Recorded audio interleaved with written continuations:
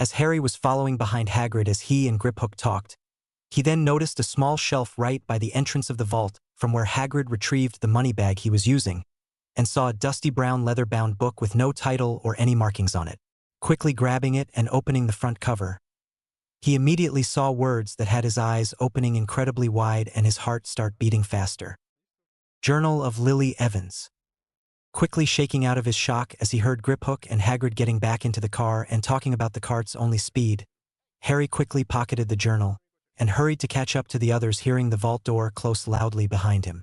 As the cart took back off down the tracks, all Harry could think about was that he had found his mother's journal and couldn't wait to read every precious bit of it as soon as he could. He only half paid attention as Hagrid removed a small round wrapped thing, emptying Vault 713, and getting back in the minecart looking a little green and not saying much at all. Leaving Gringotts a few minutes later, Harry still felt in a bit of a daze as Hagrid begged off for a pick-me-up in the pub and pointed Harry towards Madame Mawkin's robes for all occasions. Walking into the much larger on the inside store with his thoughts all over the place, he missed the older lady asking him if he was coming for Hogwarts robes and just began wandering around, only half taking in all the many racks of robes and even several racks filled with Muggle outfits. "Are you here for Hogwarts, dear?" He heard a woman ask him from right in front of him several minutes after just wandering around. That finally registered and broke him out of his daze.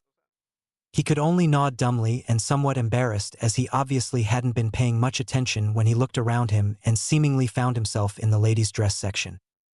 "Sorry, ma'am," he answered shyly and hung his head. "Come on over here to get measured. I just finished with another young man off to his first year as well," she replied kindly as she led him towards a few stools in the back corner of the store. Harry paid a bit more attention at this point and noticed the racks of Muggle clothing he went past on his way to the measuring stool, and decided he would ask about getting a few regular outfits that might fit him too while he was at it. Having never had anything but his cousin's way too large hand-me-down clothes and fistfuls of gold in his new money pouch, he figured that he could finally buy something that he wanted and, more importantly, fit him. After getting measured, he asked to have undergarments, a few slacks and pairs of jeans included, as well as a few various shirts and a sweater added to his purchase, which the nice older lady was happy to gather for him after asking for his preferred color choices, which he left up to her, having no idea himself. After paying for his new clothes and watching as they were folded and wrapped with magic before being put into a bag, he was leaving the shop feeling better and excited about all the possibilities with magic. Seeing Hagrid outside with an ice cream in hand, Harry realized he was quite hungry and quickly went out to join the large friendly man. Over ice cream, Hagrid mentioned briefly about all the other stops they had and where they wanted to go next. While shopping for quills and parchment next, Hagrid continued telling Harry about Quidditch and the Hogwarts houses and professors, mentioning his dislike or distrust of Slytherin House due to the dark reputation they had from Voldemort's influence. Harry was a bit overwhelmed with all the bits and pieces of information that he was getting, and still feeling like there were thousands of things he should know about. So when they reached the bookstore, he grabbed 2 extra books in the history section to hopefully give him some background before looking at books on curses and jinxes he would love to use on the Dursleys, but Hagrid wouldn't let him get, saying they were a bit above his level. They then bought his cauldron, potion ingredients, scales, and telescope before Harry realized he was having trouble carrying everything even with Hagrid's help. So Hagrid steered him into a luggage shop, where Harry had to convince Hagrid to let him buy a slightly larger trunk than the standard, as he wasn't planning to ever leave anything behind at the Dursleys, to which Hagrid reluctantly agreed. Harry ended up with a 3-compartment trunk with 1 standard wardrobe compartment, 1 for storing potion ingredients and general supplies, and the final compartment a small set of bookshelves that rotated for ease of access and to provide more storage. He also bought a plain black leather backpack with feather light charms and increased storage space on the inside after the storekeep sold him on the idea. Hagrid then surprised Harry when he said he had to get him a birthday present, and wound up buying him a beautiful snowy owl in a large cage that had Harry stammering his thanks, and a bit choked up from the nice man's thoughtfulness, having never received a present in the past. From there, the only stop left was the wand, and Hagrid quickly took Harry to Ollivander's, where after seemingly trying every wand in the shop, and being somewhat creeped out by the silver-eyed wand maker who talked about his parents' wands, he was matched to the Holly and Phoenix feather wand that was a brother to Voldemort's wand. Harry was feeling a bit uncomfortable after visiting the wand maker's shop, and apprehensive about all the talk about Voldemort and expectations everyone seemed to have for him before ever even meeting or knowing him. Before he knew it, they had left Diagon Alley, and were traversing through the London Underground, getting quite a few stares due to Hagrid's size and the snowy owl in the cage on Harry's lap. Arriving at the Paddington station, they sat down for some actual food, and Harry realized he was quite hungry. The pair talked a bit more about Hogwarts, and Harry expressed some of his doubts and unease at his fame and the expectations people seemed to have for him, which Hagrid tried to settle best as he could before giving him his Hogwarts train ticket and putting him on the train back to the Dursleys in Surrey. Once Hagrid disappeared, Harry pulled his new trunk onto his train, thankful he had got one that came with a permanent featherweight charm to lighten it and wheels on one corner to pull it along. Settling down for the little more than an hour-long train ride, Harry thought back to everything he just experienced before remembering about his mum's journal and pulling it out of his pocket and sitting back to read with the biggest grin on his face. Journal of Lily Evans. January 5th, 72. I got this never-ending journal at Scrivenshafts with my Christmas and birthday money this year after my roommate Alice Fortescue showed me hers, and I realized how neat it would be to keep a record of my time at Hogwarts. It is Christmas break of my first year, and I am back home with my parents, Jonathan and Violet Evans and Sister Petunia, getting ready to head back to school tomorrow. I am a first-year Gryffindor, although the Sorting Hat thought I would do very well in Ravenclaw as well, and after having been at school for several months, I think the Sorting Hat was correct. Don't get me wrong, I love Gryffindor and my friends there, but the general lack of seriousness towards studies and tomfoolery that goes on in Gryffindor has been hard to get used to. I have always been a good student, and there is just so much to learn about magic, especially for someone like me with little to no background, that I don't want to waste my time playing pranks like those arrogant toe-rags, James Potter and Sirius Black. Plus, my best friend Severus Snape is in Slytherin, and had I been in Ravenclaw, we probably wouldn't be getting so much slack for our friendship, as Gryffindor and Slytherin are apparently historical rivals of epic proportions and neither house supports our friendship. But Severus and I have been friends for 3 years now, and he was the one who first told me about magic and that I was a witch. We have a lot of history together, and I don't want to just throw that away because we happen to be in opposing houses. Ugh. As of now, Charms with Professor Flitwick is by far my favorite class, although with Severus' help I have also taken a liking to his passion, Potions, but Professor Slughorn is kind of creepy with all his boastfulness about his precious Slug Club members, even if he wants to invite Severus and I to join. My head of house, Professor McGonagall, is pretty good in Transfiguration, which I like too. But History of Magic with the ghost Professor Binns is a total waste of time. Astronomy with Professor Grady and Herbology with Professor Sprout are both okay, but not overly exciting. Defense against the dark arts so far has been pretty boring and basic, and Professor Flanagan is dull and focuses more on creatures than spells, but apparently we will have a new professor every year for that class, as there is rumored to be a curse on the position where nobody lasts longer than a year. I am doing well in all my classes, and hope to be at or near the very top of my classmates by the end of the year. Take that, pureblood idiots. Oh yeah, there is a very big deal with blood status in my new world that Professor McGonagall never mentioned when she came to tell me and my family about my place at Hogwarts. There are 3 major classes in the wizarding world. Purebloods who can trace their magical lineage back generations. Half-bloods are those with 1 pureblood and 1 muggle or muggle-born parent, and muggleborns who have no magical ancestry. The purebloods are in charge of society in every level of the government, academia, and economic sectors, with a few half-bloods doing all right for themselves depending on their magic family roots, and the muggleborns treated like lower-class citizens with very few prospects outside of Hogwarts as far as I have seen, unless they marry well, according to Alice, who is a pureblood, and Severus, who is a half-blood. It doesn't fill me with a lot of confidence for my future, but I will prove that being a muggleborn won't stop me from being the absolute best in my class. That will show them. February 14th, 72. Ugh, damn that James Potter. He is so annoying. He asked me out today and made it seem like he was doing me a favor by showing a mere muggleborn his attention. As if I would want anything to do with that arrogant SOB. I don't care if he is the heir to the noble and ancient house of Potter and really good at transfiguration and riding a broom. I can't stand him. He and his friends Sirius Black, Remus Lupin, and Peter Pettigrew are always joking around, playing pranks, and picking on Severus that I am tempted to look up some spells just for them. Alice thinks he is really cute though and said I should give him a chance. The Potters are apparently a really good family, not into the whole pureblood supremacy crap. But I just can't stand him always goofing off and messing up his hair because he thinks it looks cool. He's an 11-year-old prima donna. Ugh. Harry couldn't believe what he was reading. His eyes were wide open in shock as he wondered how his parents ever got together if this journal was accurate. His mum seemingly loathed his father. He was also surprised at how much information he was able to get from just those 2 entries about his parents, grandparents, the Potter family, his parents' friends, classes in school, and the wizarding world in general. He couldn't wait to read more from his mum, and was glad he still had a ways to go until they reached his stop in Surrey. Leaning back in his seat to get more comfortable, he continued reading. There were several entries in the later half of Lily's first year that weren't much of anything important, just facts and details of her classes and life at Hogwarts, but Harry soaked up every word, feeling more connected to his mum than he could ever remember. By the time his train was arriving at Surrey, he had read up to her end of first-year exams and couldn't wait to learn some of the spells and other things she did at Hogwarts. Getting off the train and dragging his trunk and owl's cage back towards his relative's house, he was again grateful for the new trunk, as the half-an-hour walk back to Privet Drive would have been a lot worse otherwise. When he finally reached number 4, he noticed his uncle's car was back in the driveway, and the light in the kitchen was on, denoting that everyone was probably sitting down to dinner. Harry entered the house, called out hello to his aunt and uncle before easily rolling his trunk up the stairs to his new bedroom, hoping to stay up there away from his relatives for the night. He got his wish, as only halfway up the stairs his uncle bellowed that he was to stay in his room and would miss dinner, as he didn't have the normal courtesy of arriving on time. That suited Harry just fine, as he set up his trunk at the end of his bed, with the owl cage on top of the dresser, and decided he better name the owl soon. After a short while of looking through his history of magic textbook, he came across the name Hedwig, which the owl seemed to like, and then laid back down on his bed with his mum's journal to continue reading.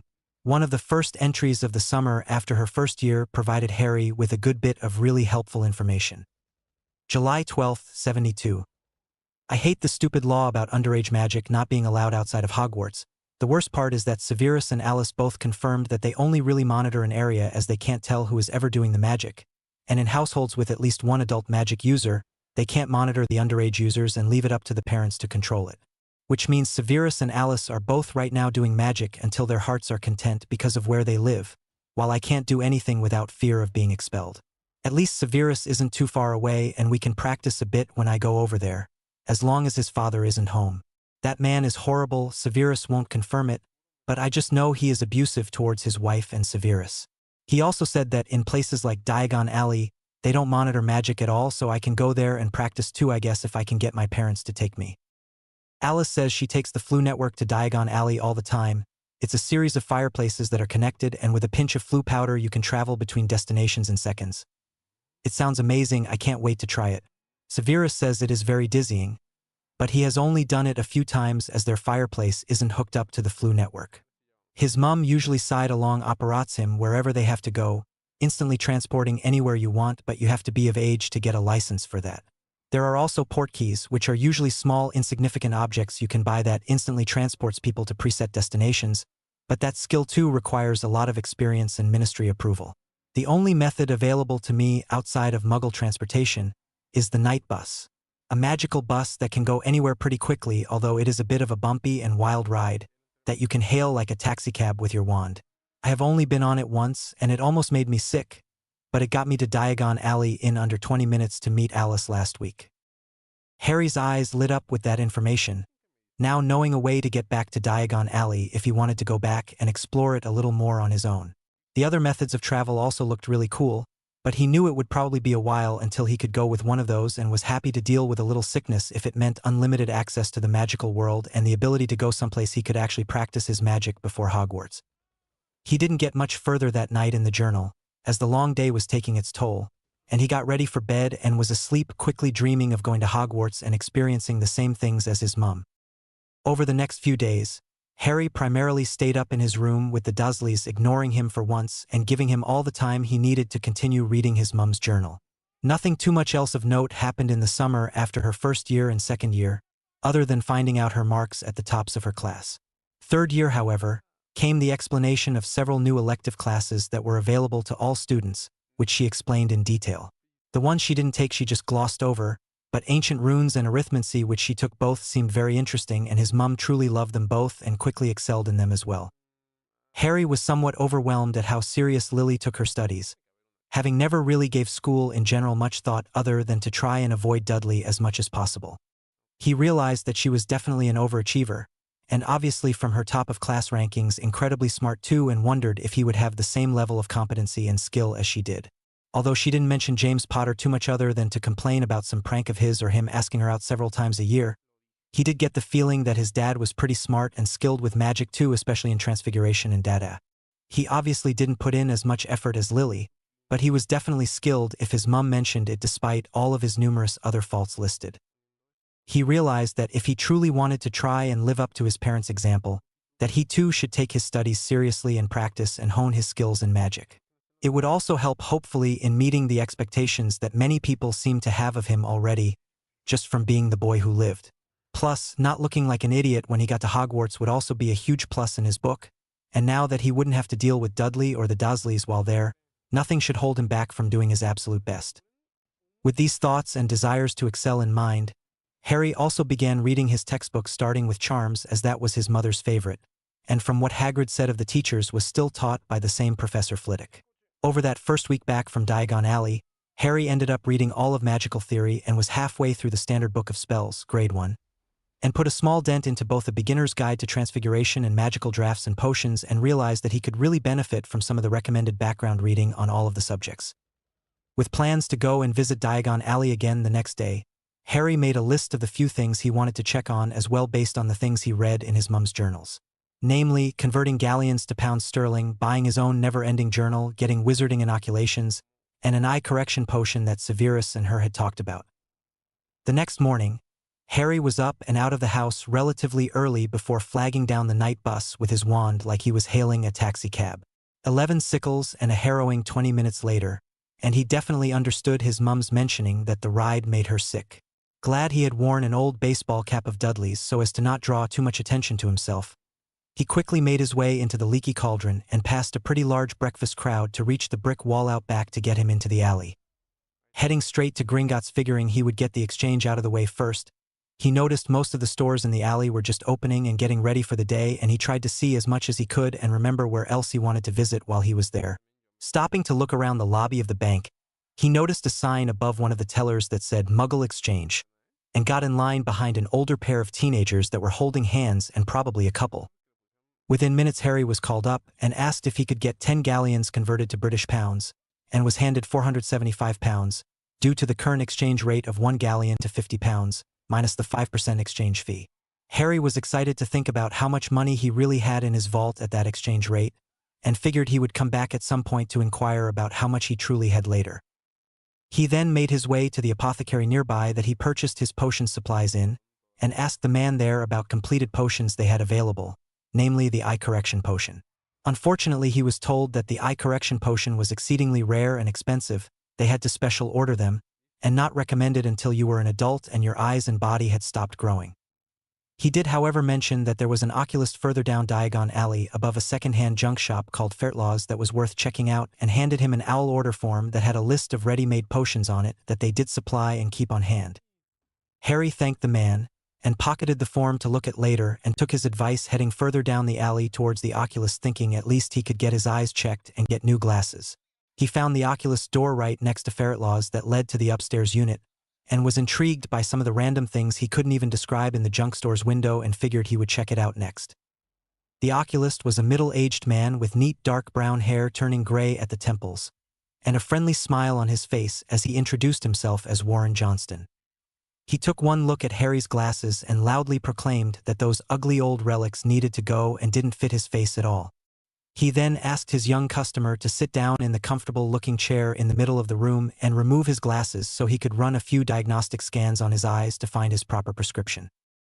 Harry could tell the moment the man noticed who he was, as his eyes widened comically, and he paused in the middle of explaining the spells he was planning but thankfully recovered quickly, and never brought up who his famous customer was, which Harry greatly appreciated.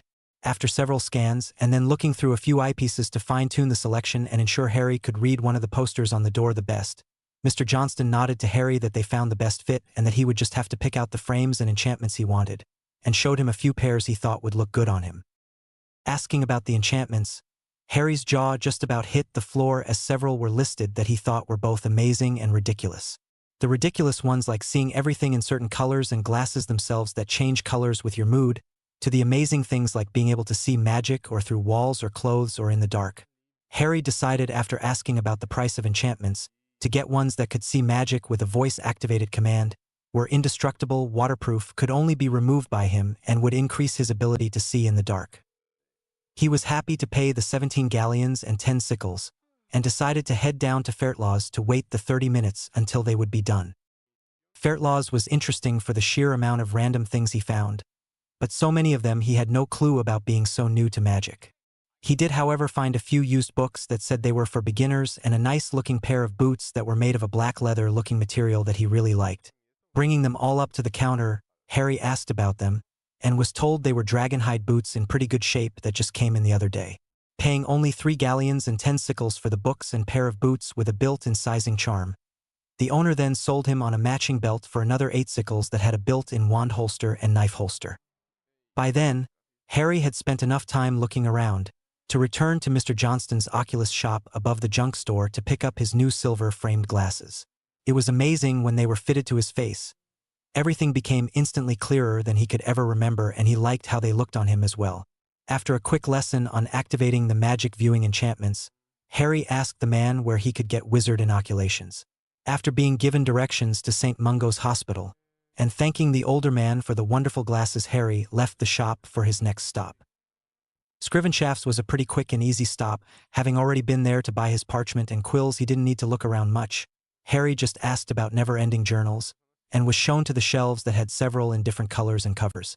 He ended up picking up one with a black dragon hide cover, having really liked the material on his new boots and belt, even if it was a bit more expensive than the others. He then went to Flourish and Blott's bookstore to buy the recommended titles his textbooks had mentioned as good background and supplemental reading for the subjects of charms, transfiguration, defense, and potions. At the counter paying for his books, he noticed the Owl Order catalog and picked up one of those too. Harry then went over to Quality Quidditch Supply to check out the brooms and learn a bit about the sport that everyone in the wizarding world followed, and ended up buying a small book called Quidditch Through the Ages that looked promising. He then checked out Armin's Armors, where they had every type of armor and weapon known to man, and had Harry looking around in wide-eyed wonder. He asked the owner about the knife holster in his new belt, and asked what size or type of knife he should put in it, and was shown to a small counter with hundreds of smaller knives and daggers and shown a few that would work well. Harry bought a plain sturdy knife that had a 14-centimeter blade and plain black leather handle that fit the knife holster in his new belt perfectly and only cost him 3 galleons. He then stopped by the Magical Menagerie and Owlop's Owl Emporium, checking out all the animals and buying a book about owls and another large supply of owl treats for Hedwig. As it was now approaching lunchtime, Harry made his way back to the Leaky Cauldron for a large lunch of shepherd's pie after only having 2 slices of toast for breakfast before leaving the Dursleys. While there, he asked Tom about using his flue to go to St. Mungo's as per Mr. Johnston's instructions, and asked if the older man could show him how to actually use it. A quick set of instructions followed by a flash of green flames and call of St. Mungo's had Harry spinning away in a flash of flame through fireplaces until he was practically spit out at the other end and falling down as he emerged from the fireplace in a large clean hospital lobby. Seeing a reception desk with the name St. Mungo's on it had Harry realizing he was in the right place, even if the ride to get there wasn't very pleasant at all. Making his way forward, he asked the admitting nurse where he would need to go to get his inoculations, and was asked if he had an appointment and if he needed a full physical exam. Admitting he didn't have an appointment, and asking if he should get a full physical if he had never had one before, he was told that he should get the full exam and to head to the 3rd floor for his physical.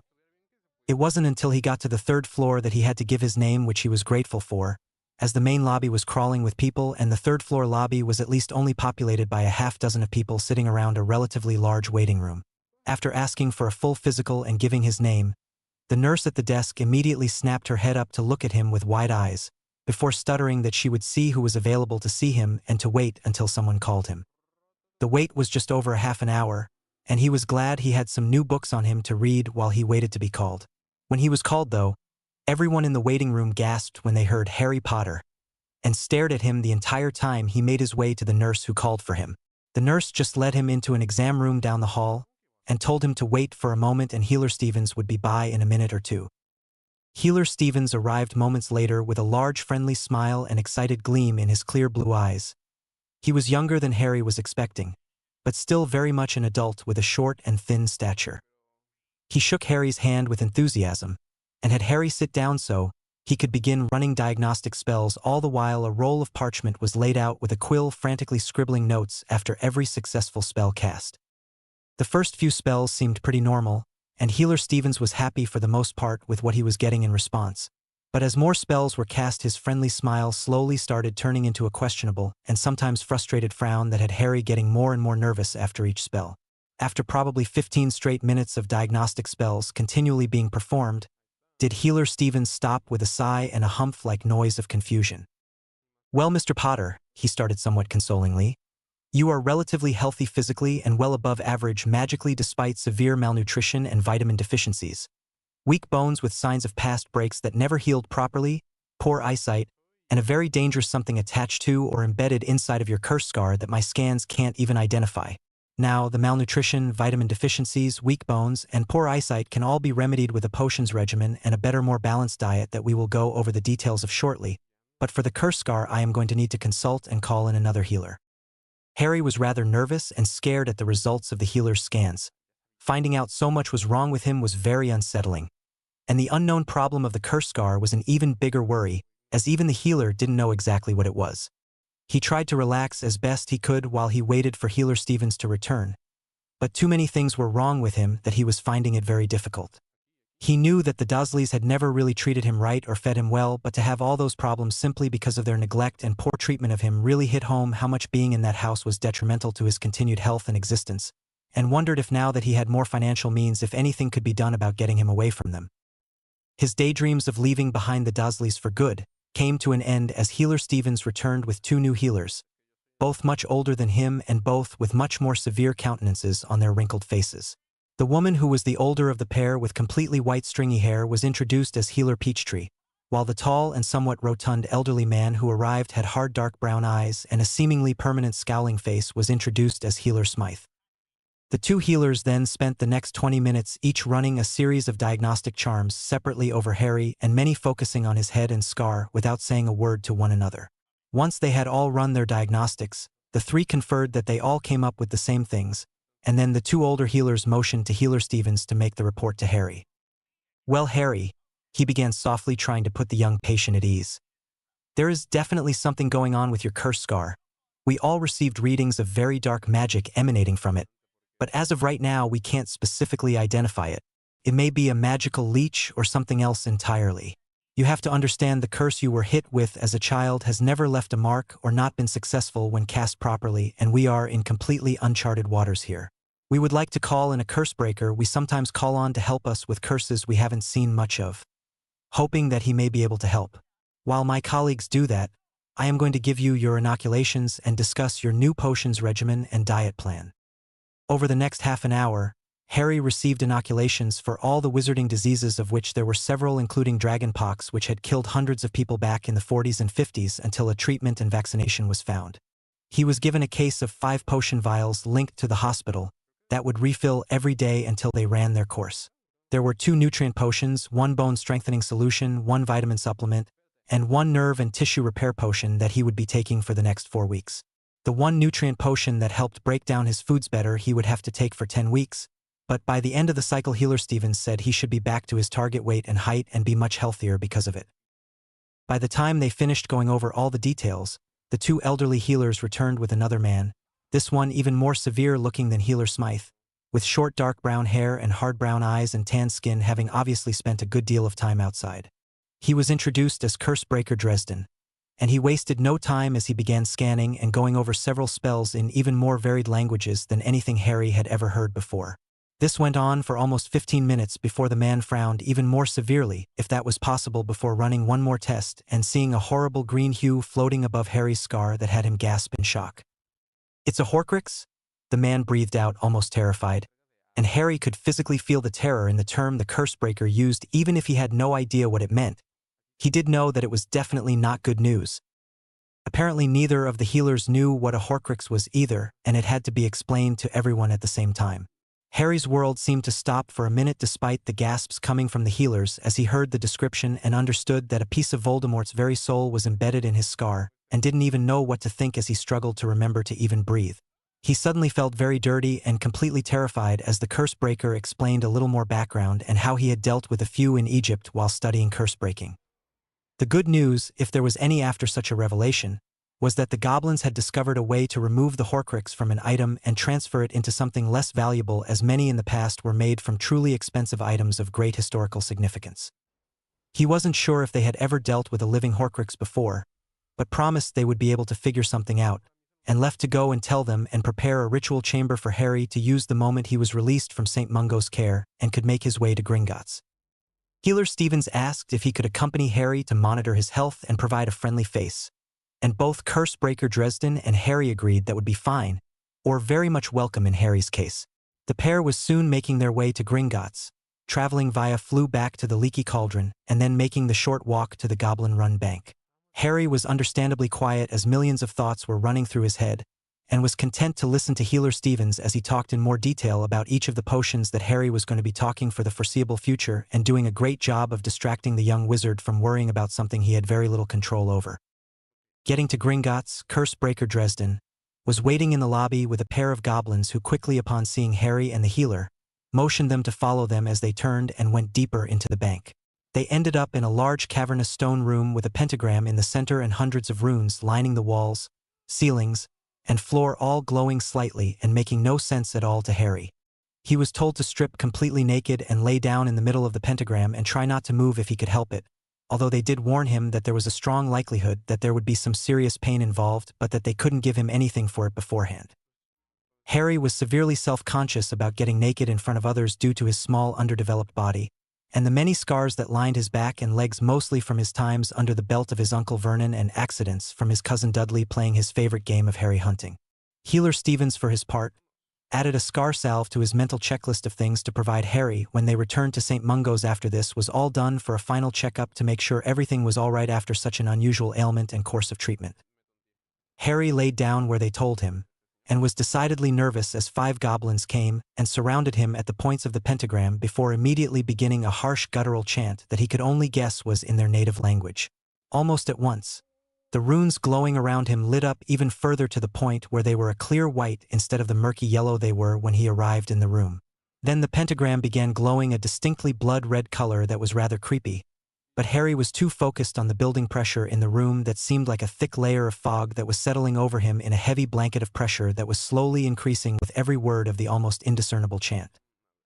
As the pressure built, so too did a slight prickling sensation in his scar until it could no longer be described as slight anything, and only included real pain. It felt like someone had taken a fire poker and touched the burning end right to his scar, and Harry was biting his tongue to try and keep from screaming out in pain as his eyes watered and he lost sight of what was going on around him.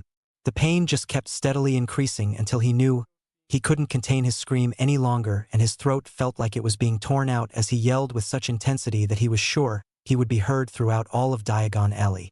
The screaming only lasted for about 20 seconds, though, as the pain had reached to even greater heights before an unusual ripping feeling in his forehead had him black out in an instant from the overload of pain. Harry didn't see the black sludge-like substance ooze out of his scar, or the tearing of Voldemort's soul piece from its place anchored in his scar, or hear the scream of that same soul piece as it was removed and destroyed the moment it was released from its anchor, but everyone present did and would not forget that moment for a long time to come. They were all shocked at the power of the soul piece as it was removed and destroyed, almost consuming Harry before it would begin to come out, and amazed at the pain tolerance of the young wizard who fought through it to the end. Unaware of it, he made many friends and allies that day, as those who witnessed the Horcrux's removal and destruction all gave a nod of respect to the young man who had that wretched thing in his head for 10 years and not only survived but didn't let it infect him with its evil and hate. Healer Stevens was the first one to Harry's side once the goblins performing the ritual gave the okay for anyone to approach, and after running a few quick diagnostic spells on Harry's physical condition, breathed out a sigh of relief that the young man had only passed out and would be fine.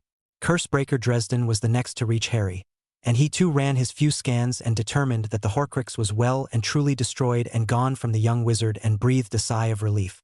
The healer and Cursebreaker thanked the goblins performing the ritual, and Healer Stevens was given permission to use an emergency portkey back to the hospital to transport himself and Harry back. Harry moaned in pain as he woke up to an unfamiliar room, with his head pounding and his throat burning, but before he could get too worked up, a semi-familiar voice spoke softly and quickly to him, settling his fears. Healer Stevens explained where he was and what had just happened, promising that they had successfully removed the piece of Voldemort's soul from his scar, and that he could give him something for the pain if he told him what hurt the most. After getting a headache relief potion and a glass of water, Harry immediately started feeling much better and with the young healer's assistance, was soon sitting up in bed listening to Healer Stevens give a bit-by-bit rehashing of the removal process. A short time later, the healer returned with a large tray of food and the first set of 5 potions to start correcting the damage previously done to Harry's body. After eating more than he had ever done in one sitting, Harry had to endure another round of diagnostic spells from Healer Stevens until the young healer declared him fit enough to return home as long as he took it easy for the next few days and came back in a week for a follow-up visit. Harry quickly agreed after finding out it was already past 7 in the evening and needed to get back to the Dursleys' house soon before he got in even more trouble. He left St. Mungo's and flagged down the night bus, which took him 20 minutes until he got back to his house. Seeing the kitchen light on and knowing his relatives were already sitting down to dinner, he entered the house, called to his aunt and uncle, and said he was heading to his room for the night, and ignored his uncle's angry grumblings about freaks coming and going all hours of the day and he better not expect to eat their food anytime soon. Harry, who now had a huge wad of pounds sterling in his pockets, wasn't too worried about being told he couldn't eat with his relatives, as he now had the means to go out and buy his own meals to better keep to Healer Stevens' diet plan. Getting into his room, he dropped off his packages from the day's shopping and pulled out his mum's journal to read a bit before going to sleep. When Harry woke up the next day, the 6th of August, he was beyond sore and ravenous with hunger like he used to have growing up when denied meals for long periods of time. Looking at the clock and realizing that it was almost 2 in the afternoon, he couldn't believe that he had slept that long and that his relatives let him, but remembered all that happened the day before and realized his body obviously needed it badly. Sitting up in bed, he had to pause as a wave of dizziness came over him before standing and repeating the pause as another wave came. He decided to throw on some clothes and quickly head into town to get some food to calm his rumbling stomach first, as that was the most pressing need. The closest place to eat was a small diner that the Dursleys used to go every once in a while, but Harry had never actually been to. Heading there now, it only took 15 minutes of walking to reach the small restaurant and sit at the counter. Grateful nobody he recognized was currently there to give him the usual mistrustful or hateful looks he often got around little whinging. Ordering a large breakfast, and practically salivating at the delicious smells coming from the nearby kitchen, Harry was worried his stomach ache would not ease soon enough. Luckily, it didn't take long until the older waitress was putting a large plate of eggs, sausage, bacon, toast, kippers, and blood pudding in front of him, which he immediately attacked, only just remembering to use a little decorum while eating so as not to get himself thrown out of the restaurant for his horrible manners. The waitress eyed him skeptically a few times, as he was obviously too young to be in there without an adult present, but figured it wouldn't hurt to give the polite young man the benefit of the doubt. When Harry was finished, he paid the bill, leaving a few extra pounds for the nice lady who waited on him, and said goodbye, heading out of the diner. He then stopped by the little convenience store across the street and purchased a few bags of crisps and jerky, 2 boxes of cereal, and some peanut butter and bread so he could have some snacks available in his room, as his hunger and new potion regiment would greatly increase his appetite, according to Healer Stevens. Later that evening, he went out to the local pizza shop, which was closer to a half-an-hour walk from his house, but totally worth it. He ordered himself a large pepperoni pizza and ate just over half of it, bringing the rest home for a late-night snack or breakfast depending on his sleep and hunger levels. When he crawled into bed that night with a full belly and his mum's journal, he realized that the past week, despite finding out all the bad things health-wise, was the absolute best of his young life. The next several days passed much the same way, with trips to the diner and pizza shop for breakfast and dinner, with lunch usually taken up with leftovers and snacks he had been purchasing along the way. His reading had taken him much further along in all his textbooks, and he had even begun reading some of the additional supplemental books throughout the day. He also realized that he would soon come to the end of his mum's journal, and in order to spread out the excitement he got from reading it, he decided to only read a bit every night before going to sleep, as it left him feeling so happy and close to her that his sleep was usually positively affected as well. When the time came to meet back up with Healer Stevens for his checkup on the 12th of August, Harry was excited to notice that he had indeed been putting on significant weight, and his height too was slowly increasing after every day, and that he felt better than he ever had in his life. The only thing he was having problems with was his glasses no longer were as clear as they were when he first got them, and realized that his eyesight too was getting better and the old prescription no longer was the correct one, and resolved to get them looked at by Healer Stevens or Mr. Johnston later today. He also needed to stop by Gringotts to get more Muggle money, as with all he was eating his money was rapidly declining and he didn't want to give up his wonderful warm meals.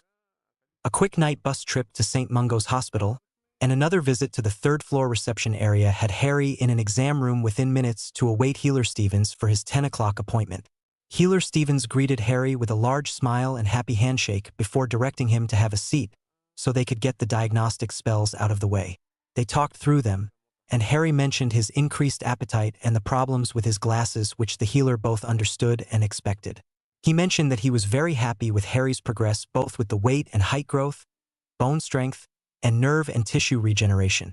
The glasses problem, though, would have to be taken care of by Mr. Johnston, as his work was protected with runes that he didn't want to mess with, and wrote a small note for the oculist to help Harry, as his eyes would only continue to improve over the course of the treatment. Healer Stevens asked Harry to stop by Madame Pomfrey's office at Hogwarts after the last of his nutrient potions were completed at the beginning of October to have her run a few diagnostics that he would request in writing to update his medical files, and also to take the final installment of a few of the inoculations Harry needed. He wished the young wizard well in Hogwarts, and Harry in return thanked him profusely for all his help in getting him healthy. Harry then used the flu network at the hospital to go to the Leaky Cauldron and Mr. Johnston's oculist shop to get his glasses fixed. It was an easy stop, and after the oculist read Healer Stevens' letter, he took the glasses back to his workshop and returned minutes later with them all set to auto-adjust to Harry's growing prescription, which he then said would have to be set once his eyes stopped their improvement, and suggested he ask Madame Pomfrey to write to him when that happened and he could make a quick stop to adjust them a final time. Then it was another trip to Gringotts, where Harry asked to be taken to his vault, not wanting to use his remaining galleons to convert to pounds, as he wanted to have some on hand in case of any emergency. He ended up picking up 100 galleons to convert to pounds, getting a whopping 4,750 pounds in return to spend in the Muggle world. He also looked around his vault a little more, but didn't see anything other than money and a few gems in one chest off to the side, and asked about his family having anything else in the bank, to which he was told about a family vault he couldn't enter until he came of age, which had other things besides just money. Figuring that was all he was going to get out of the goblin who took him to his vault, Harry left the bank and returned to the Leaky Cauldron for a large lunch. Afterwards, he returned to Privet Drive with a harrowing trip on the night bus, before returning to his studying of textbooks in preparation of his first year of Hogwarts, which was now less than 3 weeks away. Those final 18 days at Privet Drive reading and studying like he never had before left Harry feeling continuously better about going away to a school for magic than he would have thought possible after leaving Hagrid on the day he was introduced to the magical world. He had finished at least one read-through of every textbook he had, and most of the supplemental reading as well, and felt more prepared and comfortable with what was to come. A large part of that comfort came from the massive increase in weight and height that his body had undergone over that time, to the point where he waited until the last day of August to return to Madame Mawkins to have his clothing resized, as well as make a trip to a Muggle clothing shop to purchase a few more essentials now that he was almost finished with his growth spurt from the potion regiment. The scar salve that Healer Stevens provided also took care of removing over 75% of the scarring on his back and legs, making him more comfortable in his own body than before, and it showed in how he carried himself now, with a bit more pride and confidence. That his famous curse scar had also faded significantly from its usual bright, inflamed red color to just a normal-looking scar also helped him remove some of those buried insecurities he had about his appearance and how others expected him to be. His continual reading of his mum's journal had continued to provide more information that was helpful to him, and he started filling in his own never-ending journal and using it as a sort of personal notebook for his studies and thoughts on everything he had encountered so far in the magical world. One of the biggest question marks he had was about the study of a pair of magical disciplines called occlumency and legilimency that Lily and Severus practiced together from 4th year on, after she found Severus to be a natural at both, and he told her how helpful they were in memory retention and maintaining composure and mental discipline. Harry was intrigued about them, as Lily said that occlumency helped protect and organize your mind for a better memory and control over emotions, which was really helpful as you progressed in magic, and legilimency was the ability to read other people's minds through eye contact, which sounded both amazing and creepy. He did discover one book from Flourish and Blot's Owl Order catalog called Mind Arts that he hoped was an introduction to what he wanted, and ordered it the day before leaving to Hogwarts, hoping that it would help him as he entered the world of magic to better remember all the things he was hoping to learn, and to protect him from anybody that might be able to read minds too. Hedwig returned with the book just in time for Harry to get into bed with his trunk packed and ready for the trip to King's Cross in the morning of the 1st of September. Almost too excited to sleep, it took quite a while for Harry to settle down and finally fall asleep dreaming of a magical castle his mum constantly described as being her home away from home. Harry was up early the morning of September 1st, having had a problem sleeping due to his excitement and nervousness of going off to Hogwarts. After eating some dry cereal and a few leftover pieces of pizza from the day before, He washed up and got dressed in one of his newest outfits, happy to at least have clothing that fit him for once. As it was still early, he double-checked that everything was safely and securely packed into his trunk, and that he had a book to read if he became bored on the train to Hogwarts. Having had a pretty good idea about what was to come from reading about his mum's several trips to the train station for her first days of school, Harry felt a lot better about the whole day. As it was finally approaching 9 in the morning, Harry decided to just head out as he would rather be waiting on the train than at Privet Drive and also wanted to give himself plenty of time to get settled in. He left Privet Drive with just a quick call of goodbye to his aunt, and took his trunk out to the street in front of the house before summoning the night bus and asking to go to King's Cross, which took close to 30 minutes. Getting through the large train station took no time at all, and soon Harry was standing before the barrier between platforms 9 and 10, excited to be finally going to Hogwarts and also somewhat apprehensive about running into what truly appeared to be a solid brick wall. Knowing his mother had yet to steer him wrong, he summoned his courage and quickly went at the barrier and through it a moment later, feeling like he was walking through a curtain. He was then even more excited to see the large old red steam train and the sign proclaiming platform 9 3/4 above him. Since it was still only 9:45, there were only a few families gathered, ushering their kids to get good spots while the few cats and owls made quite the racket flying and running around the platform. Harry looked around the platform and saw the fireplaces along the far wall for those using flu travel to get there, but was more focused on the families present and the train itself that would be taking all the students to Hogwarts. Finally deciding to just find a compartment to settle down in, he went towards the back, thinking it would take longer to fill up and less chance of being chased out by older students who wanted the best seats and compartments up front. Once settled in a small 6-seat compartment only one car from the end of the train, Harry stored away his trunk and sat down, pulling out the standard book of spells grade 1 and going through it again to make sure he remembered and wrote notes down on all the spells he wanted to try out.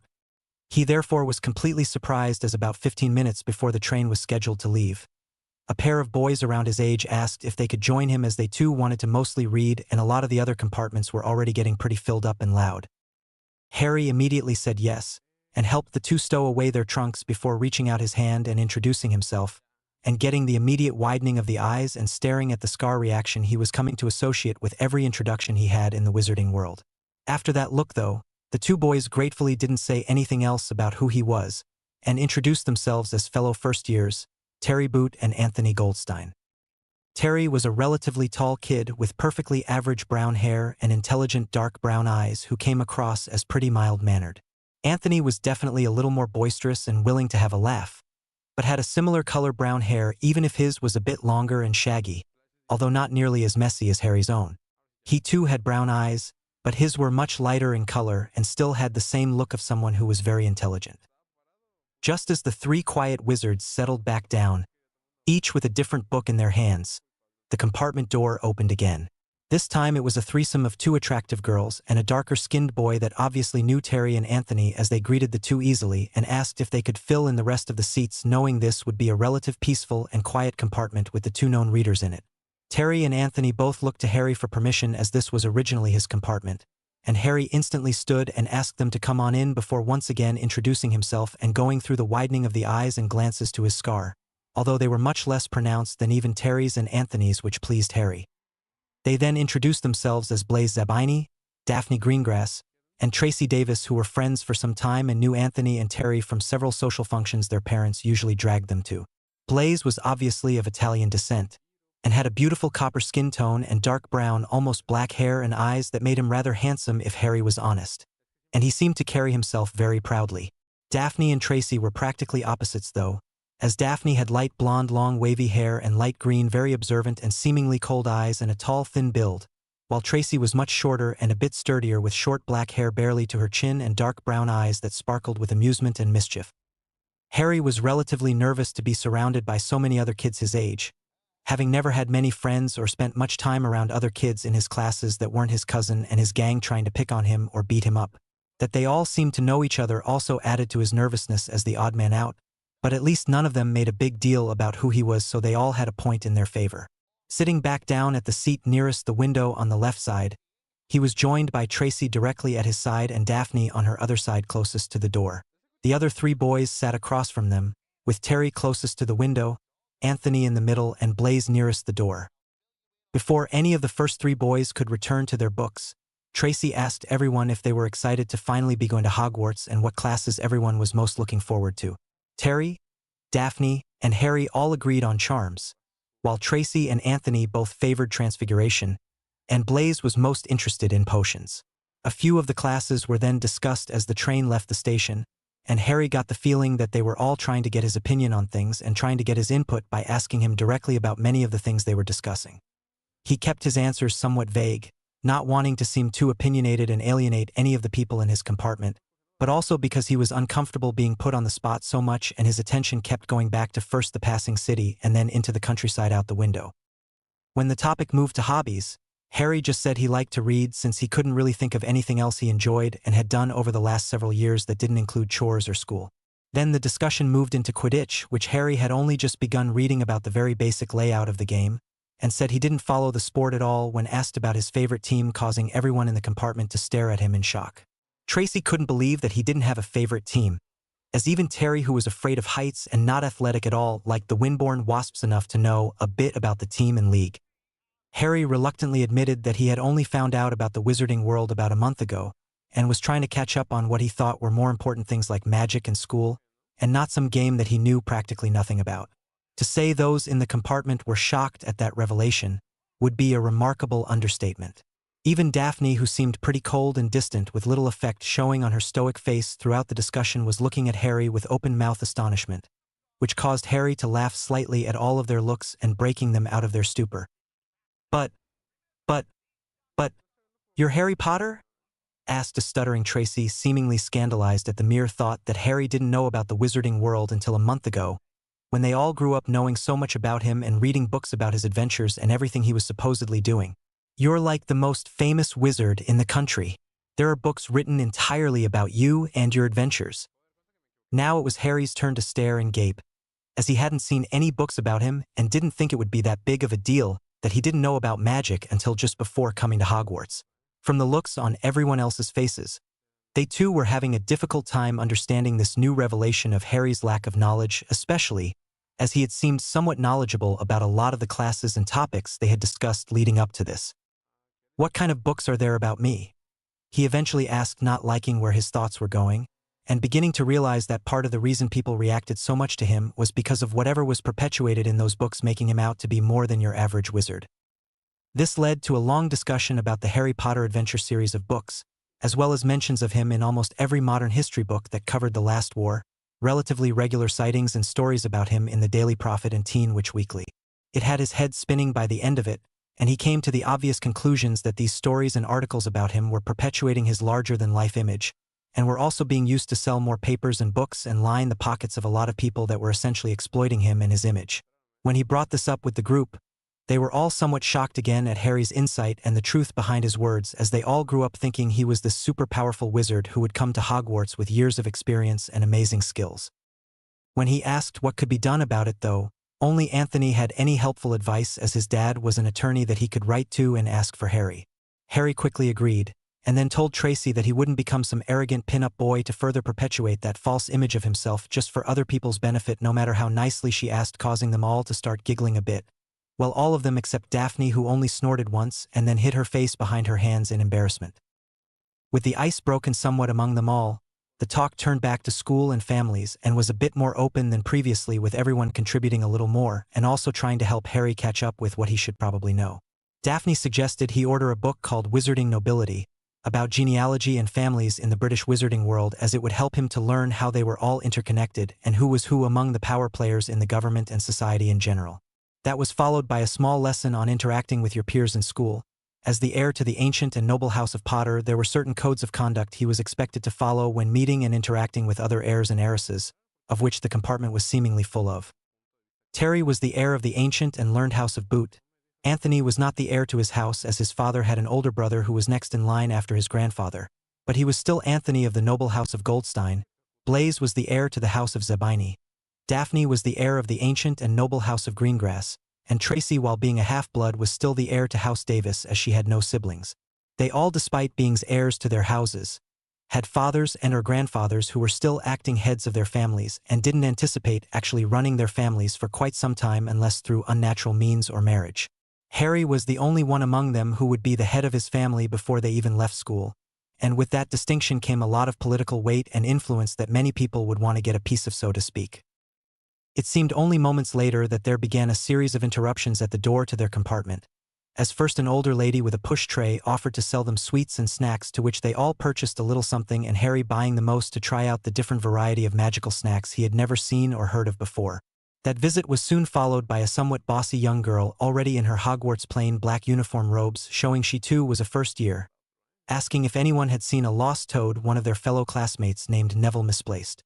Terry sighed and shook his head, mumbling, "Oh, Neville," somewhat exasperatedly, making Harry think the boys knew each other pretty well, when everybody confirmed they hadn't spotted a toad, but would try to capture it for Neville if they did. The bossy girl with the bushy brown hair left.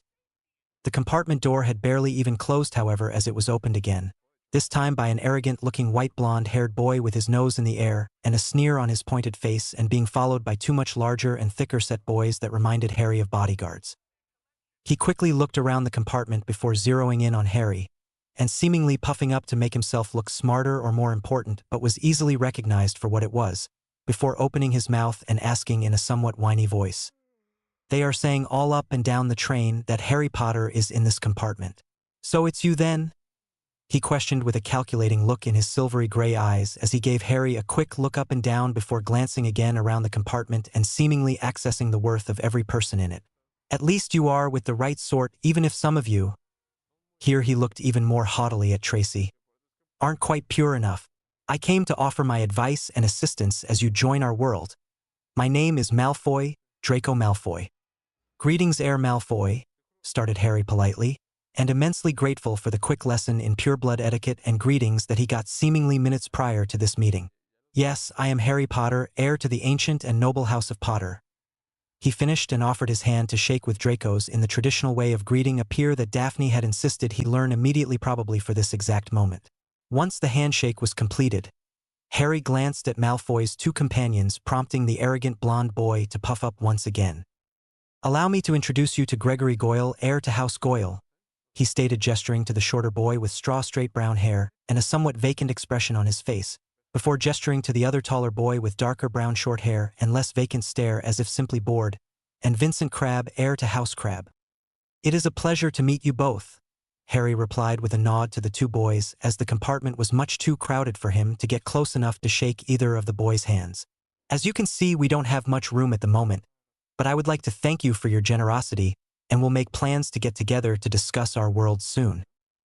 Draco nodded his head, and tried to keep the slight grimace of distaste off his pale, pointed face that he was being dismissed, but knew that as Potter had been quite polite in everything he said and did, it would only look bad on him if he didn't reciprocate, and simply turned and left the compartment with his two bookends right behind him. The moment he left, Harry let out a loud sigh of relief as Tracy began giggling at him. Terry, Anthony, and Blaise all wore amused smirks, and Daphne gave him a very pointed "I told you so" look. Harry thanked Daphne profusely for her impromptu lesson and hoped that he wouldn't have to put up with that arrogant prat too much at Hogwarts, and was relieved that he hadn't made any glaring mistakes or social faux pas in front of the others. Luckily, after that visit, their compartment door remained closed for some time as they all chatted a bit, or in Terry's case read, while the others talked. It was pretty enjoyable for Harry to talk and interact with others his age, and although he wouldn't consider them all friends right away, they were at least friendly acquaintances, and that was enough for now. When the subject of houses came up, Harry was still unsure where he wanted to go, as both his parents were in Gryffindor, but his mum had often complained about the lack of serious focus in that house and often lamented about not letting the Sorting Hat put her in Ravenclaw as it wanted to. Daphne, Tracy, and Blaise all expected to go into Slytherin, with Tracy thinking maybe Ravenclaw as an outside chance, while Terry and Anthony both expected to be in Ravenclaw and nowhere else.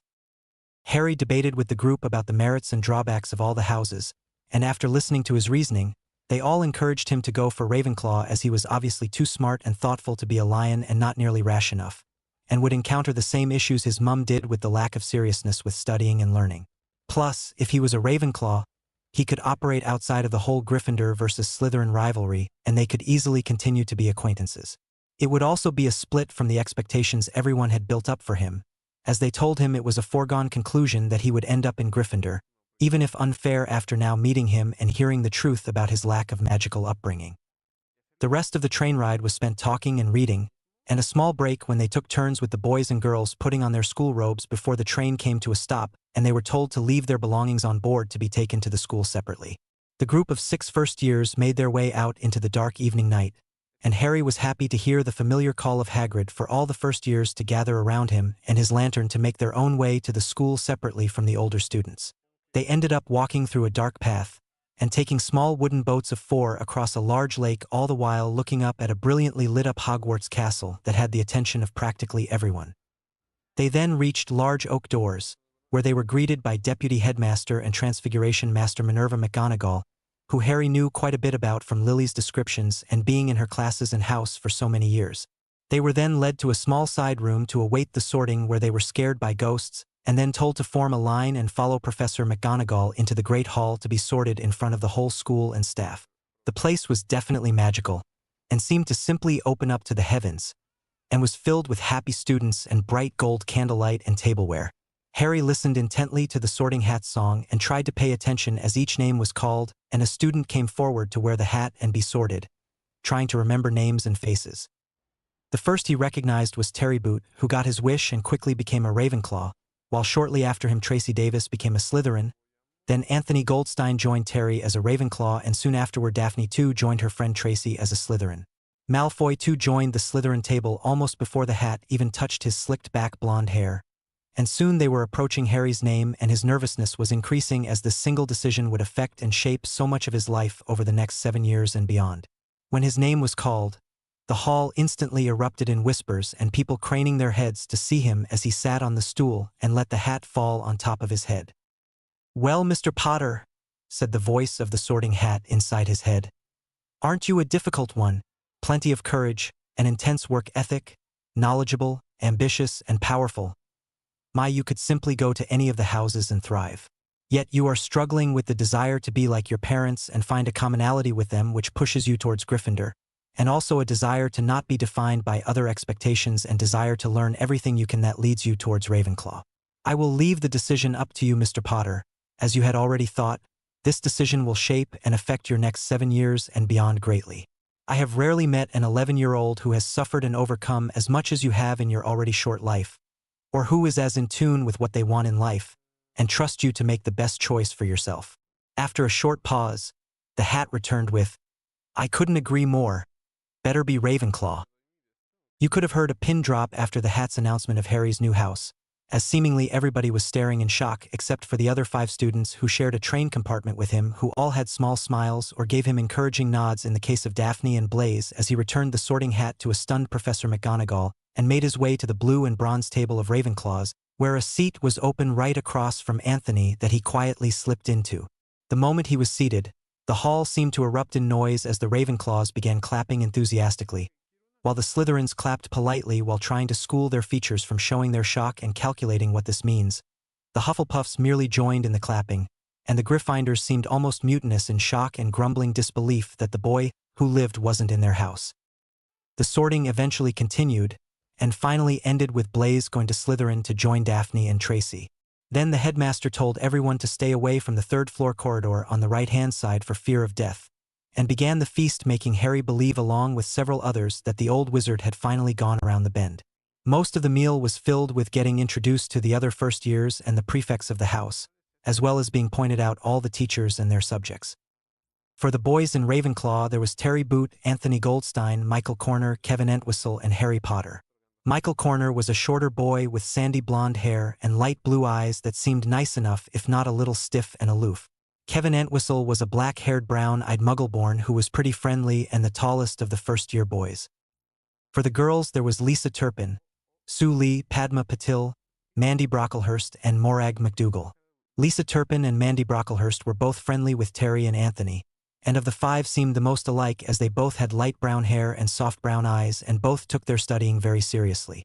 Sue Lee was of Chinese descent and very short and petite and easily the quietest of them all. Padma Patil was an attractive girl of Indian descent with striking dark brown eyes, long sleek black hair, and bronzed skin that Harry thought was probably one of the prettiest girls he had ever met. Morag McDougal looked a bit like a tomboy, with a very short haircut and sturdier frame with a heavy Scottish accent. Asterisk. They met Penelope Clearwater, the fifth-year female prefect who was very friendly, with light brown hair in loose curls and warm gray eyes that sparkled with intelligence. Arthur Fairworth was the male prefect for the 5th years, who was a relative non-entity with totally unremarkable brown hair and eyes who rarely said anything and let Penelope seemingly do all the work. When they feast ended, it was Penelope who called for all the first years to follow her back to their common room. They went up the main stairs behind the group of first-year Gryffindors, who then split towards the left to go higher, and they went right down another corridor that seemed very well traveled. As they went past a series of doors, Penelope pointed out that they were passing the entrance to the Ancient Runes classroom, then the Charms classroom, and finally Professor Flitwick's office before ending up in front of a large oak door with a bronze eagle door knocker directly in the middle of the door with no handle or knob to use.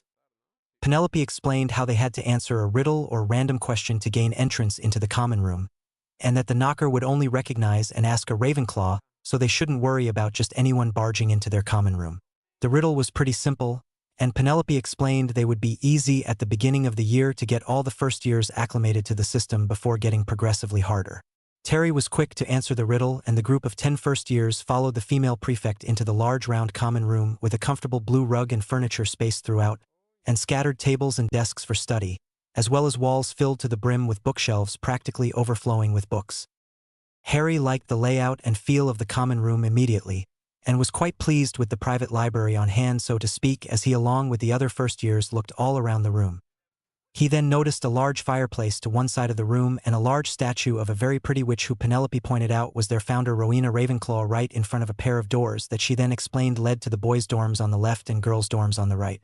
She mentioned that their names should be on the doors to their rooms and for them to go get settled in and to sleep, as their head of house Professor Flitwick would be by at 7 tomorrow morning for a short introduction to the house.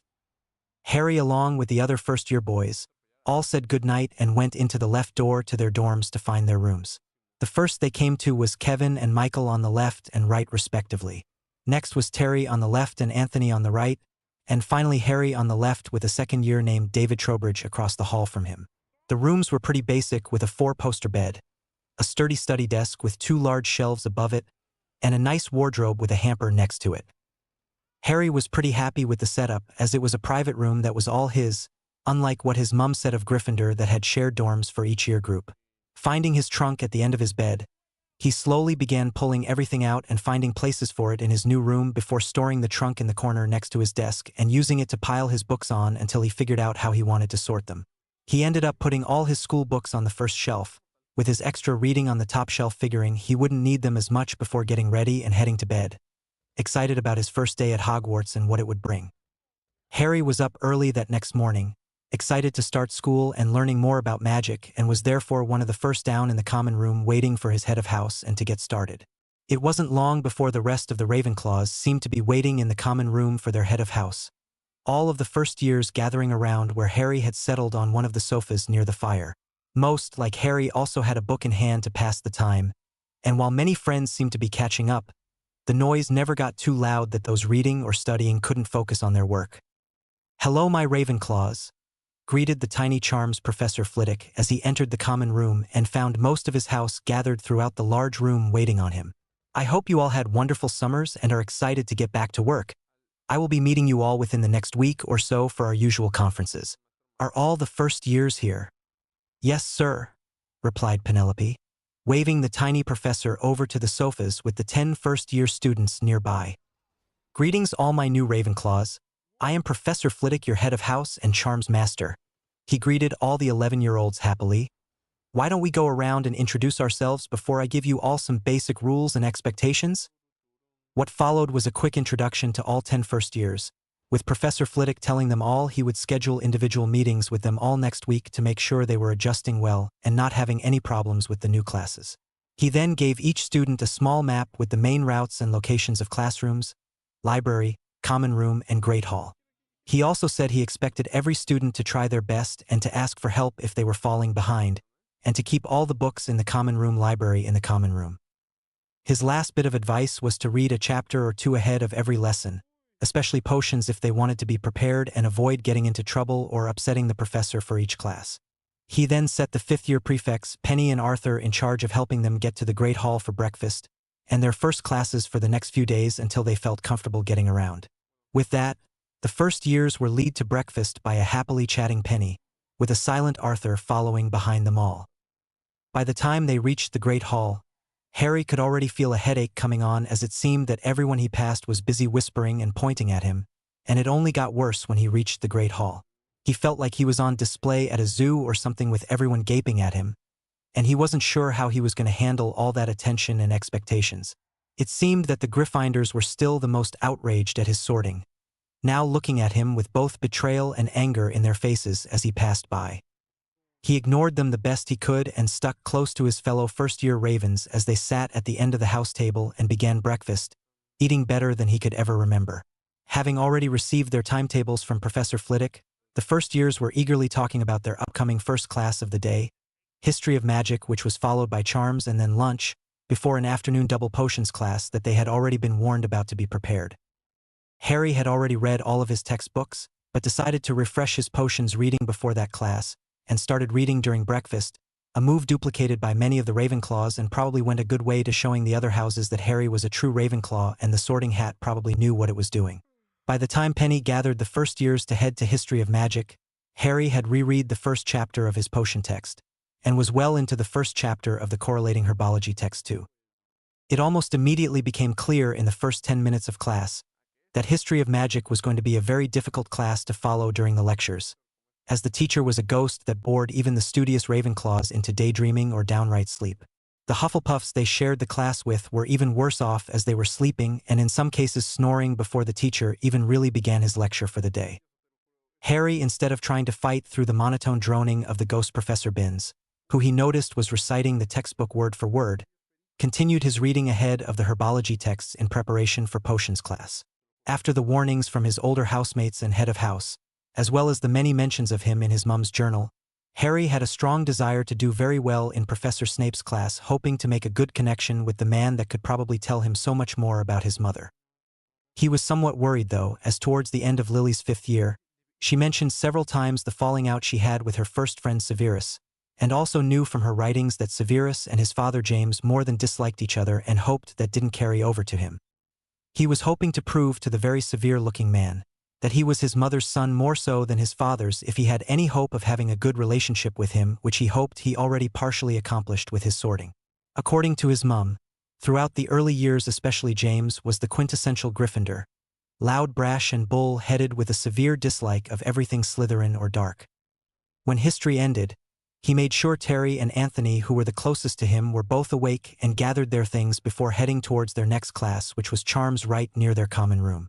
They made it to the familiar classroom just as the group of first-year Slytherins arrived from the other direction, and getting small nods from Daphne and Blaise, while Tracy waved and smiled, causing Harry to do the same.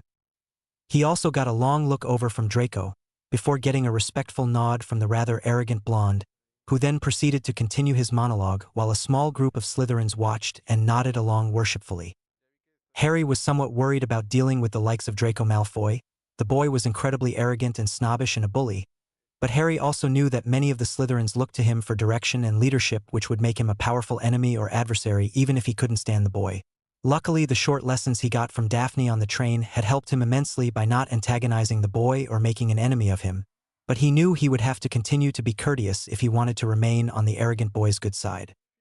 He again thanked Daphne in his head, and promised to do something nice for her after taking her advice and ordering that book she recommended as soon as he got out of classes this afternoon. When they all filed into the Charms classroom, he was happy to see raised horseshoe-shaped seating, so everyone could easily see the professor's desk, and found a seat next to Anthony and Terry on one side and Tracy and Daphne on the other. He gave the two girls small smiles, but before he could say anything, Professor Flitwick walked in and happily began taking roll and beginning class. The class was everything Harry thought a class on magic would be. Professor Flitwick was very enthusiastic and excited, and ran his class with a bit of controlled chaos that kept every student happily engaged. They learned the light charm Lumos and its counter knocks to extinguish the light by the time the bell rang for lunchtime and the end of the class. Harry excitedly talked with his fellow first-years, who all left the classroom happily discussing the class and the first bit of actual controlled magic many of them had ever done. Even Draco, who usually wore an arrogant sneer, was smiling and excited after the productive and fun class.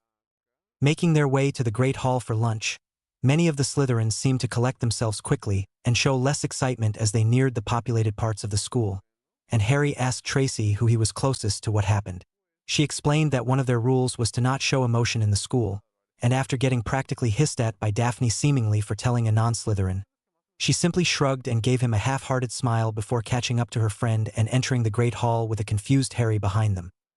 Asking Terry and Anthony what it could mean, began a discussion that lasted through most of the lunch period about perceptions of Slytherins and how many people viewed and treated them as a whole both in school and afterwards.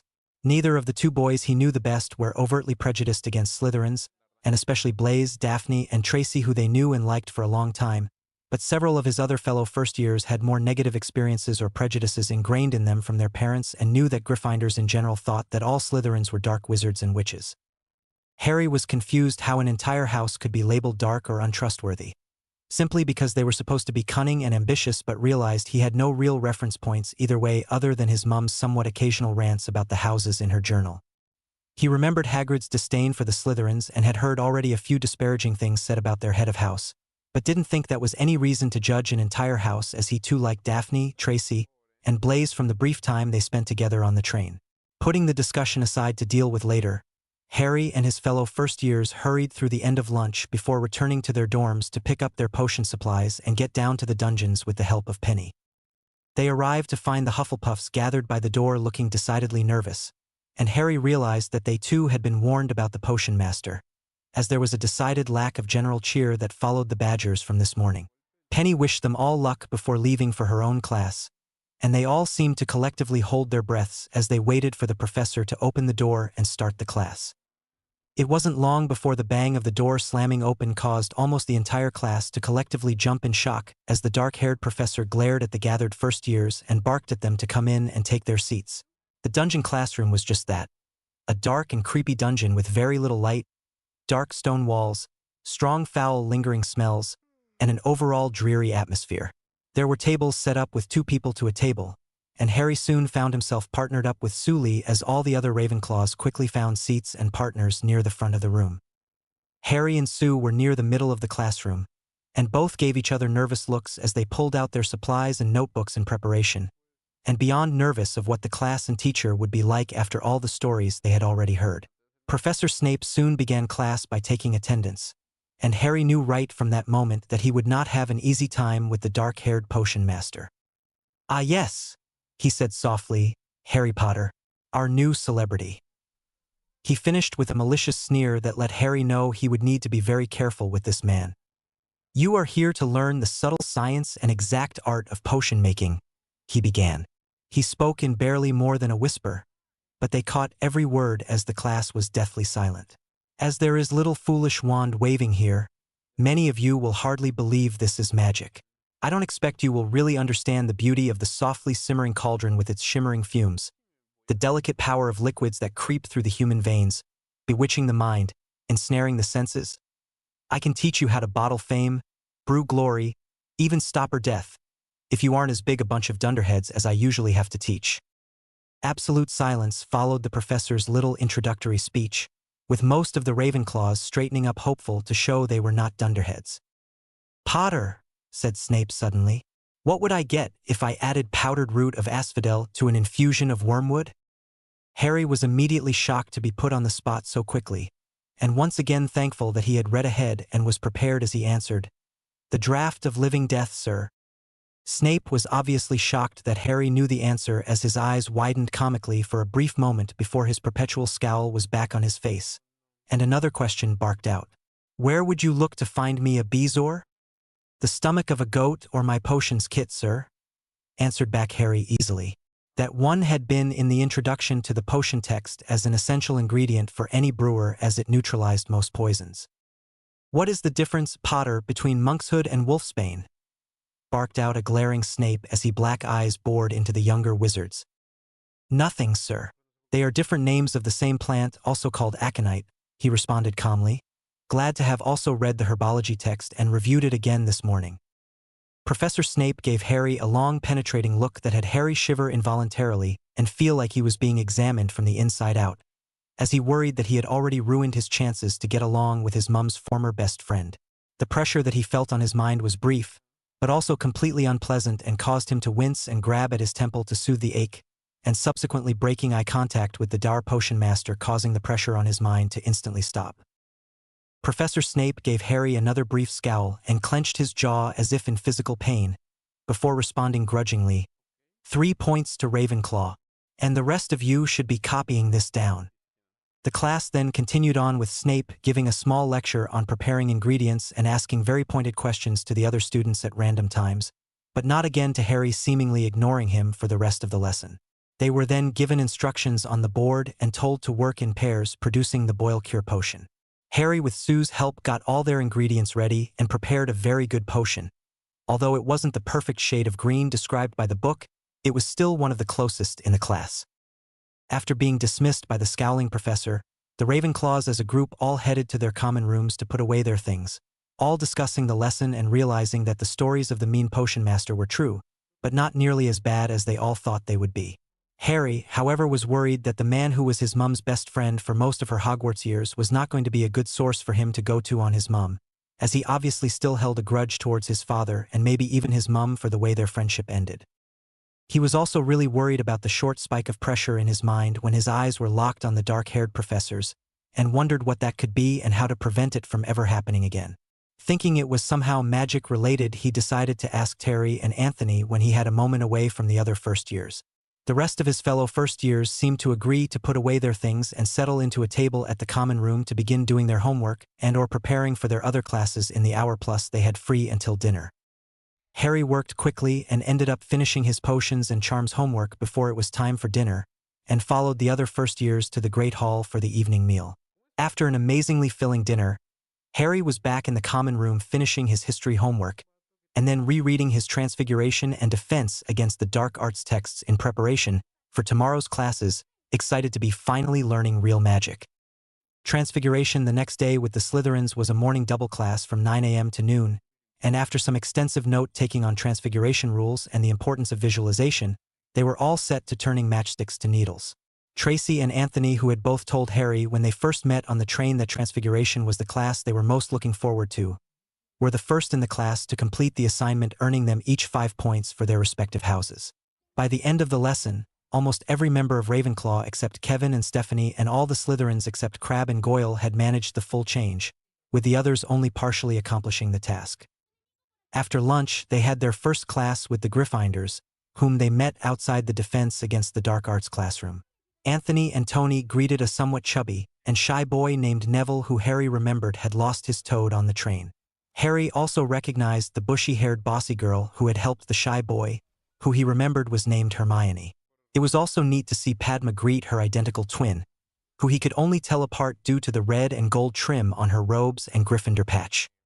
The two groups weren't outside the room for long, as the classroom door was opened by their purple turban-wearing professor shortly after their arrival, and they all went in to find seats. Harry again was in the middle of the classroom, not as eager as most of the studious Ravenclaws or the Granger girl to be right up front, or as lazy as several of the Gryffindors who immediately went to the back of the class. He ended up with Sully next to him again, who he gave a small smile to, and a pair of Gryffindor girls on his other side who he learned during roll were named Faye Dunbar and Eloise Midgen. It only took about 2 minutes into the class for Harry to realize that he was going to have a real hard time trying to learn anything from Professor Quirrell. The man's stutter was atrocious, he kept repeating things in different word order, and he also felt a similar pressure in his mind that he felt in potions that really confused him because he wasn't looking at anyone in the eyes but rather the back of the professor.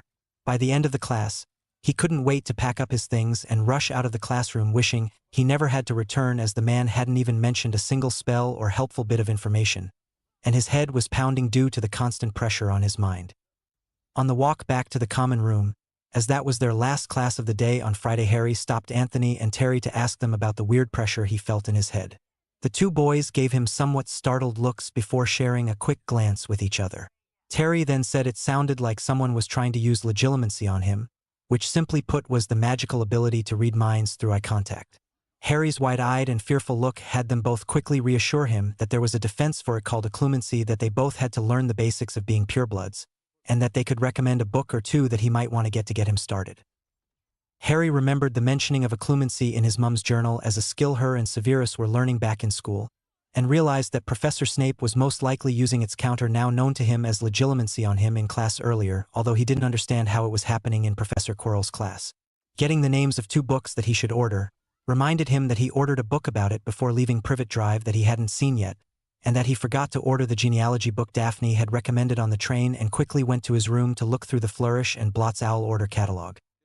He was in his room for only a minute when he heard a tapping noise on his window that caused him to laugh as he was just wondering about his owl order. Hedwig had returned with a book-shaped package wrapped in brown paper tied to her leg. She settled on his desk so he could remove the package, and decided that since he lived alone in this room, he should set up a perch so she could stay in here with him instead of at the Owlery all the time. The occlumency book he received from Flourish and Blots was the one recommended by Anthony, and he quickly found the other that Terry suggested as well as the book Daphne had mentioned and filled out an owl order form. He gave Hedwig some owl treats and pet her for some time before tying the new owl order form to her leg and asking her to take it back to Flourish and Blots whenever she was ready. She just gave him a little bark, nipped his finger, and took off back out the window into the late afternoon sky. He then grabbed his new book and his bag to go down to the common room to start his transfiguration and data homework before dinner so he could start reading and studying his new occlumency book, now knowing that it was one of the most important things he had to do. The thought of anybody being able to read his mind was an incredible invasion of privacy that he couldn't stand for, and also as someone who valued his mind so much it was equally scary that someone could mess with if they were in it and really screw him up. Finishing all of his homework just after dinner, Harry begged off from the other first years hanging out in the common room playing games of chess and gobstones and instead returned to his room to start reading the occlumency book he had. Getting through a good bit of the book before it got too late, Harry was somewhat pleased to learn of the many benefits of occlumency that included needing less sleep, having better memory retention and recall, as well as protecting your own thoughts and controlling your emotions. That the initial steps of the new discipline would involve a lot of meditation and trying to clear and organize your mind seemed a little daunting and difficult, but the benefits greatly outweighed any amount of time he put into learning the useful skill. Outside of meals, Harry spent his entire Saturday in his room finishing his reading and practicing the meditation techniques recommended by the occlumency book and went to bed that night feeling he made great progress, even if he had yet to actually clear his mind. At breakfast on Sunday, Hedwig returned with his other 2 books and a small pamphlet that detailed some of the old and out-of-print books in Flourish and Blot's current collection that were for sale, something they only gave out to preferred customers in good standing or a famous boy who lived. Spending all of Sunday holed up in his room continuing to practice his meditation and reading the second occlumency book that arrived, Harry gave little thought to classes the next day, thinking his current project much more essential at the moment. He did take a break to look through the rare books pamphlet and circled 3 titles that seemed interesting enough to add to his collection, not knowing however when he would get around to reading them. One called Bloodline Gifts of the Noble Families, the other an early edition of Hogwarts, a history, and the final one was a book from 1785 called Wards Broken, which he only selected because the author was listed as Christopher Potter. With the weekend coming to a close, Harry was once again looking forward to classes resuming and finding out how the rest of the classes he would be having would turn out.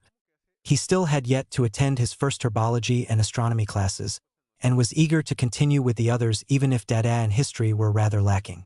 He knew that he had a lot of time in front of him, and was really looking forward to learning more magic. Year 1. Part 1. The first Monday of the school year started like most others with Harry waking up early and having his nutrient potion before breakfast. He was already prepared for his early morning herbology class that they shared with the Slytherins, which was followed by history of magic, which he figured would be more of the same monotone droning from the ghost Professor Binns. Neither class had anything special happen other than an introduction to herbology, which wasn't too different from working on his aunt's garden just with magical plants. And the afternoon double charms class was similar to the previous week's lesson and builded on it with the excited Professor Flitwick that was quickly becoming Harry's favorite teacher and class. They learned the spark spell that most everyone used to alert others of their location and to call for help, and learned how to change its color as well, which was pretty fun and easy for most of the class to learn.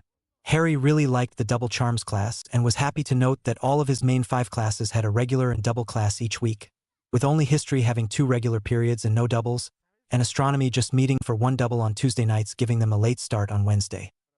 Asterisk. In the break after his last class, which ended at 4 p.m. until dinner started at 6, Harry managed to get most if not all of his homework done for the classes he just had, and after dinner was able to read ahead to prepare for his next day's classes as well as work a bit on his meditation.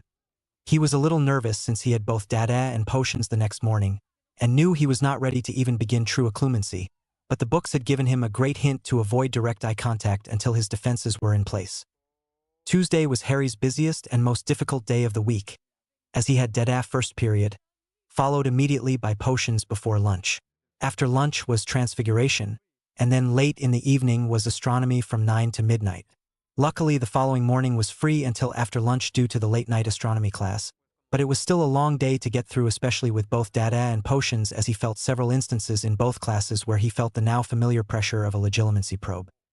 Harry was only moderately pleased with astronomy as the teacher was very friendly, though it seemed that the magical world was behind the Muggle one in terms of understanding of the universe, and even the quality of their magical telescopes didn't really hold a candle to some of the ones he had seen in the Muggle world. The more interesting aspect of the class had to do with planetary alignments, star charts and placement, and phases of the moon during rituals, potions, and some of the more esoteric magics of old that they would learn about years later. He was never much to sleep in, though, no matter how the night before went, thanks to his time spent at the Dursleys, and was up early Wednesday morning without much to do but go down to breakfast with his herbology book to prepare for his only upcoming class of the day. At breakfast, Hedwig returned from her latest trip to Flourish and Blots with the 3 old out-of-print books he purchased that had him put aside his school text and give them all a quick once-over. The Old Hogwarts. A history looked like it would be a great read, all about the school and its history, and he would love to compare it to a modern edition too when he had the time. The Ward's broken book by what he assumed was one of his ancestors was way over his head, and filled with what he learned was ancient runes and arithmancy that made up a discipline of magic called warding and ward breaking, 2 professions that paid very well according to Penny when he asked her a bit about it. The final book he thought would be more like the wizarding nobility book Daphne had recommended called Bloodline Gifts of the Noble Families, but it actually went more into very specific magical talents or specialties that tended to run along family or bloodlines. One of the things that really interested him about that book was the chapter dealing with the Potter family's affinity for wards, the Boot family's affinity for charms, the Greengrass family's affinity for herbology and potions, as well as many other family names that he recognized from around the school. There were also certain talents that were only associated with specific families, like Slytherin's Parseltongue, Black's Metamorphmagus, Peveril's Enchanting, Franklin's Technomancy, and Mordred's Necromancy. He set the books aside to return to his room, but put that Bloodline book on the top of his desired reading list just after he got a handle on occlumency, and then the Wizarding Nobility one from Daphne. He spent the rest of his time until his afternoon double herbology lesson in his room practicing meditation and finally getting to the point where he could clear his mind for a short moment. He attributed his early success to his time with the Dursleys, where he had to keep his emotions to himself, and all the time he spent alone in his dark cupboard under the stairs doing a lot of introspection that served him well. Knowing that the next step was to get to the point that he could clear his mind at a second's notice, and then maintain that clarity during actual activities, he knew he was in for a long road but felt he was at least on the path and could start looking into the other things that interested him. That evening, having already done the week's herbology homework, Harry was able to get through most of the Wizarding Nobility book Daphne recommended, and actually found it pretty interesting as a who's who type of book on people and families in the wizarding world. He learned that the foundation of the wizarding government was long before the foundation of Hogwarts, called the Elders' Council, which consisted of the 12 leading families in Britain at the time of which the Potters were one, along with Bones, Boot, Black, Crouch, Greengrass, Longbottom, Knott, Lestrange, Ollivander, Peveril, and Smith. After the Norman invasion of England, many other families were added to the then Wisengamot, like Abbott, Brocklehurst, Crabbe, Davis, Dumbledore, Goldstein, Goyle, Lovegood, Marchbanks, Macmillan, Ogden, Parkinson, Prince, Rosier, Selwyn, Turpin, Weasley, and Zabini. Also added at this time were the houses of the 4 founders, and over the next few centuries several other houses in good standing were added to the council, like Bagshot, Belby, Corner, Doge, Fudge, McLagan, Moon, Proudfoot, and Rookwood. The next major addition came during the French Revolution, as several magical families immigrated from across the Channel, including Avery, Bulstrode, Carow, Edgecombe, McNair, Malfoy, Mulciber, Pants, Scrimgeour, Thickneys, Travers, Umbridge, and Vance. Then, in the 1800s, the Order of Merlin first-class recipients were also awarded a seat on the governing Wisengamot, but it was not hereditary like the other families. The book then gave little bits of history of all the families mentioned, with a few notable names among them. Harry also prepared a little for his classes the next day, and was pretty pleased that he had made it through one whole week of classes keeping up without any problems. He did wonder how much he would have struggled to catch up to his peers if he hadn't found and read his mum's journal, which had provided the basic knowledge and instructions to become more prepared for this new world he found himself in. Harry was quickly settling into the wizarding world over the next few weeks, having no problems keeping up in classes and with his homework, and also reading through several books to get a better understanding of the history and world of magic he found himself in. He continued to practice the clearing of his mind and maintaining it, getting better every day, but still had not progressed to the next step and figured it would be a couple more weeks until he did. He had finished the Wizarding Nobility book, the Bloodlines book, and Hogwarts, a history, and was now reading through all of his textbooks again and some of the supplemental books he had picked up mostly for potions, charms, and transfiguration. Those 3 classes were by far his favorites, and although he knew Professor Snape didn't like him, he had yet to be singled out like in his first class and always showed up prepared and acted respectful and courteous to the Dar Potion Master. In an effort to stay off the man's bad side, he had started researching and reading even more about potions, ingredients, and reaction tables to the point where he would always be prepared for anything the man asked of him, and was becoming one of the better brewers among his year mates. Transfiguration was also coming along well, and the bit of supplemental reading he had done for that class along with his mum's notes about visualization and willpower had proved amazingly helpful, especially coupled with his growing focus and ability to concentrate brought on by his occlumency exercises. Charms, though, was still his favorite class, probably because his head of house was so energetic and fun, and every class had them learn a new spell that had practical applications for everyday life in the magical world. Unlike Transfiguration, which built on the same basic principles with only larger masses and more detailed changes that were built upon the last, Charms was new and different every day, and Harry simply loved learning about them all. He was getting along fine in herbology and astronomy, although he wasn't going above and beyond the very basics for either of them yet. They were at least enjoyable classes and pretty straightforward. History was a lesson in boredom, and he quickly learned that Professor Binns did nothing but read the textbook in the most monotone voice imaginable, and he simply used little pieces of cotton in his ears to ignore him while he read on his own. Both his history textbook as well as several other history books he stumbled across and checked out of the library. Defense Against the Dark Arts was the only class that Harry truly didn't like attending, as he never learned anything from the stuttering Professor Quirrell. He constantly got headaches from legilimency attacks he could never figure out, and the professor always seemed to be paying him more attention than the others, so he couldn't even work on his own. He had gone through the textbook, as well as a few more beginner books he found in the library, but having never seen any of the spells he had a hard time trying to learn them on his own, and was resolved to ask someone for help, though he didn't know who. While he had maintained his acquaintance with Terry and Anthony, all of his extra reading and studying of occlumency in the beginning had not left him a lot of spare time to hang out with the other first years in the common room, and likewise he only really knew them by name and not much else about them. Part of that was due to the Ravenclaw's mentality of studying and not just hanging around all the time. Many of them tended to be socially awkward and loners more intent on learning than making friends. The other part was due mostly because of his time with the Dursleys, as he was never really allowed to have friends or even interact with others his age aside from Dudley and his gang, whose only interacting with him was trying to beat him up. He was probably the closest to Sully, as they were desk partners or neighbors in several classes. But she was almost painfully shy, and despite them spending a good bit of time together, neither of them really knew much about the other. He did know that she was scary smart and excelled in charms and astronomy, which were her favorite classes, but other than that didn't know much about her other than she was shy and quiet. The only other person she spent any time with was Padma Patil, who Harry knew favored Transfiguration but had only actually spoken to her a few times, mostly in class or revising in the common room. As it was a Saturday where all the Ravenclaws were just getting back from lunch, Harry caught up to Sue, who was walking with Padma just in front of him before they reached the entrance to their common room, and asked if he could talk to her about something. Both girls moved off to the side to let a few others pass and looked at Harry with a bit of curiousness, as he wasn't usually one to start conversations or even speak much to his fellow housemates, usually running off to study on his own. Sue, began Harry nervously, not used to asking for help and even more nervous as Padma too had stuck around to hear what he had to say. Do you know any defense spells? Professor Quirrell hasn't really taught us any, and I was looking a few up, but I need help. My family taught me a few spells I could show you, responded Sue shyly, as Padma excitedly asked if she could join them, as she knew a few too and would love to practice them some. So the three of them went to an unused classroom not far from their common room that a lot of the Ravenclaws used for spell practice, and luckily found the room empty.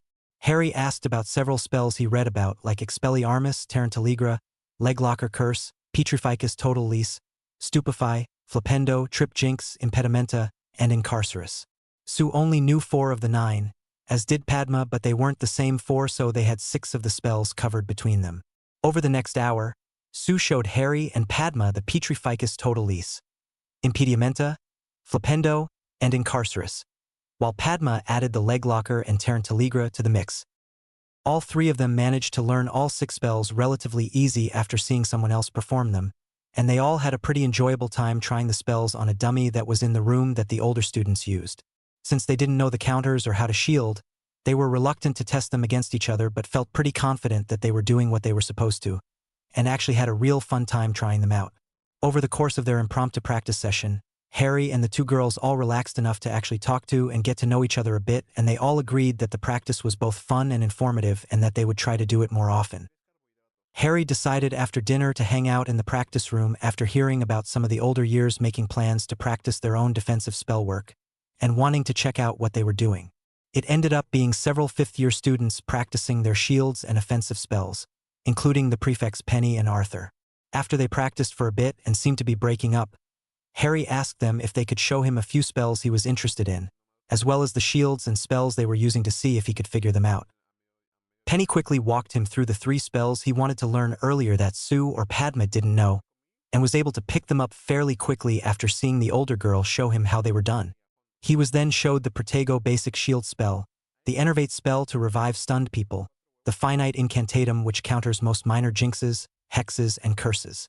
She also showed him the Immobilis, Langlock, Obscuro, and Rictusempra spells, figuring they were all pretty basic and definitely easier than Stupefy or Protego were, which he had already got down. After they were done, Harry really thanked the older prefect for all her help and promised her he would be careful when practicing these spells. The next day after breakfast, he told Sue and Padma that he got help with several more spells that he would show and teach them if they wanted, to which both girls instantly agreed and followed him back to the practice room. When they got there, a pair of 7th years were practicing and getting ready for a duel, so the 3 first years quickly settled into the corner and watched the older students trading spells back and forth, most of them without a single word being said. When the duel finally ended with the 2 older students both breathing heavy and sporting a couple cuts and bruises, Harry asked them about some of their spells, and mostly the wordless magic that they explained wouldn't be taught until 6th year, and a lot of their spells were too advanced for the 3 first years. After the older students left, Harry showed Sue and Padma the spells that Penny taught him, and they were eventually able to work them all except for the Protego shield, which they only partially managed. After a good while of practicing, the 3 first years were a little winded and happily went off to lunch to rest and refuel. After lunch they all went to the library to prepare for the next week of classes, or to read about whatever struck their fancy at the moment, which for Harry after watching that duel was about silent casting. He knew he was a long way off from doing it himself, but he was interested in the process, as so far all of the teachers had been stressing good pronunciation of their spells to make them work, and then to all of a sudden realize that words weren't necessary was kind of surprising. He was also going to look up dueling rules, as the small duel he watched was incredibly entertaining and looked like a great way to practice and test your magic. He would have to practice a bit more so he could even keep up with another older student in a duel, but felt it was a good goal to have to work towards. During the month of October, Harry spent a lot of his free time practicing his spells in the unused classroom, and when older students were in there he was watching and asking for pointers or help, although not everyone was actually helpful.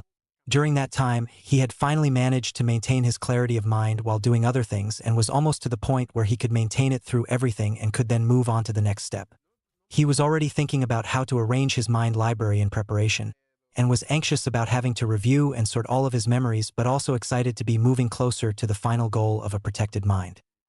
Near the beginning of October, he also had his meeting and check-up with Madame Pomfrey, the school nurse, as per Healer Stephen's wishes, and was happy to learn that he was done with the nutrient potions, as his height and weight were now to their optimal levels, as were his bones and other deficiencies from his time with the Dursleys all corrected. Oculist Johnston also stopped in to examine and adjust his glasses, telling him that his eyes had really gotten better and may even get to the point where the corrective lenses wouldn't even be needed, but he may want to keep them anyway because of the many enchantments he had put on them. Madame Pomfrey also scheduled him for his last round of inoculations before Christmas, so he would be completely up to date on all medical needs. One of the other nice things in October to happen was his little group of himself, Sue, and Padma continued to meet in the evenings after dinner and were joined by Anthony and Terry near the beginning of the month to get together in the library and study.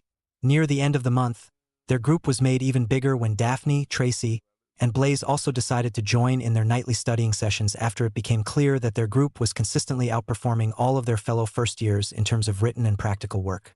So their evenings after dinner were spent in the library studying and reviewing their homework, while the weekends were spent in unused classrooms practicing magic until they were too tired to continue.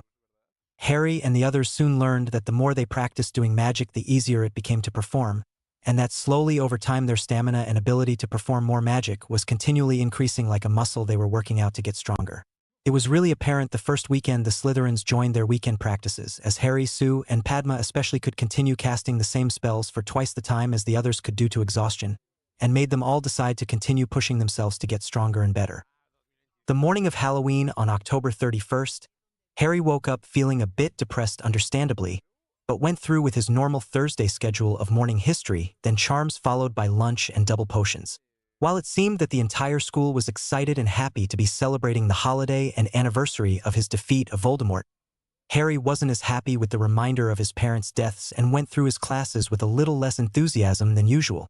Surprisingly, the only person to really notice Harry's lack of enthusiasm was Professor Snape, who after giving him a long look merely nodded his head once and continued on with class without singling out or bothering him throughout. Harry thought he was slowly winning over Professor Snape by proving he was smart, a good brewer, and most importantly not a prankster like his father was according to his mum's journal at least. It might have also had something to do with befriending 3 of his Slytherins, but whatever the reason he was happy to at least not be on the Dar Potion Master's bad side and resolved to do everything he could to keep the man happy with him and his work. After class, he returned to the common room and hung out in his room for a bit until dinner, not wanting to be in the common room socializing with the other happy students while he was in this depressed mood. He did go to the Halloween feast even though he wasn't in the mood to celebrate. He knew that he needed to eat as ever since he started his nutrient potion regimen his appetite had grown considerably and the constant working of his magic also contributed to his seemingly constant hunger. He was there early with most of the Ravenclaws and Slytherins enjoying the extras that were provided during a feast, occasionally talking with his friends who were sitting around him at the Ravenclaw table and just behind him at the neighboring Slytherin table. All of a sudden, Professor Quirrell came sprinting into the hall, his turban askew and terror on his face. Everyone stared as he reached Professor Dumbledore's chair, slumped against the table and gasped, "Troll in the dungeons, thought you ought to know." He then sank to the floor in a dead faint. There was an uproar. It took several purple firecrackers exploding from the end of Professor Dumbledore's wand to bring silence. "Prefects," he rumbled, "lead your houses back to the dormitories immediately." "What?" shouted Harry in shock, already a little on edge and causing several people close by to stop their scrambling for the doors to look at him in surprise. "Slytherins live in the dungeons. We are safer here." "He's right," exclaimed the nearby Slytherin prefect, a somewhat trollish-looking boy named Marcus Flint, who then shouted into the confusion, "All Slytherins stay here." His yell caused several of the other students and prefects to realize that the Slytherins were staying put, and realized that it was probably safer to remain where they were and started calling all of their students to remain in the Great Hall.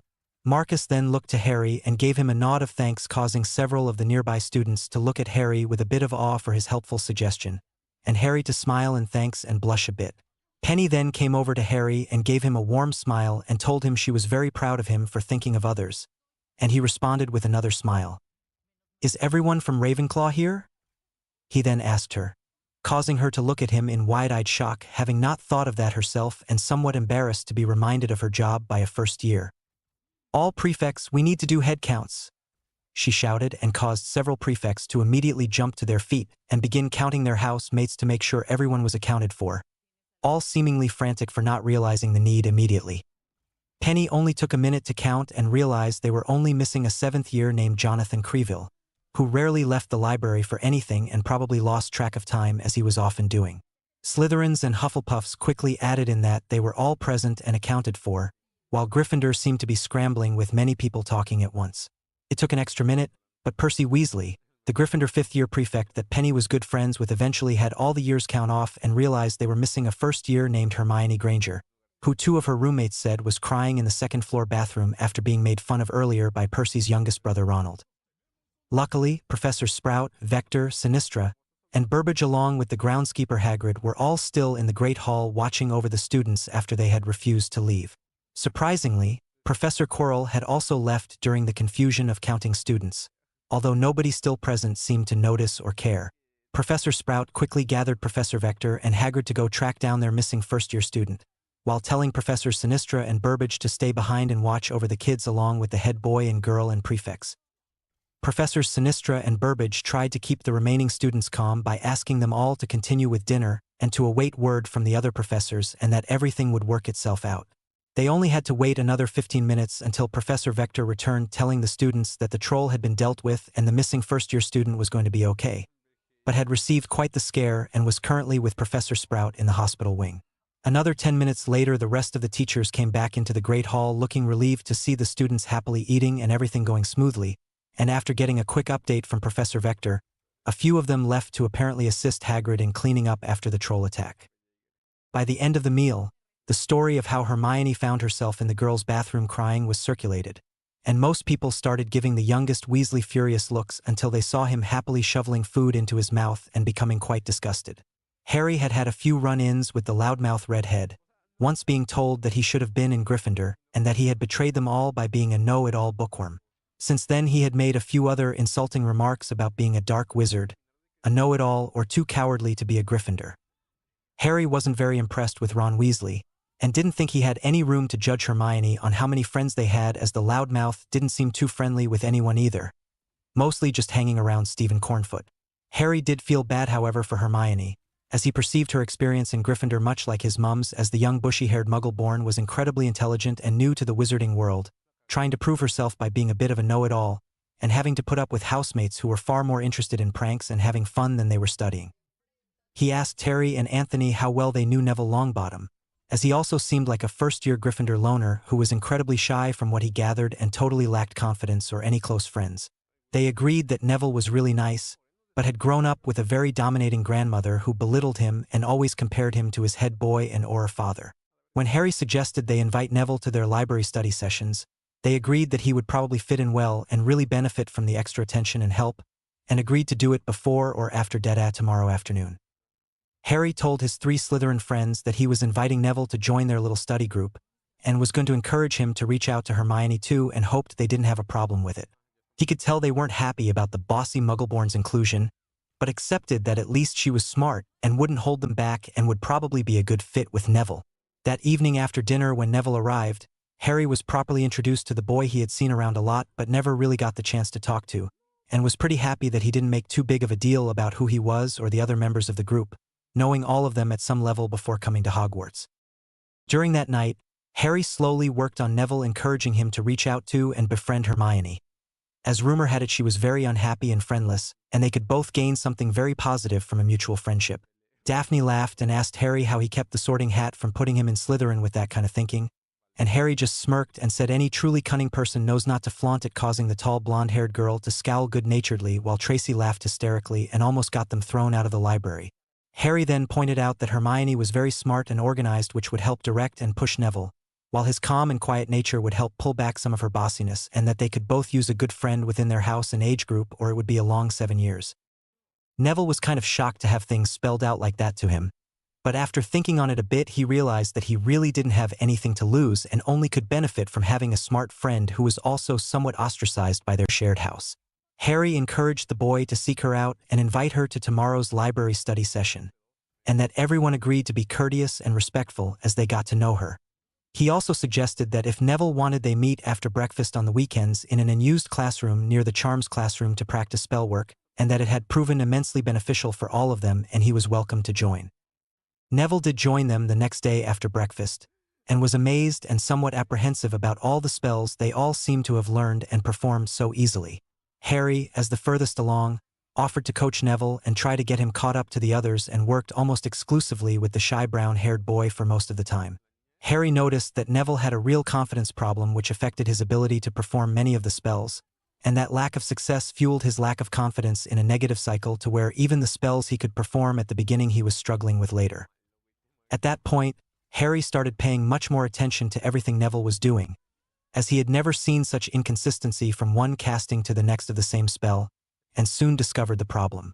Neville was using his father's wand, and if Harry remembered all the stuff Ollivander went on about, the wand was not a match for him. Neville insisted that his Gran didn't want to buy him a wand because he should be able to use his father's if he wanted to live up to being as good as him and to remember him by. Harry was somewhat appalled about some of the stories he learned about Neville's gran and family, but didn't want to judge them too harshly for now, but did want to help his new friend succeed and make something of himself. Harry encouraged Neville to approach his head of house and ask if he couldn't make a trip to Ollivander's and get his own wand, and if he wanted to remember his father to make a nice plaque that would hold and store the wand, or to use it as a backup wand was Daphne's suggestion, and at Harry's inquiring look mentioned how she had a backup that belonged to a long-dead great-aunt. Blaise, Tracy, Padma and Terry all had backup wands too, although they hardly ever used or even carried them, and Anthony was planning to pick one out after his first year as per his family's traditions. Only Harry and Sue didn't have a backup, but Harry was hoping to fix that next year as he immediately saw the benefit of having another wand if he was ever disarmed. Daphne went on to explain that because the backup wand she used was so old, it didn't have the underage trace on it anymore, and she could do magic with it whenever she wanted without anyone knowing, even though she could do magic at her house like all other magic families, but Harry was very interested in trying to exploit the second wand loophole. When they left for lunch, Neville's head was spinning a bit after all the information that was unloaded on him, but for the first time since he arrived at Hogwarts he felt like he just might make it after all and went to go see his head of house. In no time he was being escorted out of the school and to Ollivander's, where he was fitted for his primary wand, which provided a real strong reaction that had him wide-eyed in astonishment and feeling incredibly happy. He thanked his head of house several times on the way back to school, and when they parted ways ran back to his dorm to gather his things for dinner and make sure Hermione was going to come to the library study session. When the now 10 first years met in the library after dinner Saturday night, they had to squeeze a bit around the table they usually used to get everyone to fit. Harry was a little nervous about how the group dynamic would work now that another very strong personality was joining, and also how the three Slytherins would tolerate her strong Muggle views. It was easier for him, as he wanted to forget everything Muggle and immerse himself in the world of magic. But he had heard the bushy-haired girl speak often about how much more advanced the Muggle world was and was hoping this didn't completely backfire on him. It was pretty quiet once everyone had settled in around the table, nobody really knowing or wanting to interact or make the first move, so to speak, and Harry wished they held this first meeting somewhere they could get away with being louder, as it might end up in a shouting match. Since it was technically his idea to bring in Neville and Hermione, he started off welcoming the two Gryffindors and explaining that they usually just worked on their own homework, and offered suggestions or shared books to look up information and save time. Also, that some of them had favorite subjects or topics that they always seemed to be able to explain better than others, and that they usually all ended up helping each other and had so far worked really well for everyone. It was pretty rough going that first night, as Hermione tended to dominate conversations and very rarely took advice from anyone else and thought she always knew best. She was pretty brilliant though, and was easily on par with Tracy and Anthony in Transfiguration, even if her strengths laid in theory and book learning as opposed to practical application. He didn't know if she would work out with the whole group, but felt he owed it to her to include her and let her know that not all magical people were ignorant bullies, even if they weren't going to be best friends.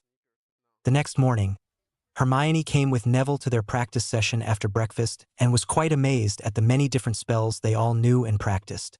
Neville, now armed with a matching wand, was quickly picking up all of the spells that Harry had been teaching him the day before, and by the time lunch came around he was capable of all of them except the Protego Shield charm, as his wavered like his friends had when they first learned it. Hermione did pretty well picking up some of the new to her spells too, but wasn't as interested in truly mastering them, and was more interested in simply learning as many of them as she could before moving on to the next, and her stamina was even worse than Neville's.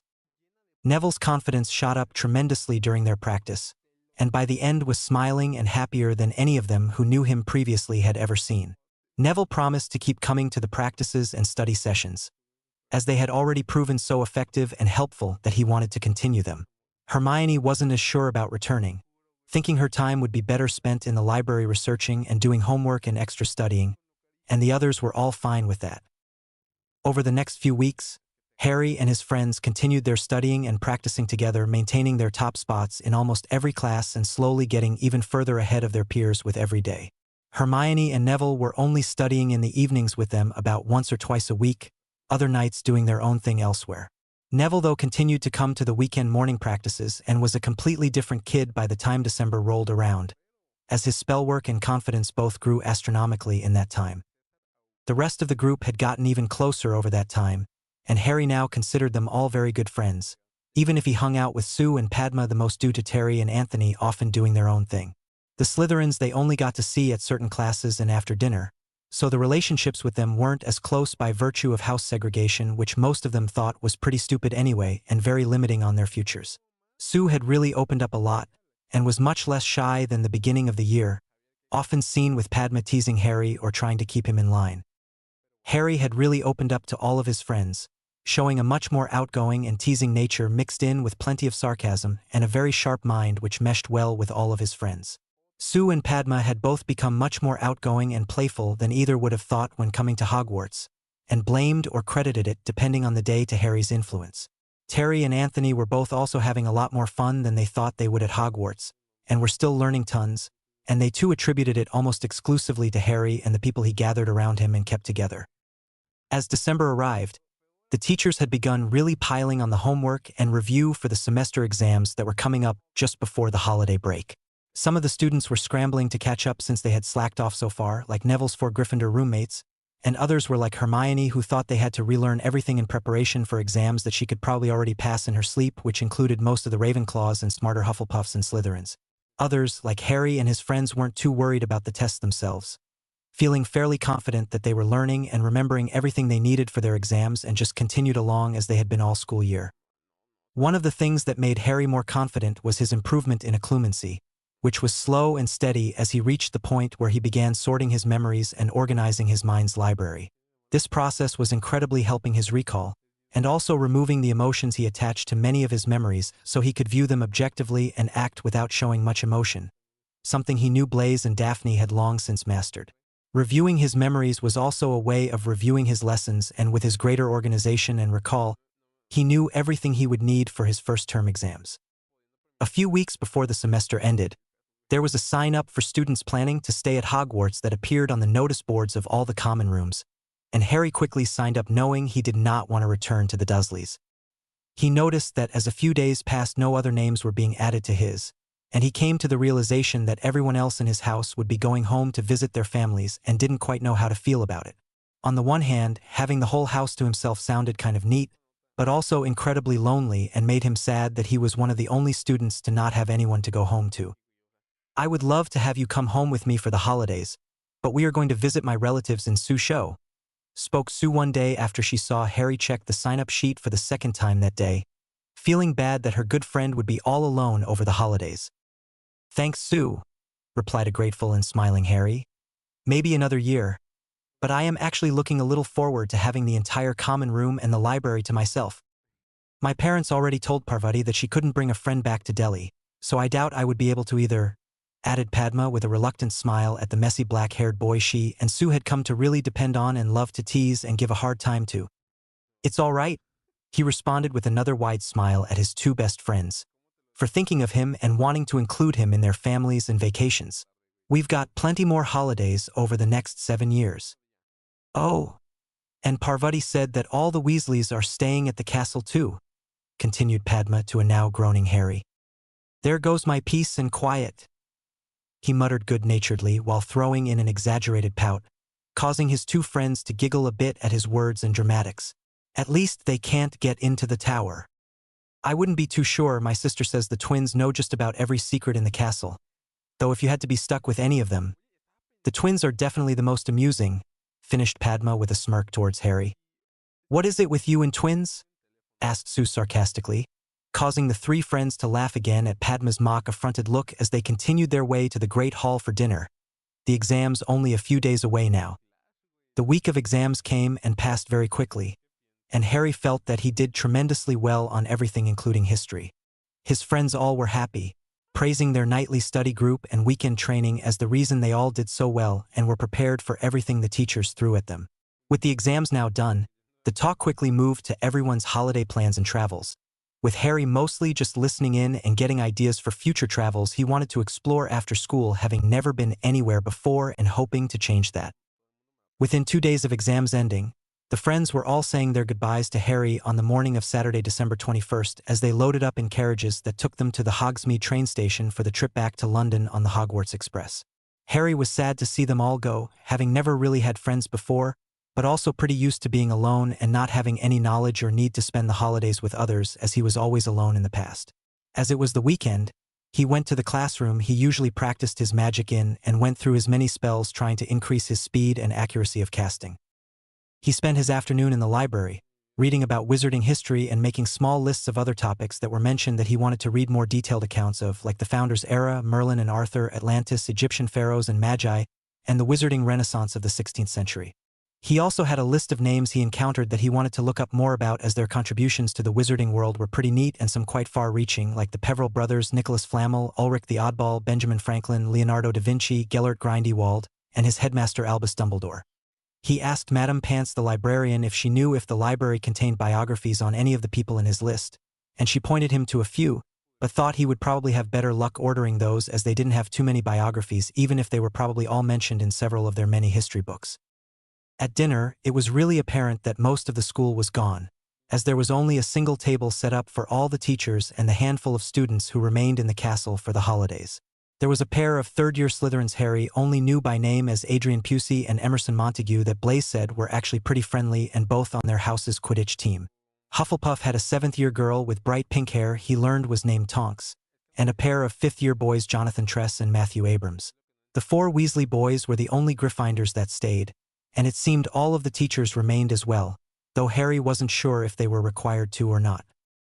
When Harry was back in the common room after dinner looking through the bookshelves of the Ravenclaw library, he was interrupted by his head of house Professor Flitwick stopping by to check on him and chat.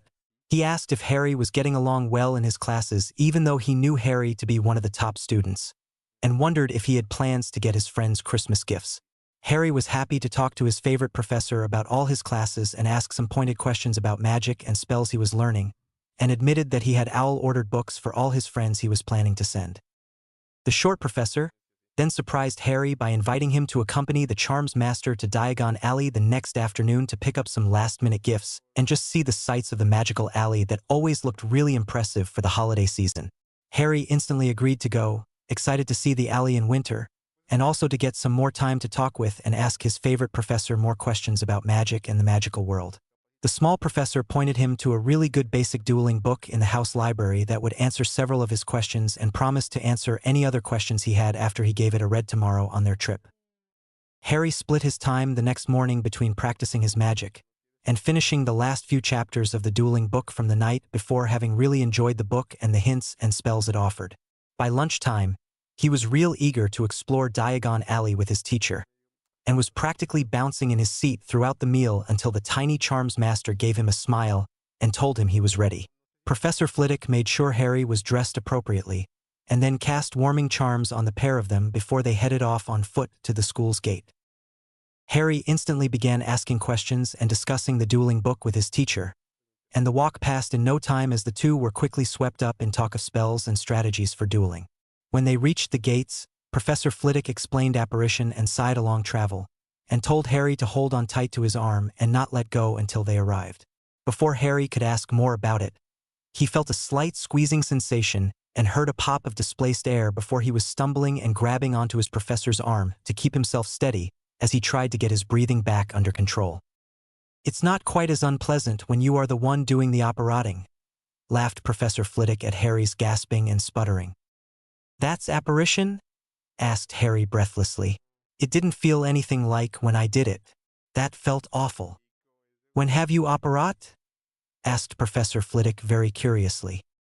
"A few years ago, I was hiding from my cousin and his friends, and just popped to the roof of my school," answered Harry with a shrug, not thinking too much about it. "It certainly didn't feel like that tube-squeezing sensation."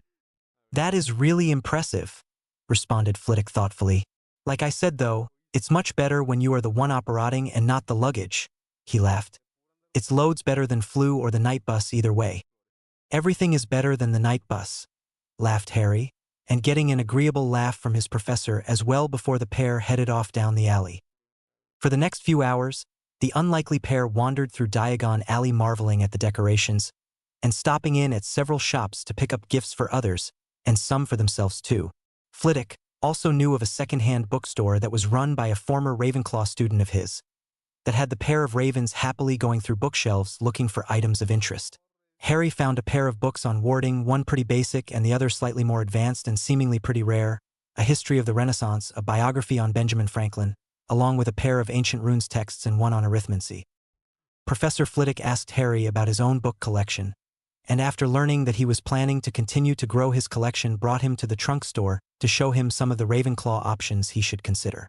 Multi-compartment trunks with dedicated library compartments, and even house trunks that were pretty much entire houses inside of a trunk that was very interesting to Harry as it would come in handy when stuck at Privet Drive.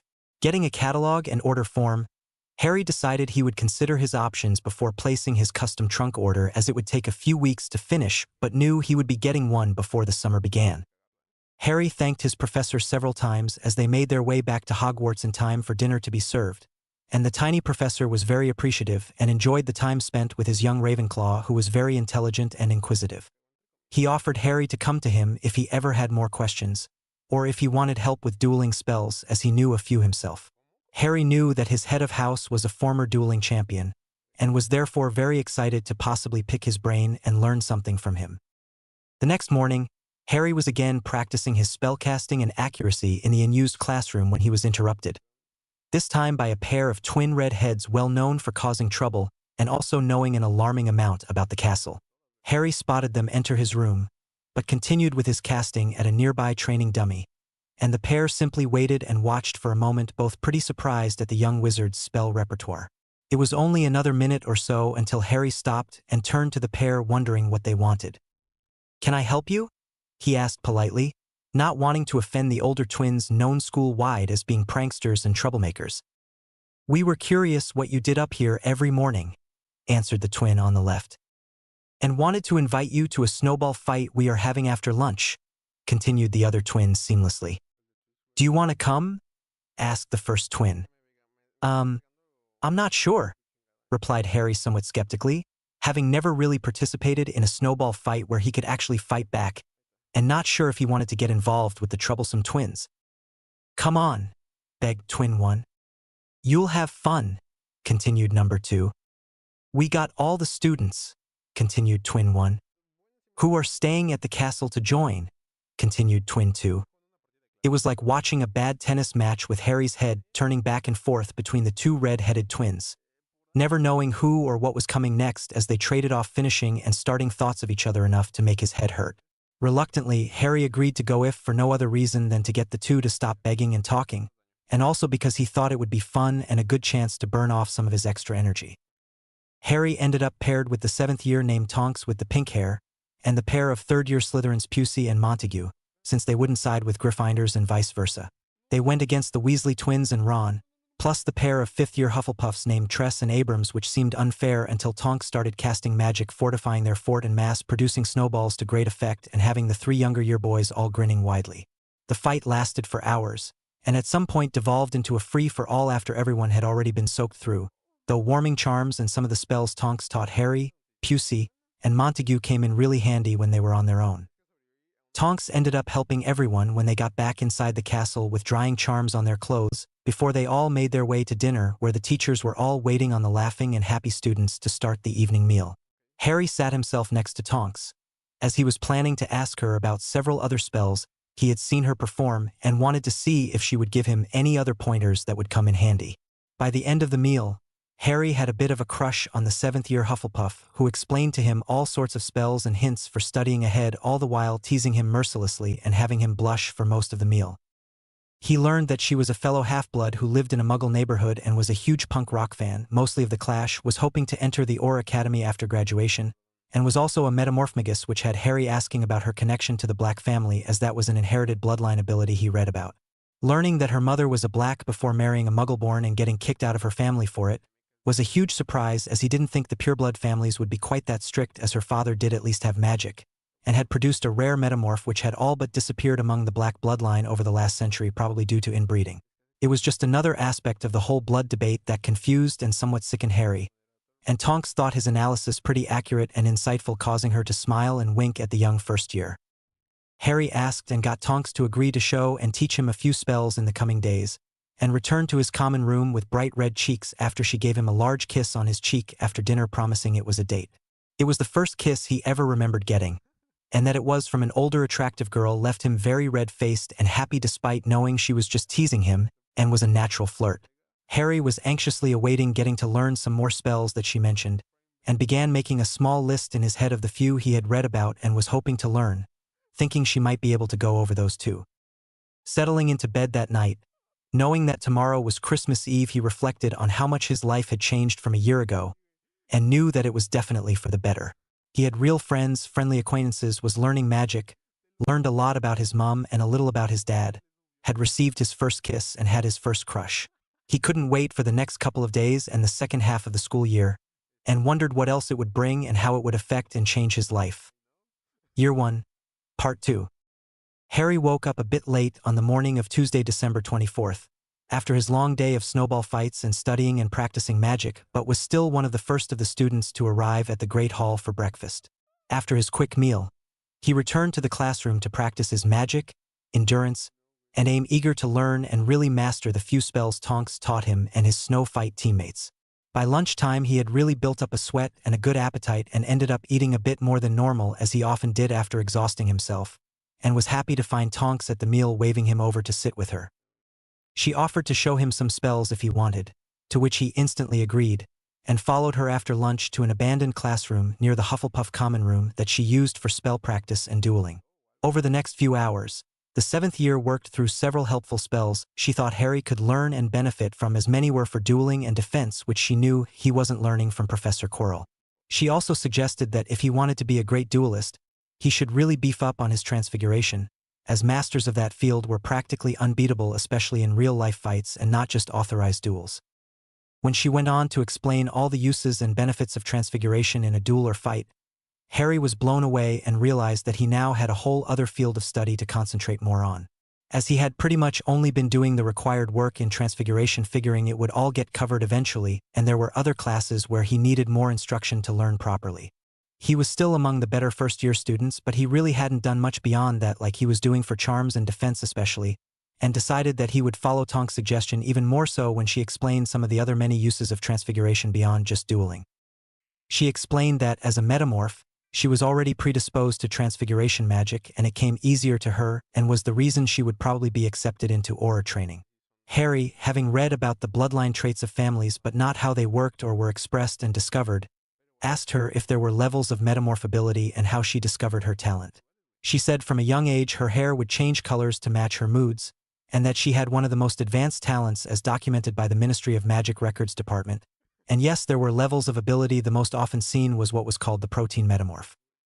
Protein metamorphs could change only those parts of the body that were protein-based, like hair, nails, and eyes, but couldn't shift their skeletal or muscular systems like she could. Harry then asked about how to know, as he wondered about never needing haircuts or having to trim his fingernails, which got Tonks excited, as it could be he was a protein metamorph.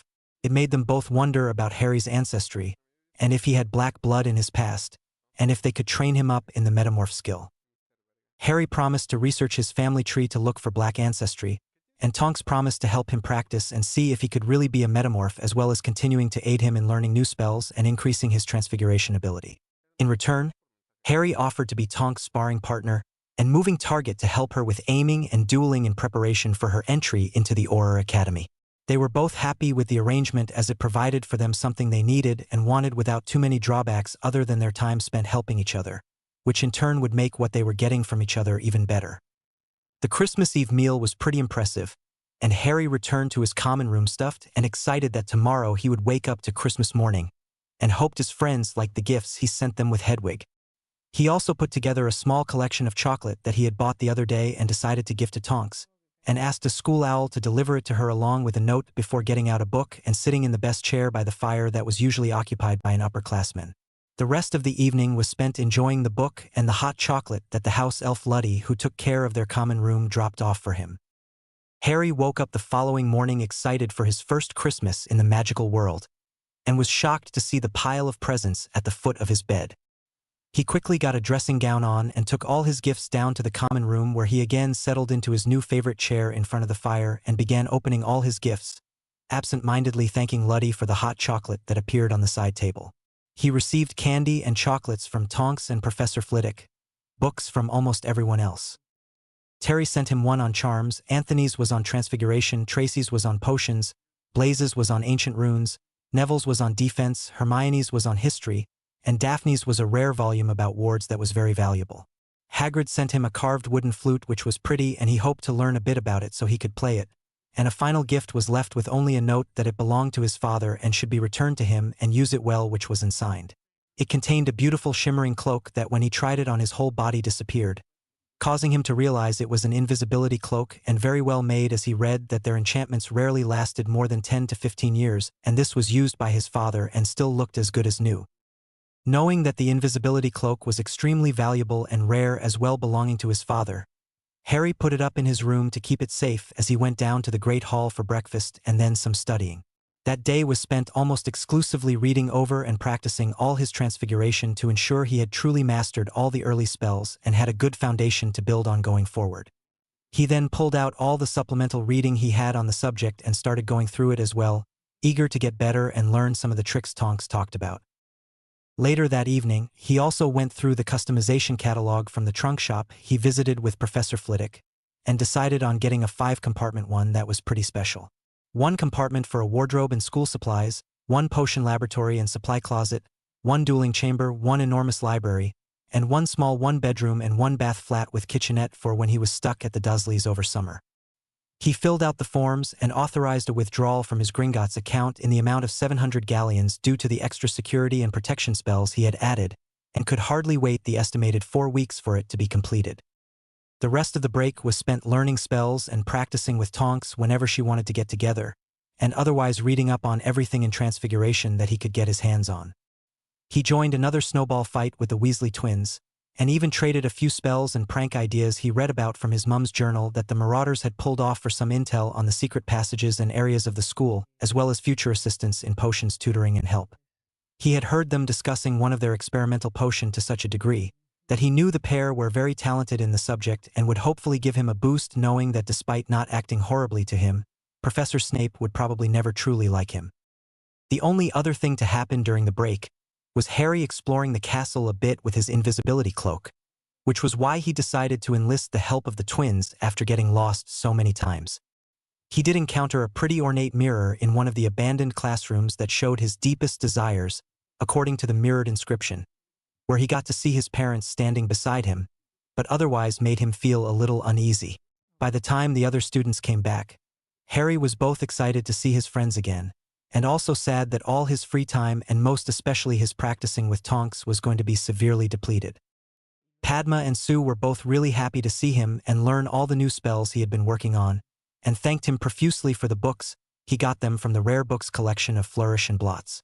They had both coordinated and talked with their families, and invited him to spend 2 weeks at each of their houses over the summer break, with Sue housing him the first half of August and Padma taking them both for the second half of the month, while her sister also had Lavender Brown over.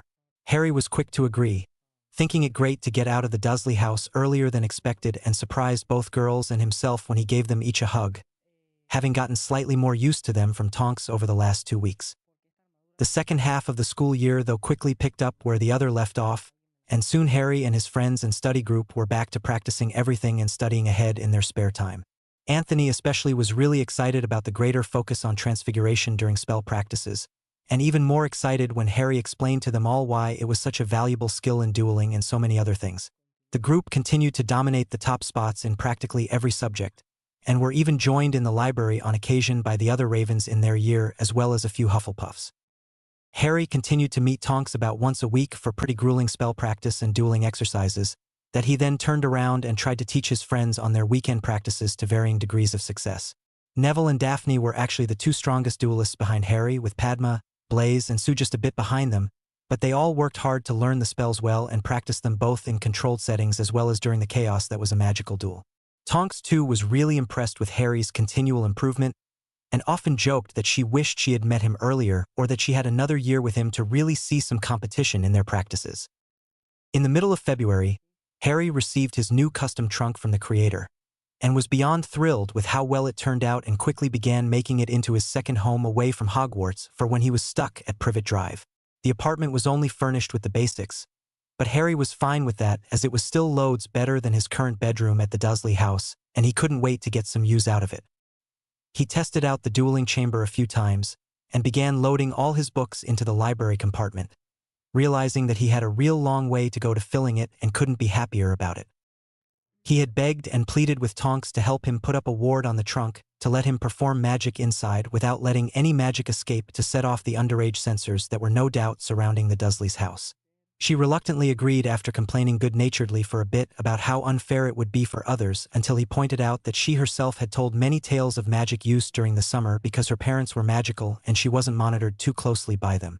Since she had exploited one of the loopholes, and had not yet actually joined the Ministry's police force, she relented and walked Harry through the steps of setting up the containment ward on the trunk to not let active magic escape. The setting of the ward came surprisingly easy to Harry after having the process explained to him, and he realized that his family's affinity for that type of magic might in fact be very true, and only caused him to want to learn even more about ancient runes.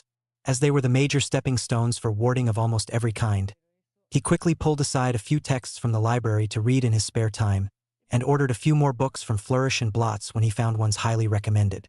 He didn't have too much free time though to read ahead on a subject he wouldn't be taking for over another year, but got the very basics so he could follow up with it over the summer when he had nothing else to do but study things that interested him. It was during Easter break that Harry got some time to work with the Weasley twins on potions, and for several days the threesome was holed up in an abandoned classroom the twin redheads had taken over the year previous. They discussed dozens of alternative methods and ingredients they had learned of through experimentation and practice, and completely revolutionized how Harry thought about the art of potion making and the broad spectrum of options and results one could work towards. Harry had kept really good notes from their tutoring lesson and tried to recreate it for his friends a few times towards the end of the year with some successes, mainly Tracy and Sue, who both got the most out of the lessons, and Neville, who needed the most help in the subject despite his total mastery of herbology.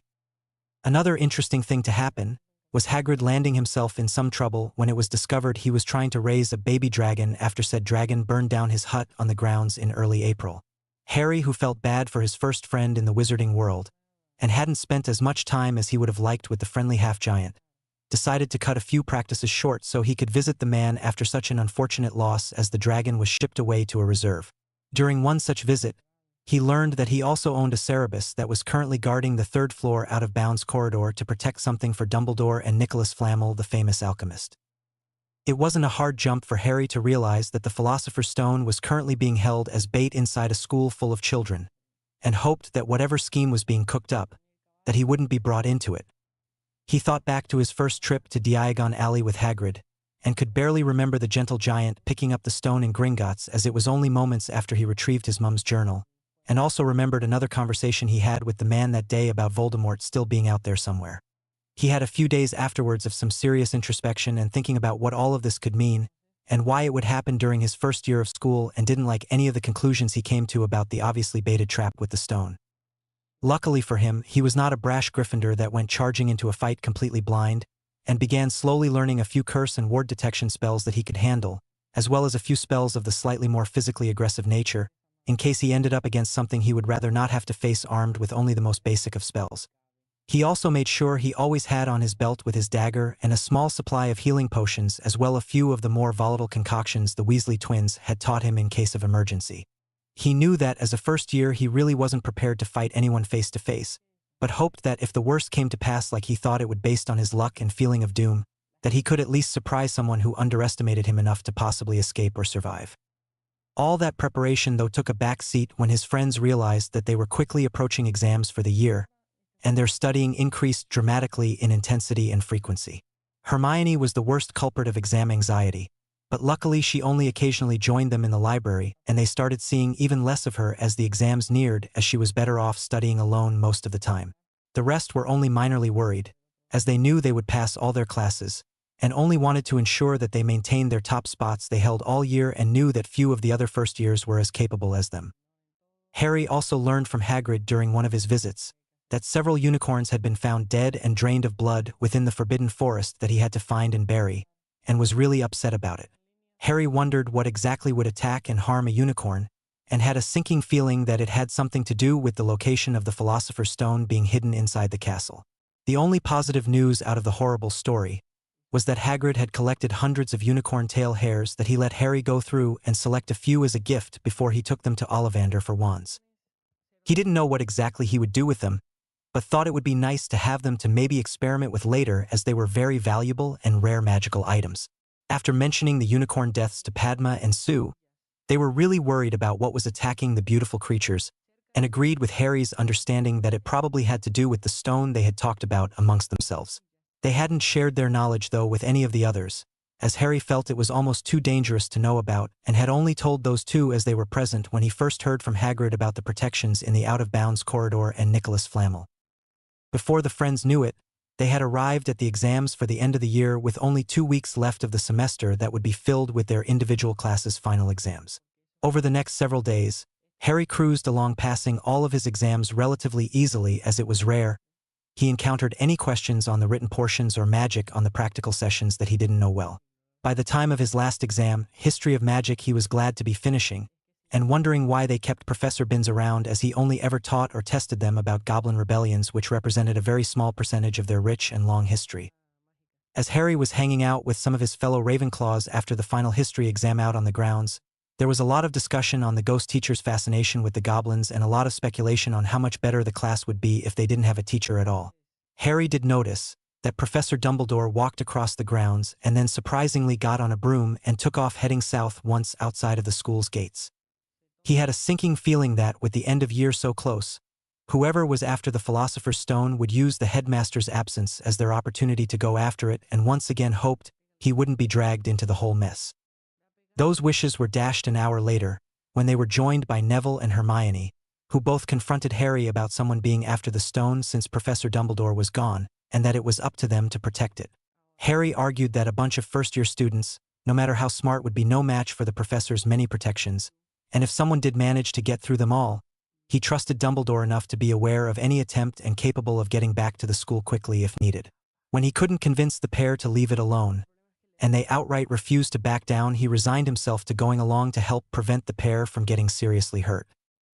While he knew he could no longer prevent Hermione and Neville from going after the stone, bloody Gryffindor rashness, he was able to convince Padma and Sue to stay behind and get help, preferably from Tonks, before they went to Professor Flitwick or the other teachers. He thought about going straight to Tonks, but knew that she still had one more nude exam to sit the next day and didn't want to hurt her chances at getting into the Auror Academy, as potions was a required and very difficult class for her. By dinner time, his nerves were getting the better of him, and with the anxious expressions on Neville's and Hermione's faces, he almost thought they were going to get caught before they even went, as they already looked suspicious and guilty. After his meal, he returned to his dorm room and made sure he had all his emergency potions, dagger, and invisibility cloak secured on him in preparation before heading towards the third-floor corridor to meet up with Hermione and Neville. Both Padma and Sue gave him slightly tearful and scared hugs, wishing him a safe return while simultaneously berating him for being so Gryffindorish and demanding he return to them in one piece. They also promised to cover for him as long as he promised to be careful and not do anything too stupid. When Harry reached the third-floor corridor, he found Neville and Hermione waiting on him, both looking terrified but also stubbornly resigned to follow through with their intentions of going down to protect the stone from Professor Snape, who they were convinced was the thief. Harry thought that Snape was just too obvious to be the culprit, as he had read about his potion professor's history, and knew that he was Dumbledore's man through and through, regardless of how much of an arse he usually was to all the students not in his house. But trying to get Hermione to change her mind on anything was next to impossible, so he left it alone and just agreed that they should keep an open mind. He tried one more time to convince them that they didn't need to go after the stone, as Dumbledore was more than likely capable of protecting it even if he was spending the entire night at the Ministry in London, as Neville believed, but they were adamant. So it was that the 3 first-year students approached the door they all now knew led to Fluffy's chamber, and Harry casted his detection charms at the door, finding an alert ward tied into the castle's wards that he assumed let Dumbledore know the moment anyone crossed the threshold of the door was unsurprising, and he tried unsuccessfully to use that as another reason the stone was safe. After Hermione's quick Aloha Mora, the door was open and the 3 first-years went through the door with a slight pulse of magic that Harry knew meant that Dumbledore was now aware of their arrival due to the alert ward, and found Fluffy snoring loudly on the floor in the middle of the room. An enchanted harp was playing a soft lullaby, and had apparently put the ferocious dog to sleep, allowing them to quickly move his paw off the trap door in the floor and for them to jump into the darkness blindly. They only fell about 2 stories before landing in something relatively soft and forgiving, but that quickly turned a little tense as they felt it moving and closing in around their limbs. Neville quickly identified it as Devil's Snare, and the trio were almost immediately all casting lighting or fire spells in Harry's case, as it forced the aggressive plant to retreat from around them and allowed them to fall through another 2 meters or so onto a stone floor with only a long unlit dark tunnel spread out before them.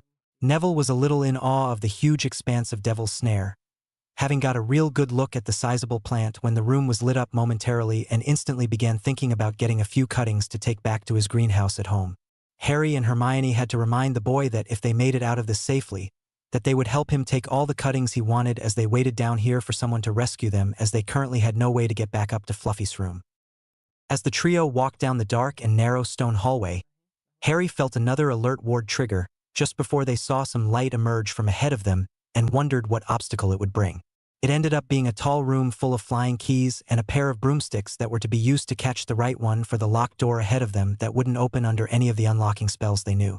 As both Neville and Hermione were both terrified of heights or brooms in general, it was up to Harry to catch the large bronze key with the broken wing, and he briefly entertained not catching it and stopping their pursuit of the thief, but by this point he too was starting to get into it. So we've dealt with Hagrid's Cerebus, Professor Sprout's Devil's Snare, Professor Flitwick's Charmed Keys. How many more teachers do you think provided some of the protections? Asked Hermione after Harry had tracked down the already somewhat disabled key relatively easily, and the group moved through the door into a large dark room. This chess set is definitely McGonagall's, answered Harry as the room was lit with torch brackets, and the large, oversized chess pieces and board loomed in front of them. I've heard she is a big fan from Professor Flitwick, as he sometimes complains about always losing to her in their weekly games. She and Professor Flitwick play chess every week? Asked a wide-eyed Hermione, seemingly a little uncomfortable to think about her head of house and idol playing what she considered a frivolous game. The professors are real people and do have lives, Hermione, retorted Harry with a bit of a smirk at her affronted expression. I know that, she snapped, slightly embarrassed, as Harry and Neville both smiled at each other despite the still tense nature of where they were. Do either of you smart Alex play chess? I do, answered Neville somewhat sheepishly. My gran always makes me play. Good, answered Harry, because while I know the game, I haven't actually played too much and am not too sure if I'm any good. Neville then directed Hermione to act as the king, as that piece would be the most protected, and he didn't know if she would be capable of attacking the other pieces in a game of wizarding chess. He took over for the kingside knight, and had Harry take over the queen, as she was the most aggressive and active of all the pieces, and he knew Harry would fit the part well. For the next 20 minutes, Neville had Harry and himself mainly going around the board taking out as many pieces as they could, and it was quickly apparent that Neville knew what he was doing. There were a few close calls where Neville almost didn't see a critical move in time, but as the game wore to a close, the three friends were still standing and had the black pieces on the ropes. After another few minutes, Harry was directed to checkmate the opposing king, and after the Black King threw down his crown in defeat, the trio celebrated their victory, and Hermione even gave Neville a big hug and kiss on the cheek that had him blushing such a deep red Harry could only laugh. Hermione too had quite the blush on her cheeks after realizing what she did, but was quick to hold her head up and ignore Harry's laughter. The next room they entered had them all gagging at the smell of a pair of dead mountain trolls, and sobered the three of them immediately as they all remembered that they were chasing a thief and a killer. By the looks of it, a very dangerous one at that, if it could successfully take out a pair of 4-meter-tall trolls without even really showing the signs of a fight. For the first time since this journey down the third-floor corridor began, both Hermione and Neville were having doubts and reconsidering the many warnings that Harry tried to get them to see. As they left the troll room, Harry once again felt another alert ward go off, and began to wonder if they were truly alerting the headmaster or if the headmaster was simply not responding because he wanted to test them. It was not a nice thought, but Harry had long suspected Professor Dumbledore of being a little off his rocker, and if his Slytherin friends were to be believed, also a master manipulator. As they made their way through the obstacles meant to protect a Philosopher's Stone that could not even really trouble 3 first-year students, his worries continued and grew. Why would the protections be this easy? Why even announce the floor as off-limits, painting a big target on it? Why have Hagrid collect the stone while taking Harry around Diagon Alley? Why go through such an elaborate obstacle course rather than keep the stone on your person and truly safe? Why let 3 first years get this far without coming to the rescue unless you were trying to test one of them? Harry's questions had him take a hard look at the headmaster's actions, or lack of action, in regard to the defense of the stone. He wanted to believe that the man was good, and that his stellar reputation was warranted, but all these questions and doubts made it difficult to reconcile the two sides of the powerful old wizard. Maybe he was a master manipulator pulling all the strings to set Harry up in some elaborate scheme to test the boy who lived. His actions tonight seemed to lend more credence to that train of thought. It was not a comforting feeling, being tested simply because of who he was to the wizarding world, and wondered what else the powerful headmaster had in store for him in the future. He also wondered about what the real test was here in this instance. Was it just to get through these obstacles, or stop a thief, or protect the stone in school, or show loyalty to the wizarding world, school, or headmaster? It was all a bit convoluted to Harry, and made him wonder what exactly was going on. Who truly was the thief that would risk going up against Professor Dumbledore? Even if the old legend himself didn't show up but sent first years in his stead, it couldn't be anyone truly dangerous, could it? The thief, though, was at least dangerous enough to attack and kill several unicorns according to Hagrid, and risk the curse of drinking their blood in order to stay alive long enough to get the stone, and that didn't sound like someone who was not a threat to Harry or his friends. He remembered Hagrid mentioning about some people believed that Voldemort was still out there somewhere and in some form, and the stone seemed like a perfect target for a megalomaniac looking for world domination. But would the headmaster really set up a confrontation with one of the most feared Dark Lords in history? Harry was only a first year and no match for Voldemort, regardless of what truly happened the night he came after his family on Halloween. Was the headmaster just setting him up to die, or setting him up for something else, like a training exercise against one of his followers? Either way, Harry knew they were getting to the end of the obstacles, and the confrontation that the headmaster was obviously at least willing to let happen was close at hand. He thought about what had really happened the night his parents died, and wondered if it was something he actually did, or was it his parents.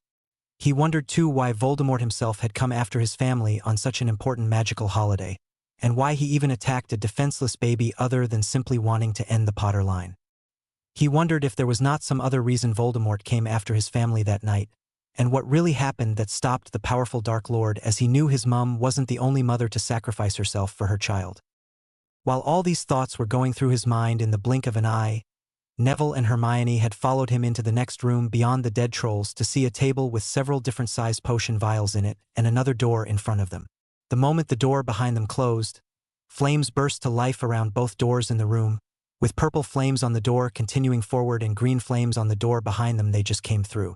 On the table before the line of several potion vials was a piece of parchment with a silly logic puzzle written out on it for the reader to figure out which potion sent you forward and which sent you back the way you came. Harry was somewhat incredulous that all of the potion vials weren't simply poisoned to kill any potential thief. Why even have the antidote to go through the flames at all when you could have simply trapped a person in between the two magical fires, and if Dumbledore needed to get through, simply carry the antidote on himself? Harry was more and more feeling like this was all a training exercise intended to test him in some way, and he was starting to get pretty pissed off at the old headmaster, who was obviously pulling the strings. Practically ignoring the silly poem, Harry picked up the smallest bottle, knowing that with it being the only potion with enough for one person, that it would be the one needed to go on. He told Neville and Hermione that if the potion refilled itself after emptying, they should take turns and follow him through the door going forward, but if not, to take the potion to go back and try to use the brooms to escape back through the trapdoor and find Tonks or Professor Flitwick, as they were the two he trusted the most. He promised that he would be very careful, and asked them to make sure Padma and Sue knew he was going to do everything in his power to not be stupid or take unnecessary risks. He gave them both quick pats on the back before throwing back the small potion vial and feeling a cold, tingly feeling settle throughout his body that somewhat resembled the feel of the flame-freezing charm Tonks had taught him earlier in the year when they were practicing fire spells. Stepping through the door going forward, the fire only tickled much like when using the charm, and Harry's vision got very dark for a moment as he passed through a dark doorway that had yet another alert charm attached to it. When he reached the other side, and the room before him lit up, he wasn't too surprised to find Professor Quirrell examining the mirror of Eriste that he had discovered in an unused classroom during the winter break. Harry immediately realized that his getting the invisibility cloak and finding the mirror was no coincidence, and once again had to silently curse at the old headmaster and his many intricate manipulations and the serious ridiculousness of the test before him. The room itself was pretty basic, with a round shape and sunken floor in the center for lectures to be given towards the bleacher seats around the edges, and Harry wondered if this wasn't an actual classroom at one time that was somehow only accessed through the trapdoor in the third floor and several successive rooms. It seemed kind of hard to believe that this wasn't just another classroom that the headmaster messed with to create his little test. With the idiotic turban-wearing dead-ass professor with the fake stutter examining the mirror intently, he almost didn't recognize Harry's arrival inside the room and was slow to react to another's presence, which gave Harry the opportunity to see that there were no other exits out of the room except for the door he came through. "Potter," sneered the turban-wearing man, showing no sign of his usual fake stutter. "I'm surprised to find you here. You don't seem the Gryffindor sort." And you don't seem to be the PPP pathetic PP professor you pretend to be, retorted Harry with a healthy bit of sarcasm that had the professor narrowing his eyes and turning away from the mirror to truly confront Harry. That fake stutter must be hell to keep up with? Incarcerus, incanted the older wizard, sending ropes towards Harry, who had to think fast and spin out of the way, while waving his own wand and mumbling out a short chain of spells back at his surprised professor, who had to put up a shield at the last moment to stop them. Before Harry could send out another spell, his professor, who he had only seen cast very few spells all year, was casting silently and quickly. He was left dodging and blocking as best he could, but was soon overwhelmed and unable to keep up his defense and took a cut to his shoulder that had him spin a bit and fall to the ground on the now torn-up floor. He was then trussed up in ropes and dragged to the center of the room in front of the mirror, when the professor turned back to examining the ornate mirror and mumbling to himself barely loud enough for Harry to hear what he was saying. "I see myself presenting the stone to my master," he mumbled. "But how do I get it?" "Use the boy," came a voice that had Harry instantly alert and caused him to stop struggling with the magical ropes as he looked for the source, and had a very bad feeling about. Before he could so much as ask who was speaking, Harry was raised off the ground, the ropes vanishing, and he was set in front of the large ornate mirror he had only looked into once and was wary about how it learned of your desire, even with his occlumency now strong enough that it should block anything trying to get into his mind. When he looked this time, though, it wasn't his parents standing next to him and trying to comfort him, though he wouldn't have minded the comfort at that moment. Rather, it was just himself, and he almost thought his occlumency had rendered the mirror into just a plain mirror now before his reflection all of a sudden reached into his pocket and pulled out a fist-sized gleaming red stone, winking theatrically, and placing it back in his reflection's pocket. Instantly, Harry felt the weight of what could only be the Philosopher's Stone of Nicholas Flamel settle into his own pocket, and had to stifle the gasp of surprise he wanted to make and pretend that nothing happened. What in the hell was the headmaster thinking hiding the stone here when it would be much safer in the old bat's pocket than left here practically unprotected by the flimsiest of obstacles? Realizing that with the stone now in his pocket he was in an even more dangerous position with his obviously unbalanced dead-ass professor, he tried to act like nothing had happened and was seemingly looking into the mirror searching for something. "What am I supposed to be looking for?" asked Harry after a long pregnant pause, trying to act confused and throw off his dada professor until he could find a way to escape or defeat the older wizard. "Don't be a smartass, Potter, you're looking for my master's stone," growled the turban-wearing professor, taking a step closer to Harry and causing the young wizard to slightly back away from the obviously angry wizard. "Let me speak with him," came the raspy voice from earlier that Harry couldn't understand where it was coming from, and instantly had him on edge. "Master, you are not strong enough," came Professor Quirrell's reply. "I have strength enough for this," came the raspy and somewhat irritated voice from seemingly all around them. With that declaration, Professor Quirrell began unwrapping the purple turban he had worn all year round, and Harry had a brief moment of indecision on whether he should use the older man's distraction as a chance to attack or escape. The decision, however, was ultimately taken out of his hands when the turban was completely removed because something in the disembodied voice he heard had frozen his feet to the ground. The face that emerged was easily the creepiest thing Harry had ever seen, with a pale chalk white complexion and burning red eyes and thin little slits for nostrils that resembled more snake than man. "Voldemort," half-growled Harry, instantly knowing that this could be nobody else. "Harry Potter," he began. "See what I have become? Mere shadow and vapor. I have form only when I can share another's body, but there have always been those willing to let me into their hearts and minds. Unicorn blood has strengthened me these past few months, and once I have the elixir of life, I will be able to create a body of my own. Now, why don't you give me that stone in your pocket and I won't kill you immediately?" "Yeah, I'll believe that," snorted Harry sarcastically, while slowly tilting his body sideways to provide a smaller target for when Voldemort inevitably attacks. Just as he thought, a yell from Voldemort to kill the boy quickly followed, and preceded a series of spells being shot at the young first-year wizard that he was able to dodge relatively easily as he had anticipated them coming. Harry returned with a few spells of his own, but knew instantly that he was severely overmatched again by the grown wizard who had one of the most feared dark wizards ever to live sharing his body. The only hope he had was to land a lucky spell due to the conflicting thoughts and actions of Quirrell and Voldemort, and continued sending mostly overpowered bone-breaking and cutting spells hoping to slip one by the older wizard's defenses. Due to his constant practicing dueling throughout the year, he was better prepared to avoid the many spells coming towards him, which was greatly frustrating Voldemort, who was yelling more and more to his host to do something. That something turned out to be getting closer to Harry to make his dodging even harder, and even though Quirrell took several cutters and broke a few bones, the professor continued coming after the younger wizard. Harry was growing desperate to stop the older wizard as he continued to get closer to him, and it was getting harder to dodge the incoming spells, many of which looked pretty harmful and even fatal. Harry barely dodged a bright yellow spell that he knew would have been severely damaging if not deadly, and then heard one of the first vocal spells his professor sent at him that sent chills down his spine. With the yell of Crucio, Harry had the barest moment of shock before he had to leap away from the pale yellow unforgivable curse that Tonks had told him would be the worst pain imaginable. His desperation to get away from the unforgivable torture curse left him in a bad position, and was unable to completely get out of the way of the bone breaker curse that followed and clipped him on the right shoulder.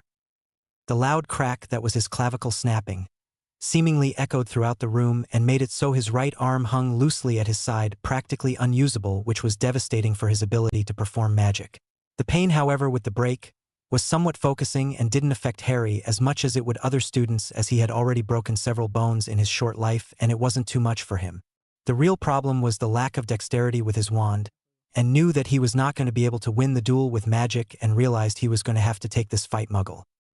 He had fought enough with Dudley and his gang that he was pretty comfortable in a street fight, and before Voldemort could capitalize on Harry's injury, the young wizard dashed forward, dodging an almost point-blank stunner at the last moment and swinging with all his might to land a left hook right into the jaw of his professor. The impact of the punch snapped the older wizard's head to the side and caused him to stumble back, almost falling down, and even before he could regain his footing, Harry followed it up with another straight punch directly on his nose. There was a red blistering mark on his cheek from where the first punch landed. The crunching sound of Quirrell's nose breaking on the second punch was a satisfying one to Harry, who then followed it up with a hard kick into the side of his opponent's left knee that dropped him to the ground instantly. With the older man now crumpled on the ground, clutching his bleeding and broken nose, Harry jumped down and brought his knee down hard onto the older man's thigh just above the now injured knee, getting a muffled scream. He then threw a few more punches into the man's face, some hitting his hands trying to cover his broken nose, and each one leaving behind very red blistering skin that Harry couldn't explain but wasn't going to stop to figure out. It was after several punches on the man's jaw in the same place that the raw blistering skin seemingly turned to ash and began decomposing, and his professor's scream became even more frantic and pronounced. "Kill the boy, fool!" came the panicked shout of Voldemort over his host's painful screams as Harry continued raining punches down on the older man, whose entire face was seemingly turning to ash. Cruci dash! Quirrell made one last attempt to bring his wand to bear on Harry above him, but the young wizard simply grabbed the struggling man's wrist before an incantation could be said in order to keep the wand pointed away from him and causing his professor to cut off his spell and cause his screams to increase in volume and intensity. What is happening? Harry was shocked when the wrist he was grabbing instantly turned bright blistering red and even began smoking and turning to ash almost instantly, and he realized it was due to the skin-to-skin contact, which is why the punches did so little skin damage compared to him simply grabbing his opponent's wrist. Knowing this, he let go of the wrist and before his professor could respond, had wrapped his left hand around the man's neck, intending to survive this fight to the death any way he could. It was only moments later that the pained screams of his professor were dying out as his neck and throat turned to ash and decomposed right in his hand, his body collapsing into ash and falling suit just after. Harry barely had a moment to catch his breath or think about what he had just done, when a swirling black substance slowly came out of the now decomposed pile of ash that was his dada professor and began forming together before his startled eyes. The smoke formed into a black shade of his parents' killer, who looked at Harry with a malevolent glare filled with hate before shooting right at Harry, who only just managed to turn so as not to get run through in his chest. The shade instead slammed into and through his injured shoulder, spinning him to the ground and causing an intense wave of pain to go through the place the evil shade made contact with him. The pain and exhaustion from the fight was incredible, and Harry was barely able to remain conscious as he lay on the floor panting heavily and looking around the room trying to gather himself and see the damage the fight left behind.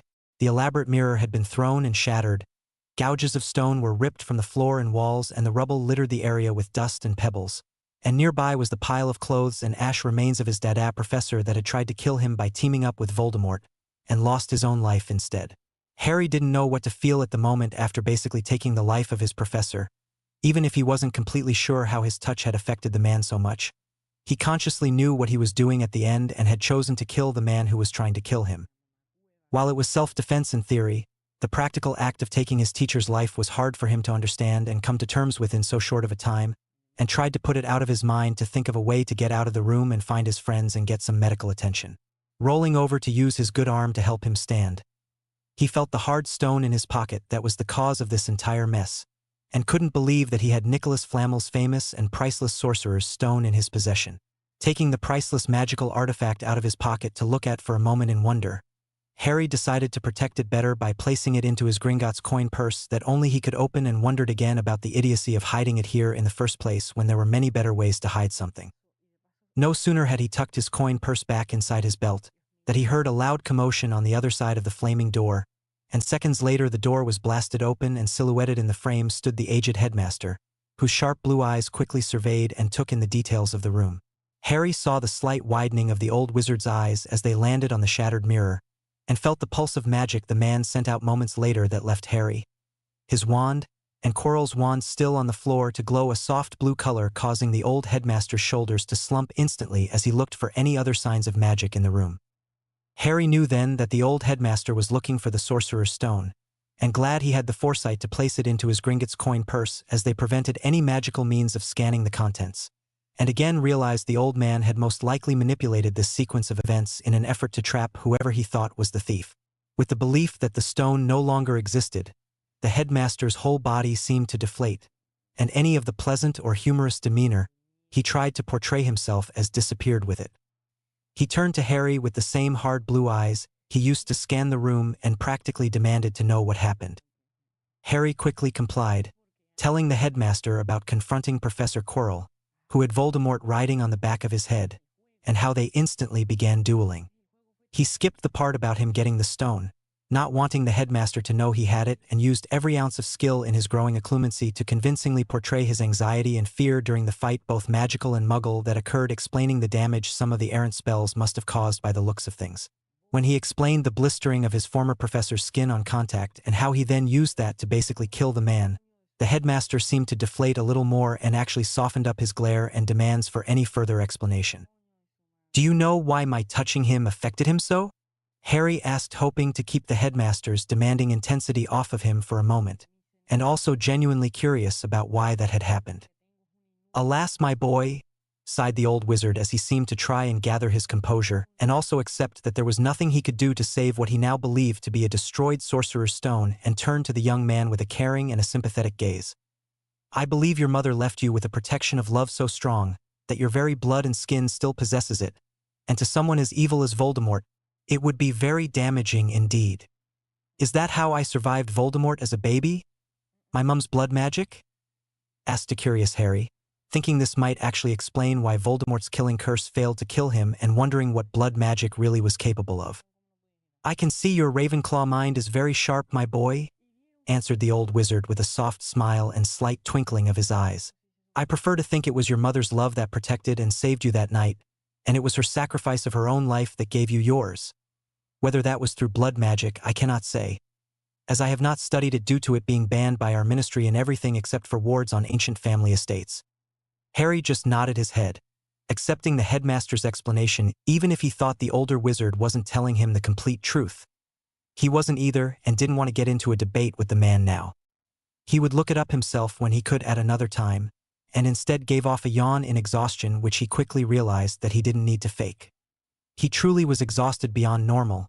The short but intense magical duel took a lot out of him as he spent most of it trying to overpower spells so they could take out his opponent permanently, and then breaking his collarbone and fighting physically took what little strength he had left, leaving him truly tired and in pain now that the adrenaline had worn off.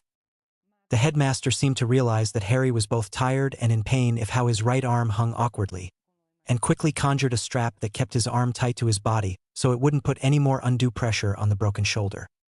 He then asked Harry if he could walk and led him back through the maze of obstacles, all of which had been completely removed or nullified so as not to slow them down at all.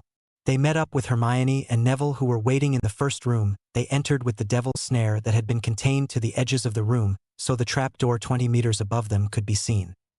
The headmaster promised that Fluffy was contained and then took turns floating all 3 of the first-year students up into the room above them before seemingly floating himself up as well and getting looks of awe from all 3 of the younger students at his display, wondering how he accomplished broomless flight. He just chuckled at their looks and led them to the hospital wing, where they were immediately pounced on by Madame Pomfrey to get into beds and have scans done to check them all for injuries. Professor Dumbledore promised he would be back in the morning to talk with them all again, but had pressing matters to attend to first.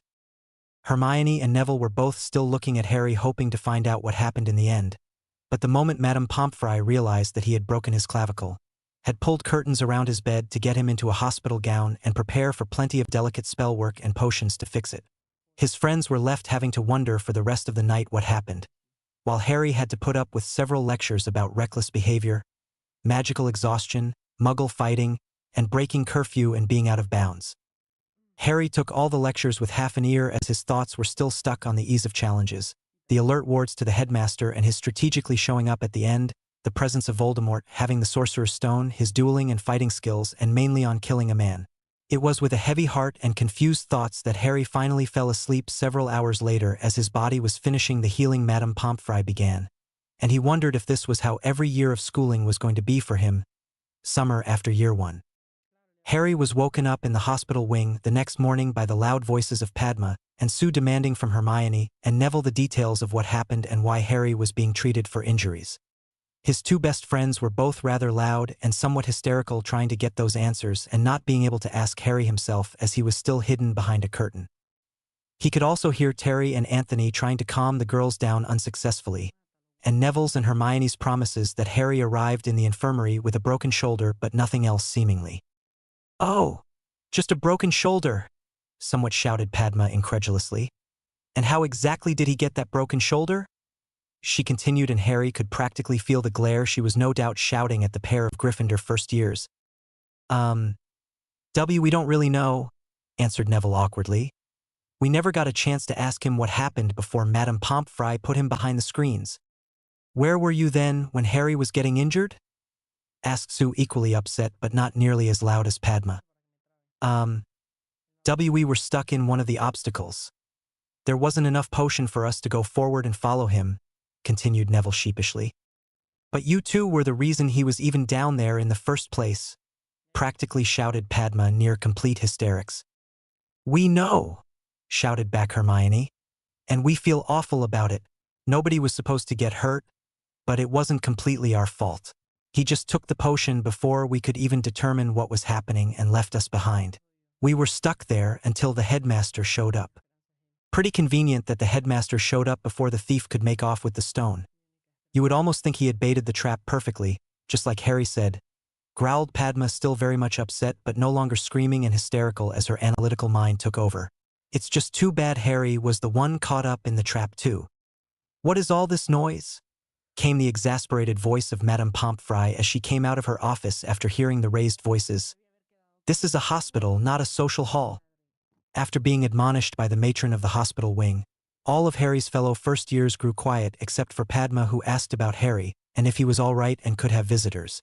Madame Pomfrey told them she would let them know after giving him an exam this morning, but to not expect to get to see him until lunchtime, even though he was going to be okay physically after healing a severely shattered right shoulder.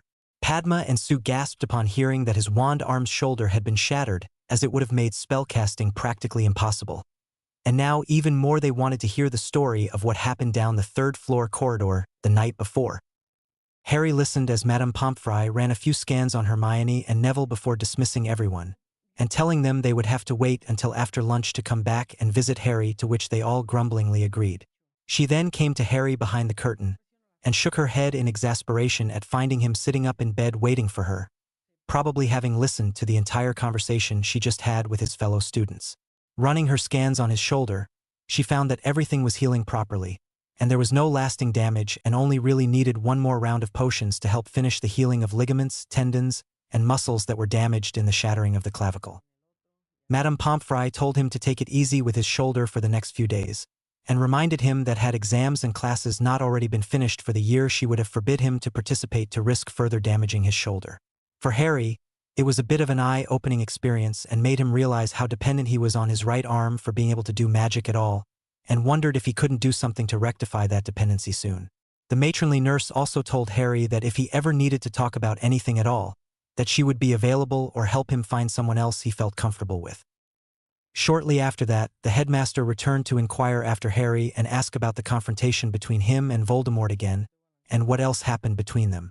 Harry reiterated what he said the night before, going into slightly more detail but also careful to make sure he didn't bring up the stone itself and focus more on the fight and conversation with Quirrell and Voldemort.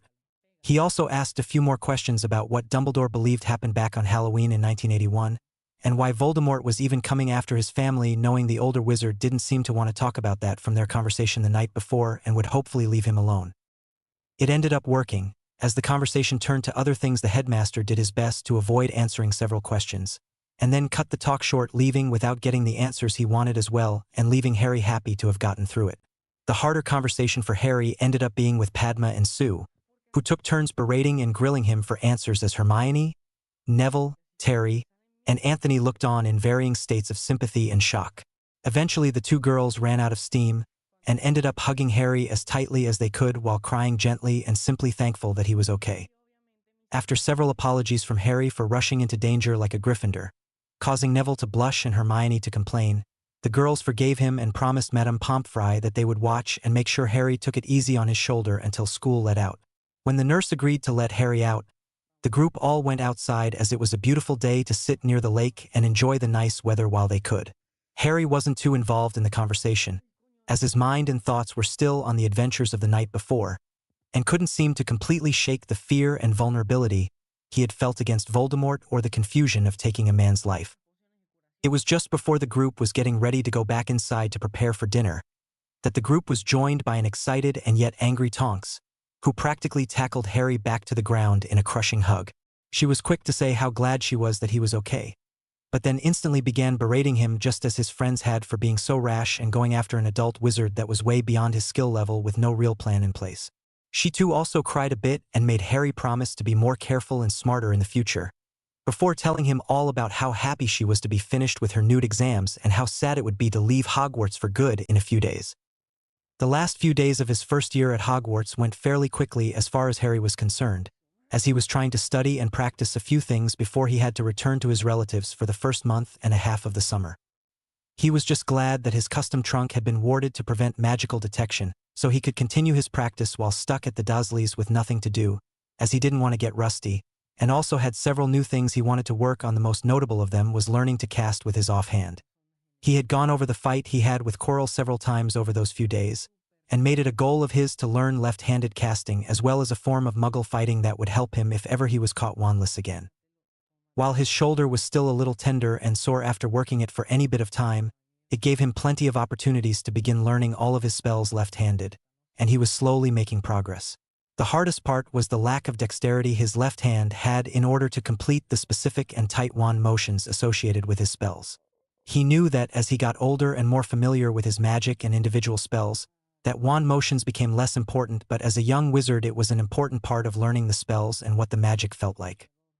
Harry also decided that since he had his new special 5-compartment trunk, that he no longer needed the 3-compartment one he originally purchased in Diagon Alley.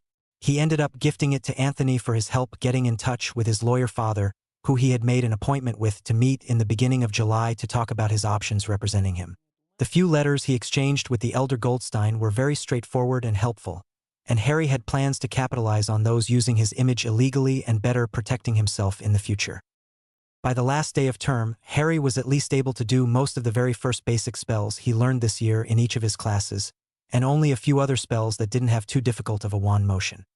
His progress was getting better every time he practiced, and his healing shoulder was almost as good as new by the time he was making his way to the Hogwarts Express for the journey back to London. He was soon sitting in a compartment with Padma, Sue, Daphne, Tracy, and Blaise, listening as everyone talked about their plans for the summer.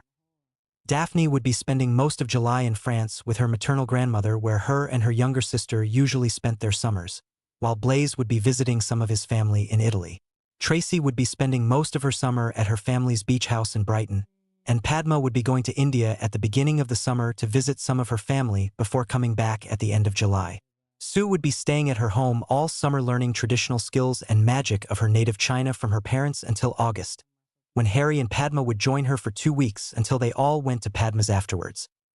His friends were a little concerned when Harry said that he would probably spend the entire first month and a half holed up in his room, or more likely in his trunk practicing magic and trying to get better and stronger. They had all realized throughout the year over various things heard and said that Harry did not have a very good home life, and all wanted to make sure that the difficult dealings at the end of the school year didn't make it worse for their friend. Daphne in fact came up with what she thought was a brilliant idea and called one of her family's 2 house elves named Nebo to introduce her to Harry. She asked Nebo to look out for Harry during the summer, making sure he was well taken care of and eating healthy. She told Harry to call for Nebo if he needed anything, as she was going to be staying behind at her family's house to look after things while they were all gone for most of the summer and wouldn't really have much to do. The others all thought the idea was a good one, and Harry grumbled good-naturedly that he could take after himself and didn't need a babysitter, but was actually quite touched that his friends were worried about him and wanted to make sure he had a good summer too. Nebo was like all of the house elves Harry had met in the Hogwarts kitchens, very excitable and eager to please. She seemed quite happy to be given more work and someone else to look after over the summer, and promised that she could find him and would take care of him.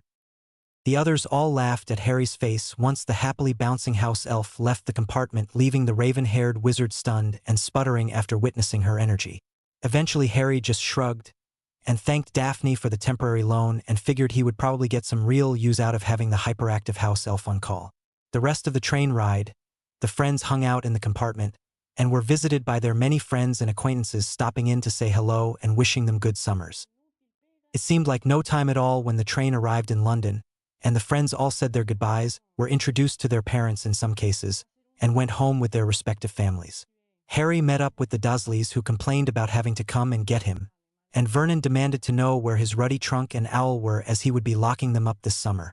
Harry simply shrugged and lied that Hedwig was staying at the school, and that his trunk was stored in a magical pocket dimension, and there was nothing Harry could do to change that now. Vernon was completely pissed and turned a magenta-red color that couldn't be healthy for his heart when he learned that he couldn't lock up and deny Harry his property over the summer. Instead, he started grumbling that Harry would be spending a lot of time locked in his room this summer, as he didn't want to see him around the house except to do his chores, and that he better behave and not be underfoot or he would regret it. Harry simply nodded along, while smiling on the inside that he would be mostly left alone for his time at their house, so he could spend most of his time practicing in his trunk as he wanted. By the second day of his stay at the Dursleys, Harry was grateful to Daphne for thinking about Nebo taking care of him, as Vernon had almost immediately locked Harry into his room with several exterior locks to keep him inside. Since then, he hadn't once been let out to be allowed to eat or use the restroom, and was beyond thankful for the little house elf for bringing him plenty of food and his small trunk apartment's bathroom. He left the lid open so he could hear if anyone called for him or attempted to enter the room while he was staying in the spacious trunk, and was so far glad to be ignored by his so-called family. It wasn't until his 4th day back at Privet Drive, after hearing his uncle leaving for work, that he heard someone outside of his room undoing all the locks. He quickly got out of his trunk and tapped the rune on the lid that instantly shrunk it so he could slip it in his pocket just as his aunt threw open the door with her customary sneer on her face. She balked, however, when she noticed that the room was still spotless, the bed was made, and Harry looked cleaned and dressed all ready for the day ahead. "What have you done in here, boy?" she asked in her shrew voice, as her bulging eyes glared around the room, seemingly looking for something to punish him for. "Nothing," answered Harry simply, and it was technically the truth, as he hadn't spent practically any time at all in the room itself. "I want you out of this house during the weekdays while Vernon is at work," she snapped. "I don't care what you do, but you are to be back in this room before dinner and Vernon gets home." Harry just shrugged, wondering why his aunt didn't have chores for him or wanted to ensure he wasn't around during the weekdays. But he wasn't going to look a gift horse in the mouth and quickly left. Figuring he had the whole day to himself, he thought about heading to Diagon Alley, but thought he would wait on that for now, as he still had a good bit of Muggle money and wanted to get a few things and check out Greater Winging on his own for once. As it was still early, the weather was still pleasantly cool, and the almost half-an-hour walk to the shopping district was rather peaceful and gave Harry some time to plan what he wanted to get accomplished. He thought back to his list he made at the end of the Hogwarts school year, and beside picking up a few pieces of Muggle clothing, the main thing on the list he wanted to look into was Muggle fighting and fitness. When he got to town, he noticed a new gym that had opened up that looked promising as an alternative, even if it wasn't exactly what he wanted, as most of the physical fitness he could do as a young man was cardiovascular he could accomplish doing chores.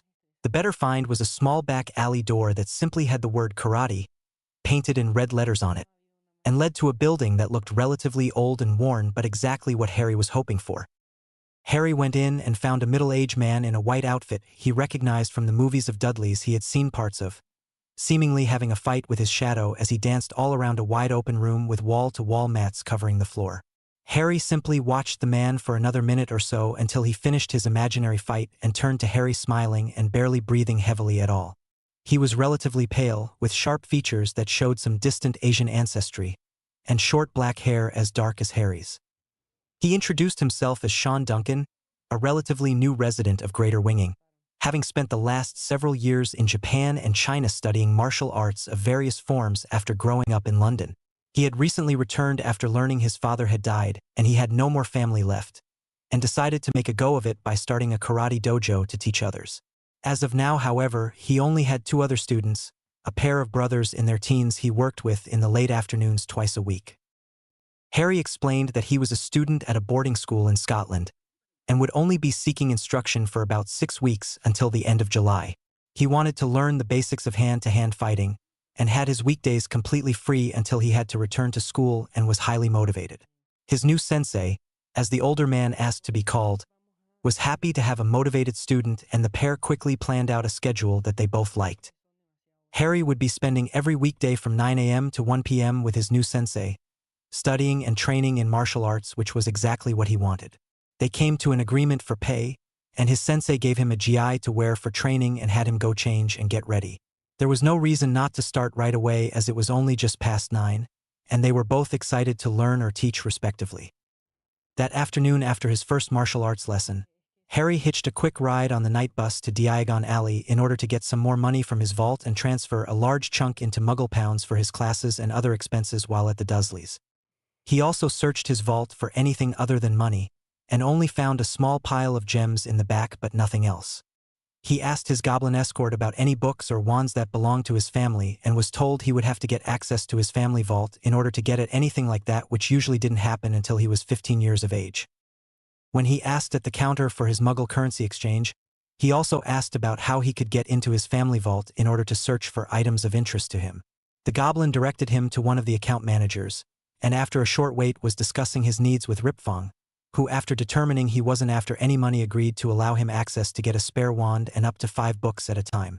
Another trip to the vaults followed, and Harry watched as his goblin escort this time had him provide a drop of blood on the crest over the door to gain entrance, and then watched as the young wizard tested all the spare wands and looked through and pick out his 5 books.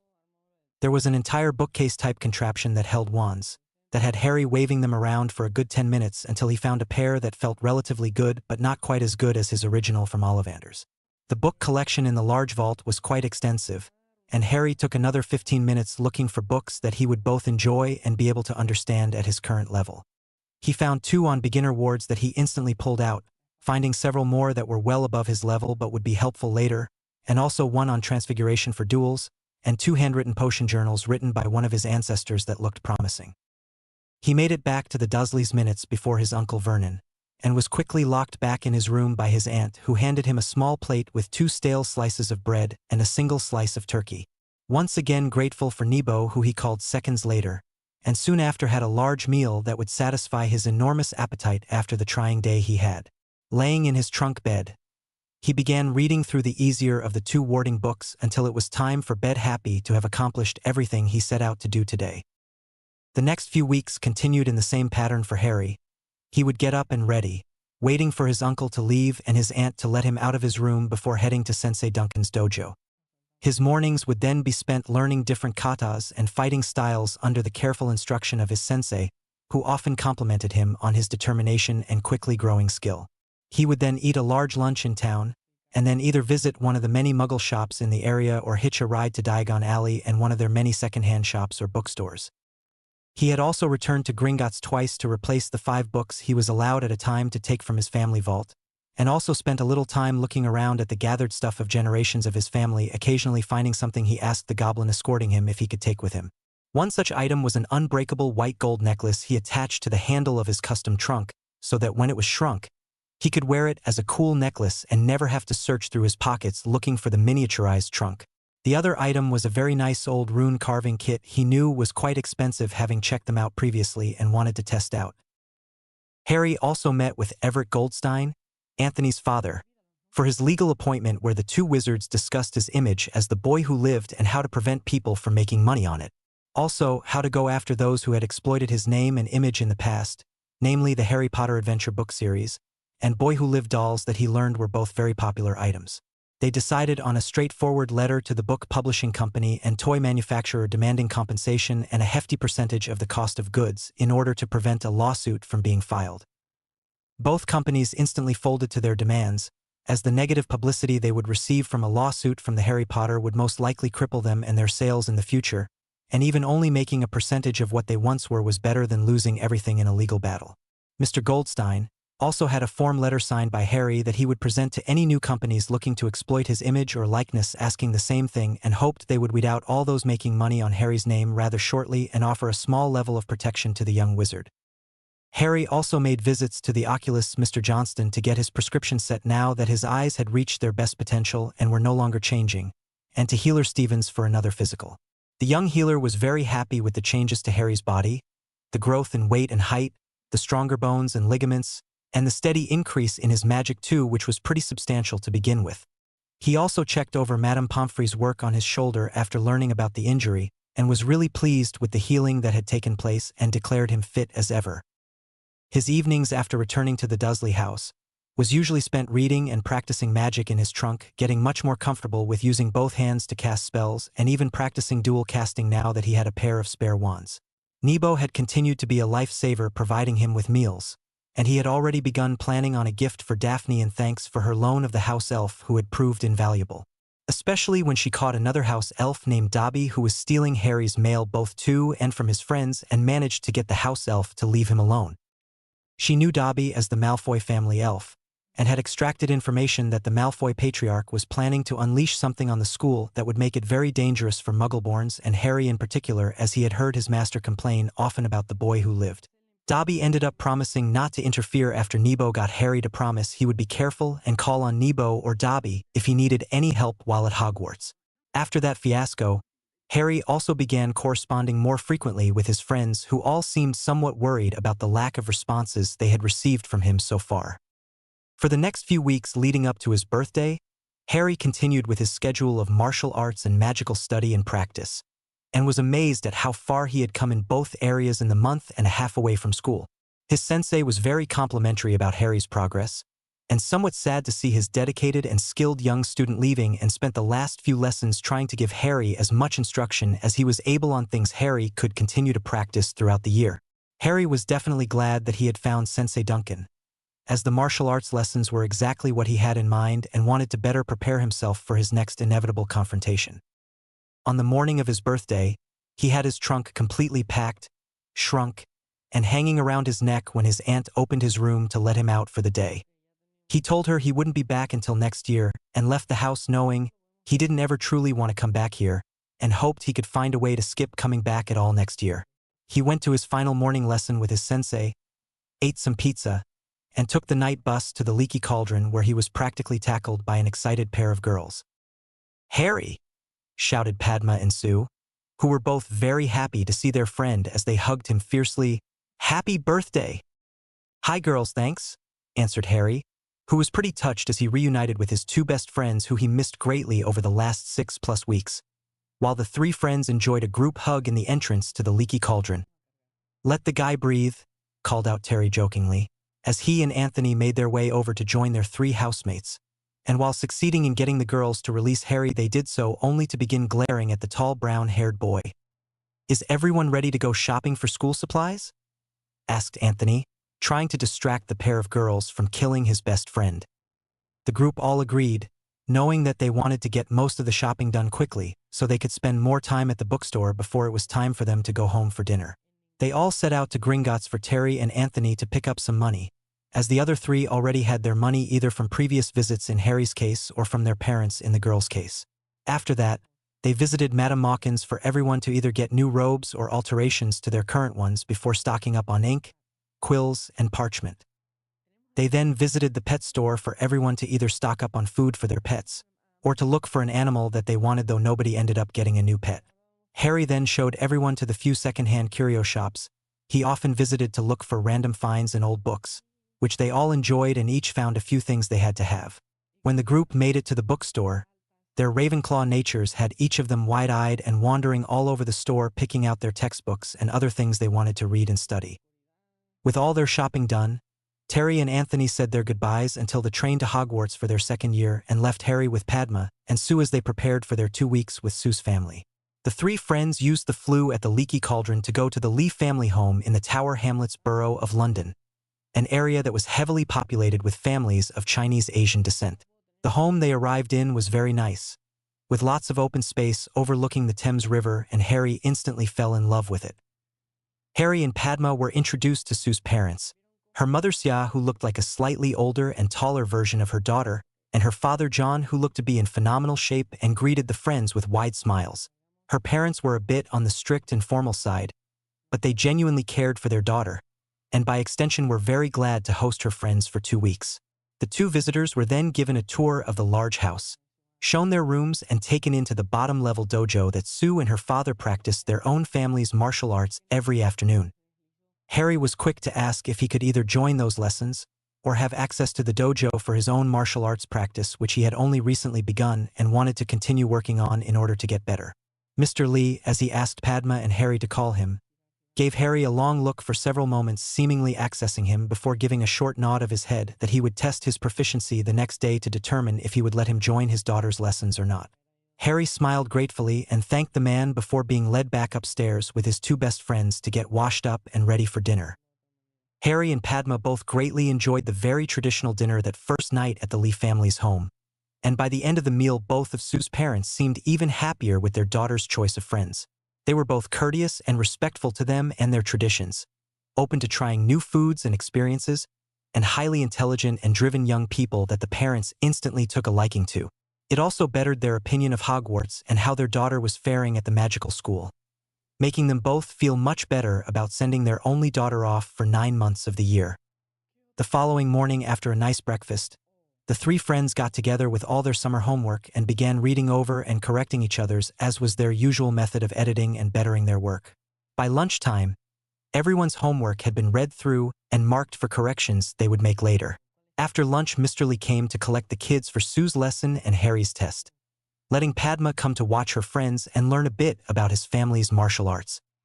Harry's test was grueling, and he felt like he was back to the first day he spent with Sensei Duncan, as the older man seemingly had no problem defending any of his attacks and was constantly correcting his movements and attacks to the point Harry felt like he hadn't learned anything yet of value. While Harry was recovering his breathing, he got to watch Sue and her father spar, and instantly realized why the older man had so little difficulties defending against him, when Sue was obviously well above his level and her father even better. When they were done with their workout, Mr. Lee congratulated Harry on a solid base knowledge of martial arts for someone who had only recently begun training, and promised that he would include Harry in their daily workouts if he was still interested, which he was. The next day at breakfast, 3 owls delivered their school lists for second year and report cards for their first year, and all 3 students were quick to read and talk about how they did with each other.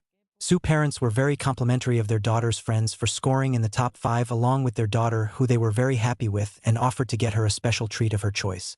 Sue asked for her own owl so she could better communicate with her parents during the school year and her friends over the summer, and they were quick and happy to agree. Over the following 2 weeks, the 3 young friends followed pretty much the same schedule as their first day, with revising and studying in the morning and martial arts lessons in the afternoon. After dinner, they would sometimes play games in the den or sneak visits into Harry's trunk training room to practice magic and keep all their skills sharp while preparing for the next year. While Sue's parents allowed her to practice and use magic over the summer under their direction and supervision, she didn't think they would completely approve of her desire to learn magical dueling and the heavy emphasis the group put on transfiguration, as they were both charms experts and practitioners of their native Chinese magic. Sue knew her parents wouldn't really mind her practicing in Harry's trunk, as they always had encouraged her to push herself and be the very best she could. It was more likely they would not like her being in a place with a boy that they couldn't supervise, even if she knew it was much too early in her life to be worried about that, even if Harry was what she would consider a great catch.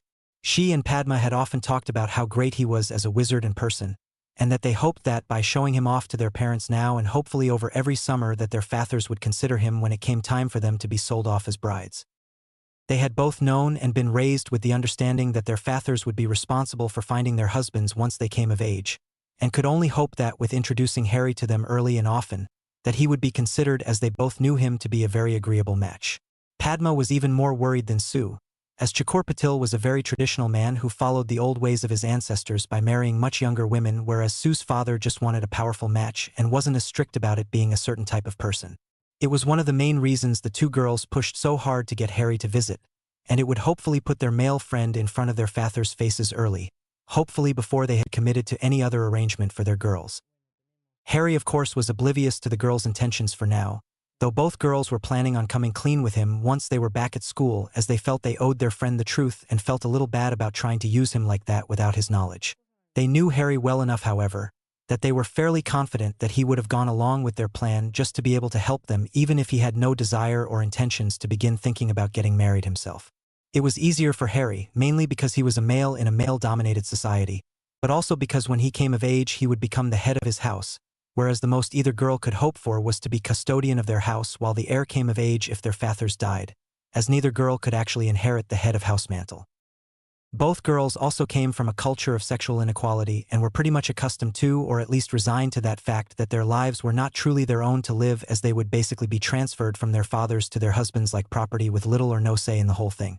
Having known this truth for their entire lives, it wasn't such a disappointment until reaching Hogwarts and befriending Harry, who made them realize that there were many different kinds of guys out there, and some much better than others.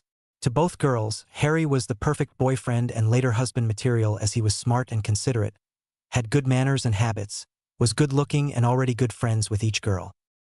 By the end of the visit, Mr. and Mrs. Lee were somewhat sad to see the three youngsters leave, as they were excellent house guests, and their interaction with one another was refreshing for the older couple to watch. Mr. Lee congratulated Harry on his great start to learning martial arts and excited to have someone his daughter could spar with throughout the year to keep their skills sharp, and both kids were invited to come back the following summer to do something similar. After saying their goodbyes and making sure they had everything packed, the threesome used the flu to travel to the Patil residence in the Harrow area of London, an area heavily populated by those of Indian descent.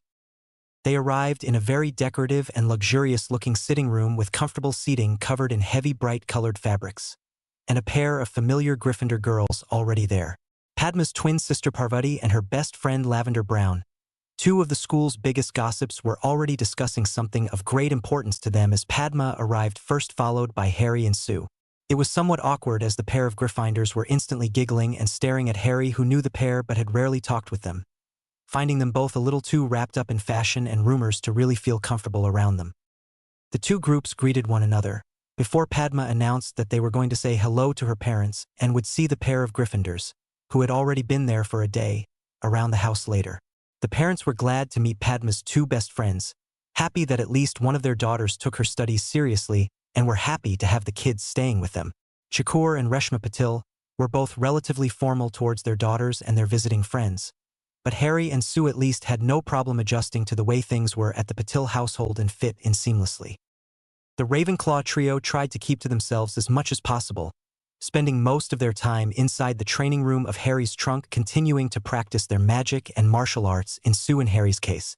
They also used the escape to keep clear of the giggling pair of Gryffindor girls that neither of the three Ravenclaws could stand being around for much time, especially Harry. Parvati and Lavender spent most of the time in Harry's presence giggling and trying unsuccessfully to flirt and get his attention, which was actually a surefire way to get him even less interested in the pair, and offered no end of amusement for his two best friends. With their homework out of the way, the three Ravens spent most of their spare time learning about new things that interested them while they weren't practicing, which mostly consisted of ancient runes. All three were interested in that subject for different reasons, and couldn't wait a whole year to get to learn it at Hogwarts, and were getting a head start. Harry wanted to learn warding like most of the members of his family, Sue wanted to do enchanting that had a heavy runic element, and Padma just wanted to learn runes, as they were such a foundational aspect of magic and a skill that was very much in demand and lucrative, and had dreams of being a curse breaker. The two girls, though, were somewhat upset at Harry, as they quickly found out that he had already begun studying runes and was a natural at deciphering the different runes and alphabets, and had already begun learning to draw runes both with his quill and the etching kit he found in his family vault. He was able to pacify them though with extra help, making sure they understood the basics and answering any questions they had about the subject, which made it hard to stay mad at the young wizard. They also understood his family's connection and affinity for runes gave him a severe advantage in the subject and didn't hold it against him too much despite sometimes feeling he had many such magical affinities. Harry promised that his other subjects came much harder to him, and any advantages he had were from reading, studying, and practicing ahead, owing much of it to the small hints and advice given to him in his mum's journal and from hanging around two very smart and competitive Ravenclaw girls. His other big advantage came from his growing occlumency, which had really progressed far over the course of his first year of school, and although it hadn't been tested, he felt that it would hold up against any intruder. His defenses were varied and many, with new ones being added all the time to replace his earlier attempts, and the sorting and storing of his memories was coming easier to him every night he practiced before falling asleep. He had mentioned several times now to his best friends the benefits and necessity of learning occlumency, both for the protection of your mind and the greater retention and mental focus that helped so much with classes and learning magic. The visualization component that was so important in Transfiguration, according to his mum's notes, was incredibly boosted by his occlumency, which also increased his ability to remember runic alphabets. The girls agreed that the advantages of occlumency would be a great asset, and agreed to spend some time reading the books Harry had and practicing on their own as Harry would begin studying legilimency. He had managed to find a book about the subject near the beginning of the summer and had read about the mental discipline, though had done very little about it as the main requirement was a strong mental defense and organization that he wanted to shore up first. Strong occlumency and knowledge of your own mind was the crucial first step for any new legilimencer planning to enter the mind of others to prevent losing oneself in the process. Harry felt that he was probably ready to begin trying to read someone else's mind, but didn't want to just randomly invade someone's privacy without any provocation. Harry's first chance to practice legilimency came the day before they were set to leave for King's Cross, when he was cornered outside of his guest bedroom by Lavender, who was trying to bat her eyes at him and invade his personal space.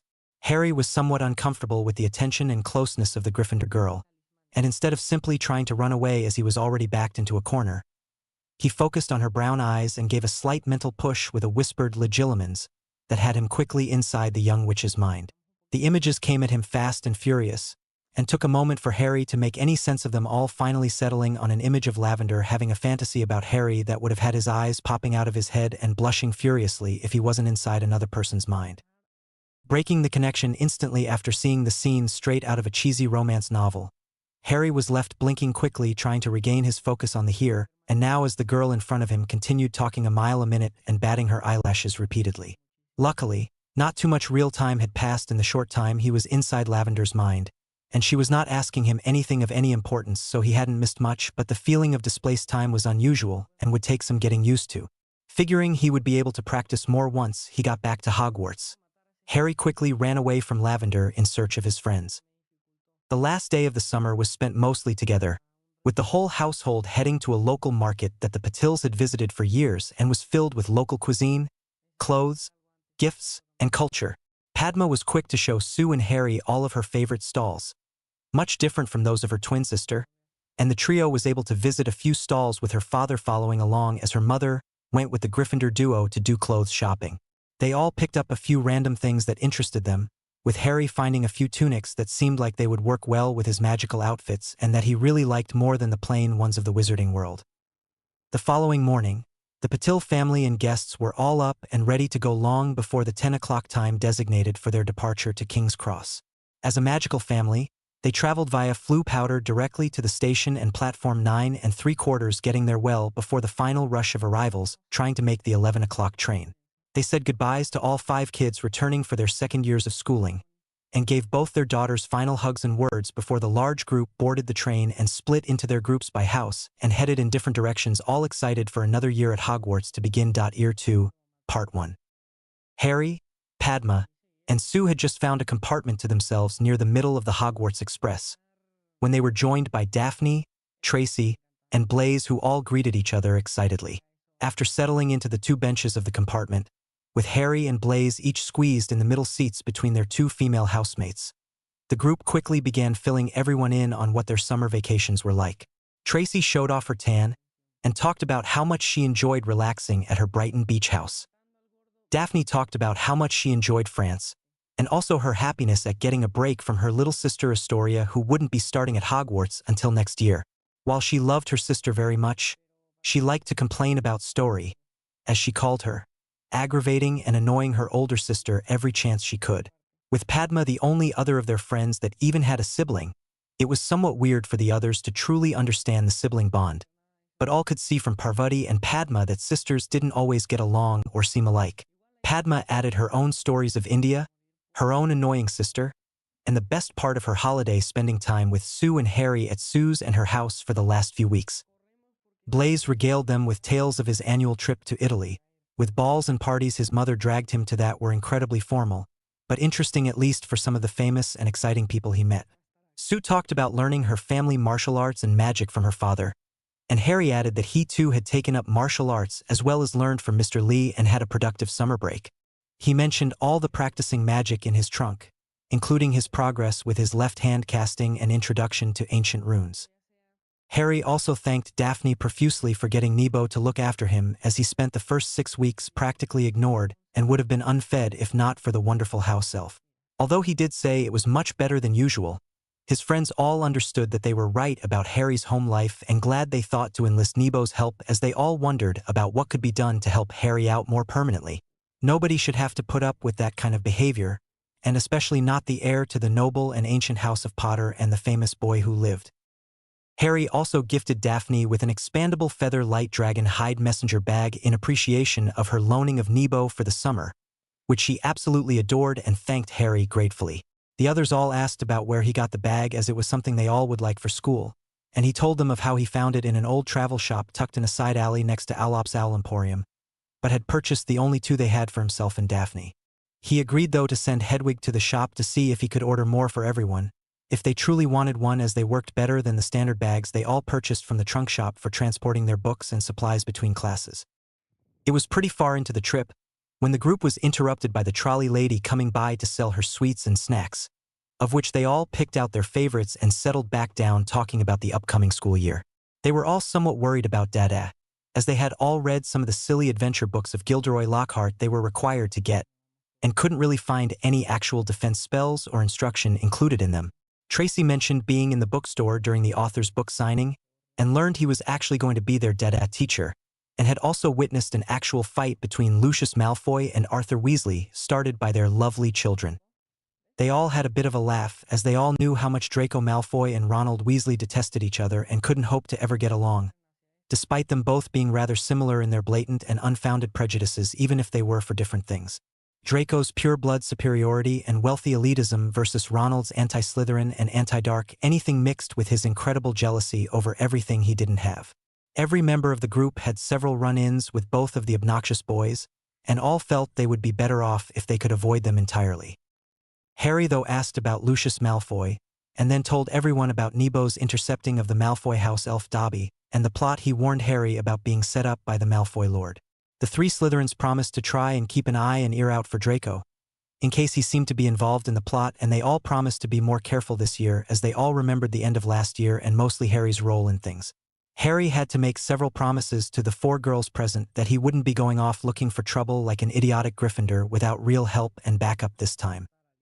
Almost like they were summoned, their compartment was shortly afterwards invaded by the Gryffindor duo of Hermione and Neville, who were both partly responsible for much of the end-of-year adventure Harry had the previous year with the Philosopher's Stone and Professor Quirrell and Voldemort. They said their hellos, and suffering through the glares of Padma and Sue, Neville thanked Harry for the herbology book on his birthday and asked if they were going to continue with the weekend training and practice, as it had really proved beneficial to the still rather shy Gryffindor boy. Hermione too wanted to tag along sometimes, and also needed to apologize to Harry and the others for the role she played in getting Harry involved with the Philosopher's Stone adventure, which Harry easily accepted, though Sue and Padma especially were less forgiving initially. Harry agreed that they would continue their weekend training practices, and that they were both welcome to come and participate, as it would be much like it was last year. The Gryffindor pair left shortly after, as Terry and Anthony arrived to catch up with their friends and talk about everyone's summers and complain about the Lockhart Dada books. They too were happy to learn that they were continuing their training practices on the weekends and library study sessions during the week. It wasn't much later that the train was arriving in Hogsmeade Station, and the group of second-year students made their way to the carriages being pulled by what Harry learned last year from Tonks were Thestrals. Not exactly happy that he could see the skeletal horse-like creatures due to witnessing Professor Quirrell's death several months earlier, but he at least had made some peace with the death of his possessed former teacher. His continued occlumency meditation had really come in handy to review the events of last June and let him deal with the issues that arose from that encounter and understand better about the necessity of his actions. H.I.'s thoughts on the end of the previous year reminded him that he still had Nicholas Flamel's Philosopher's Stone in his Gringotts money pouch, not knowing what to do with the extremely priceless magical artifact. He had tried to write to the elderly alchemist over the summer, but it was one of the letters that Dobby had intercepted, and in the confusion and busy schedule of his summer, he never got around to resending it. He would have to remember to try it again once he got settled back in at school, since he didn't think it was right to keep the priceless magical artifact for himself even if he did want to run an experiment or two on it. Soon Harry and his friends were back in the Great Hall, sitting at their appropriate house tables waiting for the new first years to be sorted so the opening feast could finally begin. They saw all the teachers gathered at the head table except for Professor McGonagall, and most of the second-year Ravenclaws groaned at seeing the smiling blonde peacock-looking new dada Professor Gilderoy Lockhart sitting in the seat that was occupied by Professor Quirrell the year previous. The only good thing about it was seeing the absolute glare of loathing that Professor Snape was directing at the blonde in his forget-me-not blue robes and crooked matching hat. Harry and his friends didn't hold out any hope that the upcoming year was going to be any better in dada than the one previous, as the new teacher inspired less confidence than Quirrell, who was seemingly scared of his own shadow, though Harry knew that to be an act. He expected to spend most of this year learning defense on his own, and was somewhat upset that Tonks was no longer around to get her to teach him new spells and work on his dueling, though he did have a pretty big group of friends to practice with instead. He reminded himself to continue writing Tonks as she had recently started her first year of aura training, and could probably use the break and encouragement every once in a while from what he heard was a very grueling schedule. Luckily, the sorting began and went quickly, and the hungry students were able to eat their fill and catch up with their friends and meet their new housemates. The first-year Ravens were a pretty plain group that didn't stand out much, except for the seemingly wide-eyed Luna Lovegood with her radish earrings and butterbeer cork necklace that stood out more than almost anyone in their house. Harry was close enough to the group of first-years to hear the interesting new girl talk somewhat spacey about magical creatures he never heard about and wasn't quite sure even existed, though sounded rather entertaining. When the feast was done, the Ravenclaws made their way to their common room and settled around continuing their greetings of their housemates and friends as some of the students slowly started making their way to bed. Harry said goodnight to his friends after a little bit, and found his room the same as the previous year and began putting his things away on his bookshelves and wardrobe before leaving his trunk next to his desk. He only kept out his school books and few reference books he knew he would be using often, leaving the rest of his growing book collection in his trunk library before going to bed. The next morning, Harry was up early and waiting in the common room reading a book on basic wards that he was getting close to figuring out a way to make work and getting pretty excited about it. By the time Padma and Sue came down from their rooms, the common room was pretty full as they waited for their head of house to come and have the usual start of term announcement. It wasn't long before Professor Flitwick was greeting his students, handing out class schedules, and then sitting down to talk with the first years as the older students collected their books and made their way to the Great Hall for breakfast and their first classes of the day. As September 2nd was on a Wednesday this year, and their class schedules were exactly the same as the previous year, all the second-year students had the morning off to compensate for the late Tuesday night astronomy class. So, after their breakfast, they all headed towards their usual training classroom to practice their spells and make sure they didn't forget anything, and to ensure that they kept their skills sharp after the long break of no or little magic for some of them. It didn't take long to realize that aside from Harry, nobody else was quite able to practice and advance so much over the course of the summer as they had other things going on. Sue had kept up her practicing and skills with all the work she did with her father, but most of it was more specialized family magic. Her and Padma were both better off than the others though, and attributed it to practicing with Harry in his trunk during the last few weeks of the summer. Everybody else quickly got winded from having not expended too much magic over the summer, and knew they would have to rebuild their reserves if they wanted to get back to where they were at the end of the year. Harry, on the other hand, had greatly increased his reserves and skills, and had reached the point where his offhand casting was almost equally as fast and accurate as his dominant hand was. Nobody wanted to practice duel him after seeing him warm up, and he ended up taking on Daphne and Blaise combined and still beat the pair rather easily.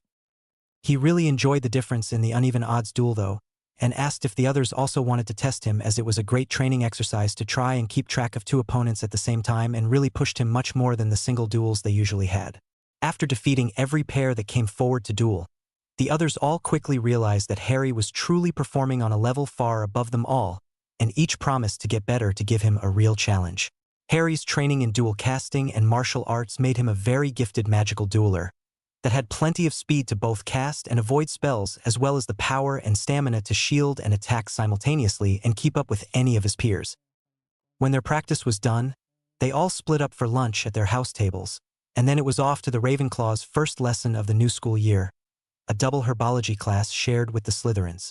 Primarily, the class consisted of being introduced to some of the plants and things in Greenhouse Number 2 that they would be working more in as the year progressed, but then it was back to Greenhouse Number 1 to review and finish the last few things in there they had not yet got to.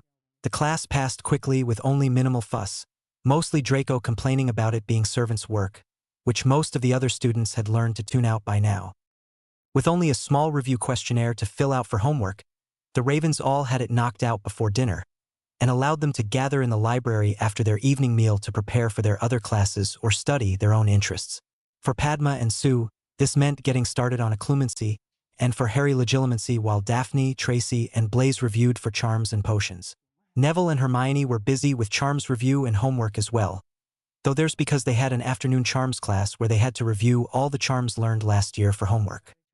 Thursday morning began with history of magic and charms before lunch, where Professor Binns immediately droned on about another goblin rebellion, and Professor Flitwick had them review the previous year's charms until they could successfully perform them all. After lunch was a double potions class that had Professor Snape instantly begin the New Year's potion making, after a half an hour of question and answer session that probably would have reduced unprepared first years to tears. The Ravenclaws and Hufflepuffs though knew what to expect and came prepared for the most part. All except Zacharias Smith anyway, who suffered brutally and would be spending 3 nights in detention to make up for his unpreparedness and blunders.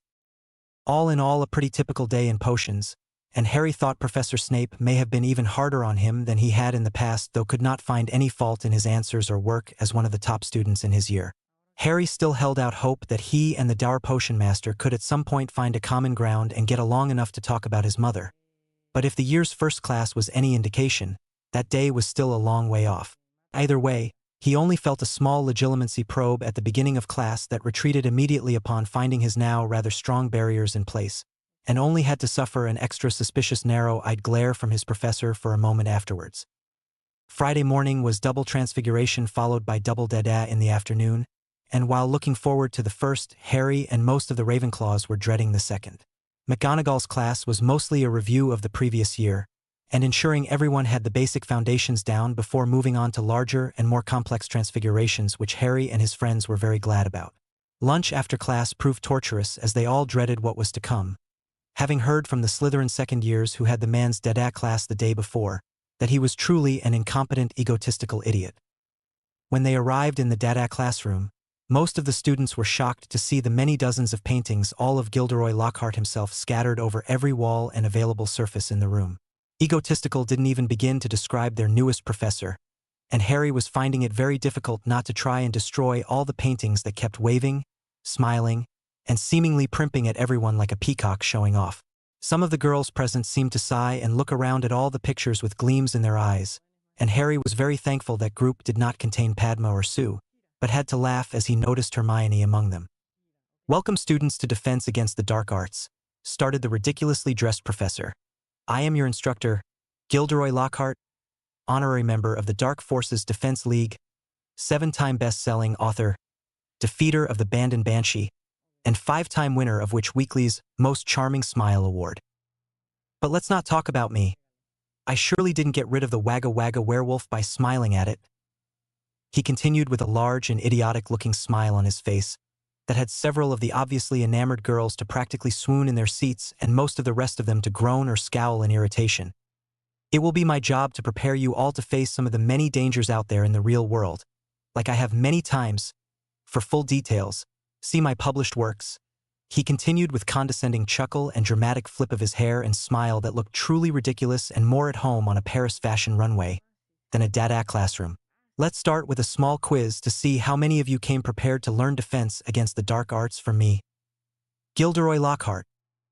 The quiz he passed out to all the students was beyond useless, as it was filled with countless questions just about Lockhart himself, like his favorite color and hair care products, dreams and achievements, and nothing about actual defense or spells at all.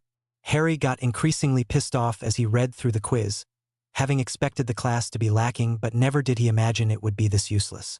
He knew several of the answers from his one quick read-through of the man's stupid books, but he wasn't inclined to validate this man with answering any of these ridiculous questions. Instead, he just left the quiz blank and used the time to start listing out all the inconsistencies he had found between the dates found in those books where he was apparently doing two things simultaneously. Or rather, those times he was obviously lying about his accomplishments rather than the times Harry just suspected he lied about things. He saw Padma and Sue both slowly filling out the quiz, although neither looked too happy with it, while Hermione was practically racing through it with an excited gleam in her love-struck eyes. After collecting all the quizzes, Professor Lockhart began thumbing through them, making tisking noises of disapproval at how few people answered the questions correctly, until he came to Hermione's, where he smiled largely and commented on how well she knew all his likes and got all the answers correct. He also paused when he saw Harry's paper, and actually pulled it out of the stack to page through both sides to find not a single answer given, which had him shoot a disappointed look towards the young wizard that went ignored. "No matter," muttered the blonde-haired professor as he set the quiz papers aside on his desk, where several of the students now noticed a covered cage that the older wizard was now standing in front of and waiting until he had the whole class' attention, something that Harry could tell fed the man's large ego even more. "Now, it is my job to prepare you for facing some of the darkest of magics and creatures, as I have had to do on many occasions." Harry could hardly believe the ego of the man, as he never seemed to shut up about himself and was constantly bragging about his exploits that Harry seriously doubted happened the way the man described.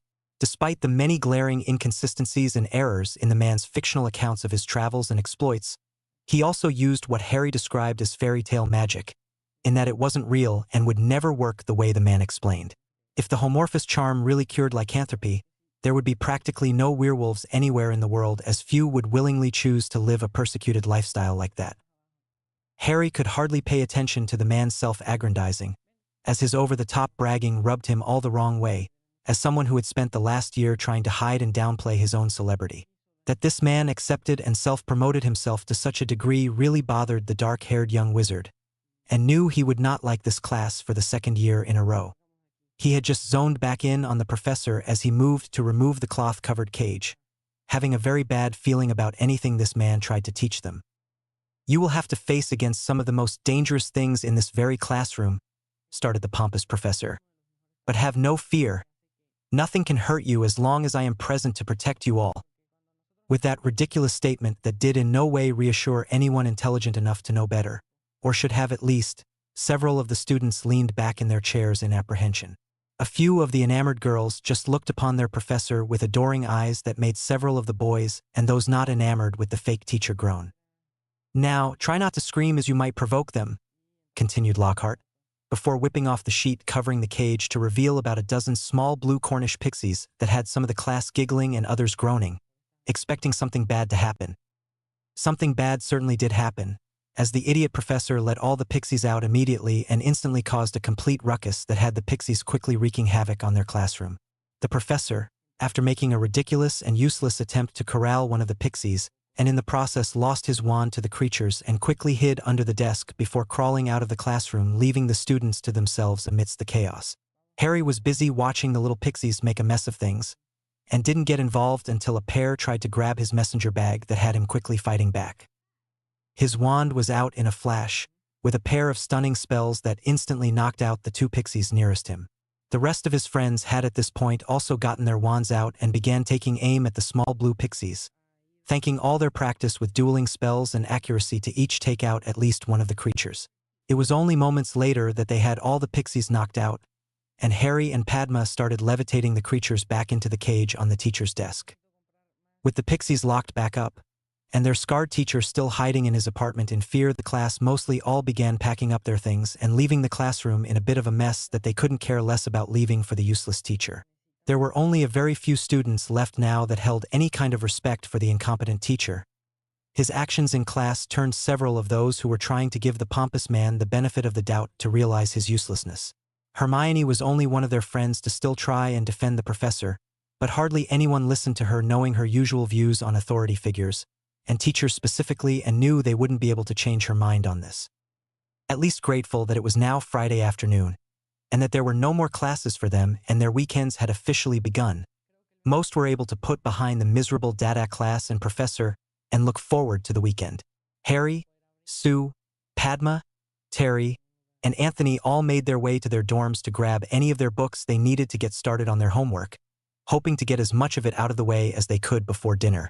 They all met back in the library and got an hour head start due to the shortened data class, before they were joined by Daphne, Tracy, and Blaze. With all the extra time before dinner, the Ravenclaws at least were able to finish all their assigned homework and spent the evening reading and exploring other interests in the library while the rest of their group finished their work and then joined them in studying ahead. The weekend was spent practicing their magic in the afternoons, and for Harry and Sue working on their martial arts together in the mornings.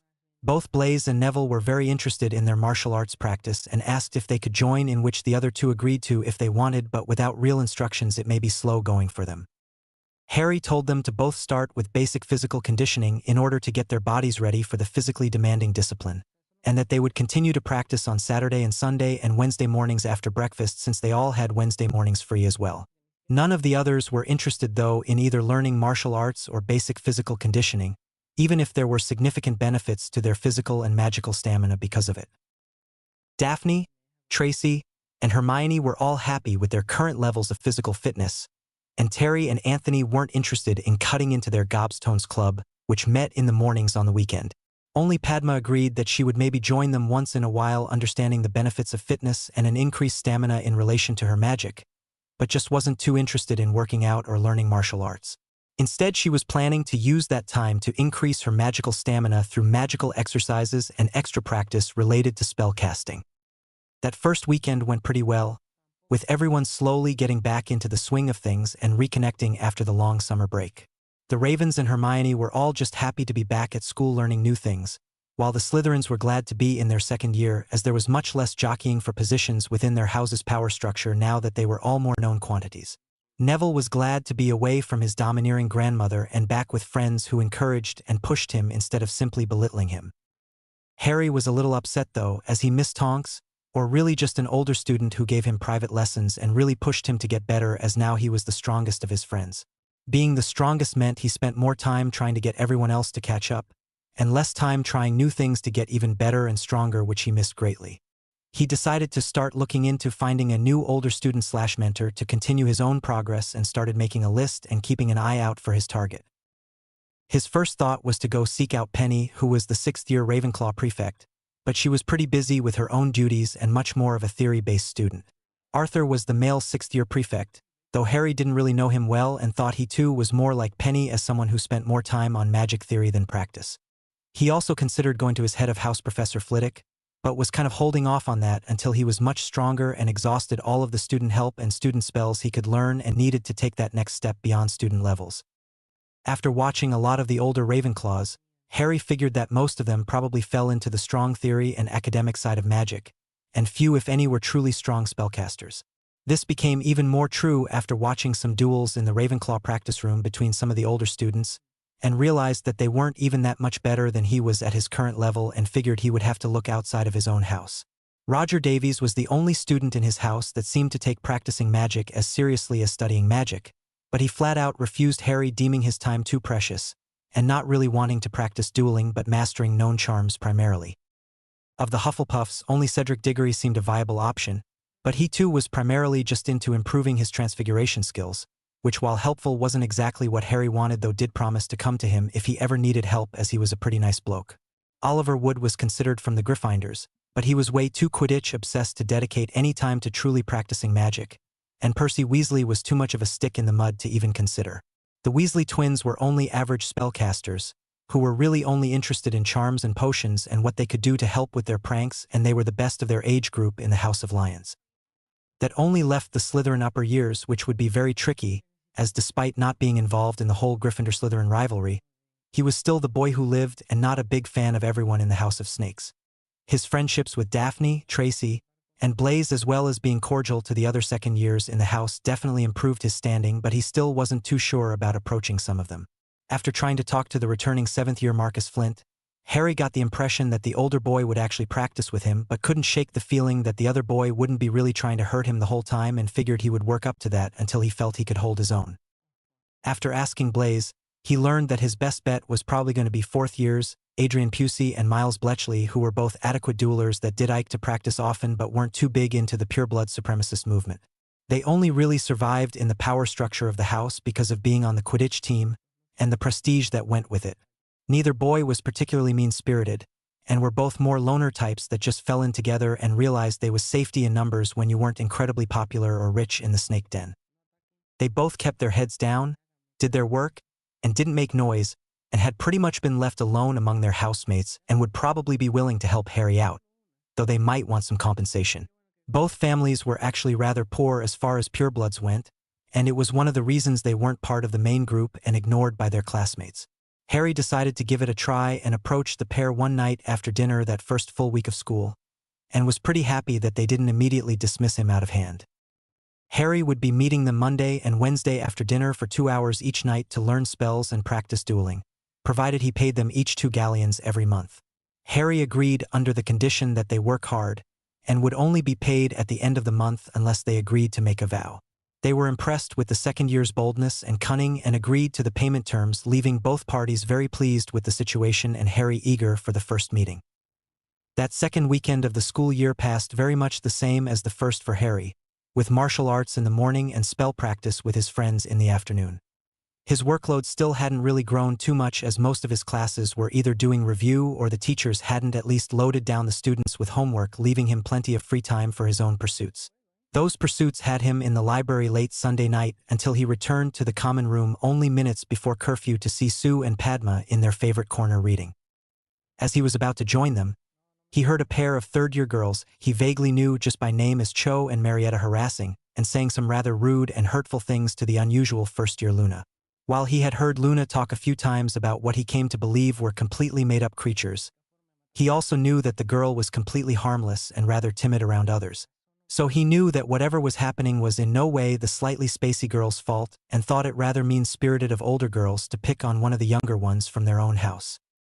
Having seen the older girls around often enough, he knew that they both thought of themselves as the top of their class, and remembered that there were a few instances at the beginning of the previous year where the 2 older girls had hassled Padma and Sue a bit.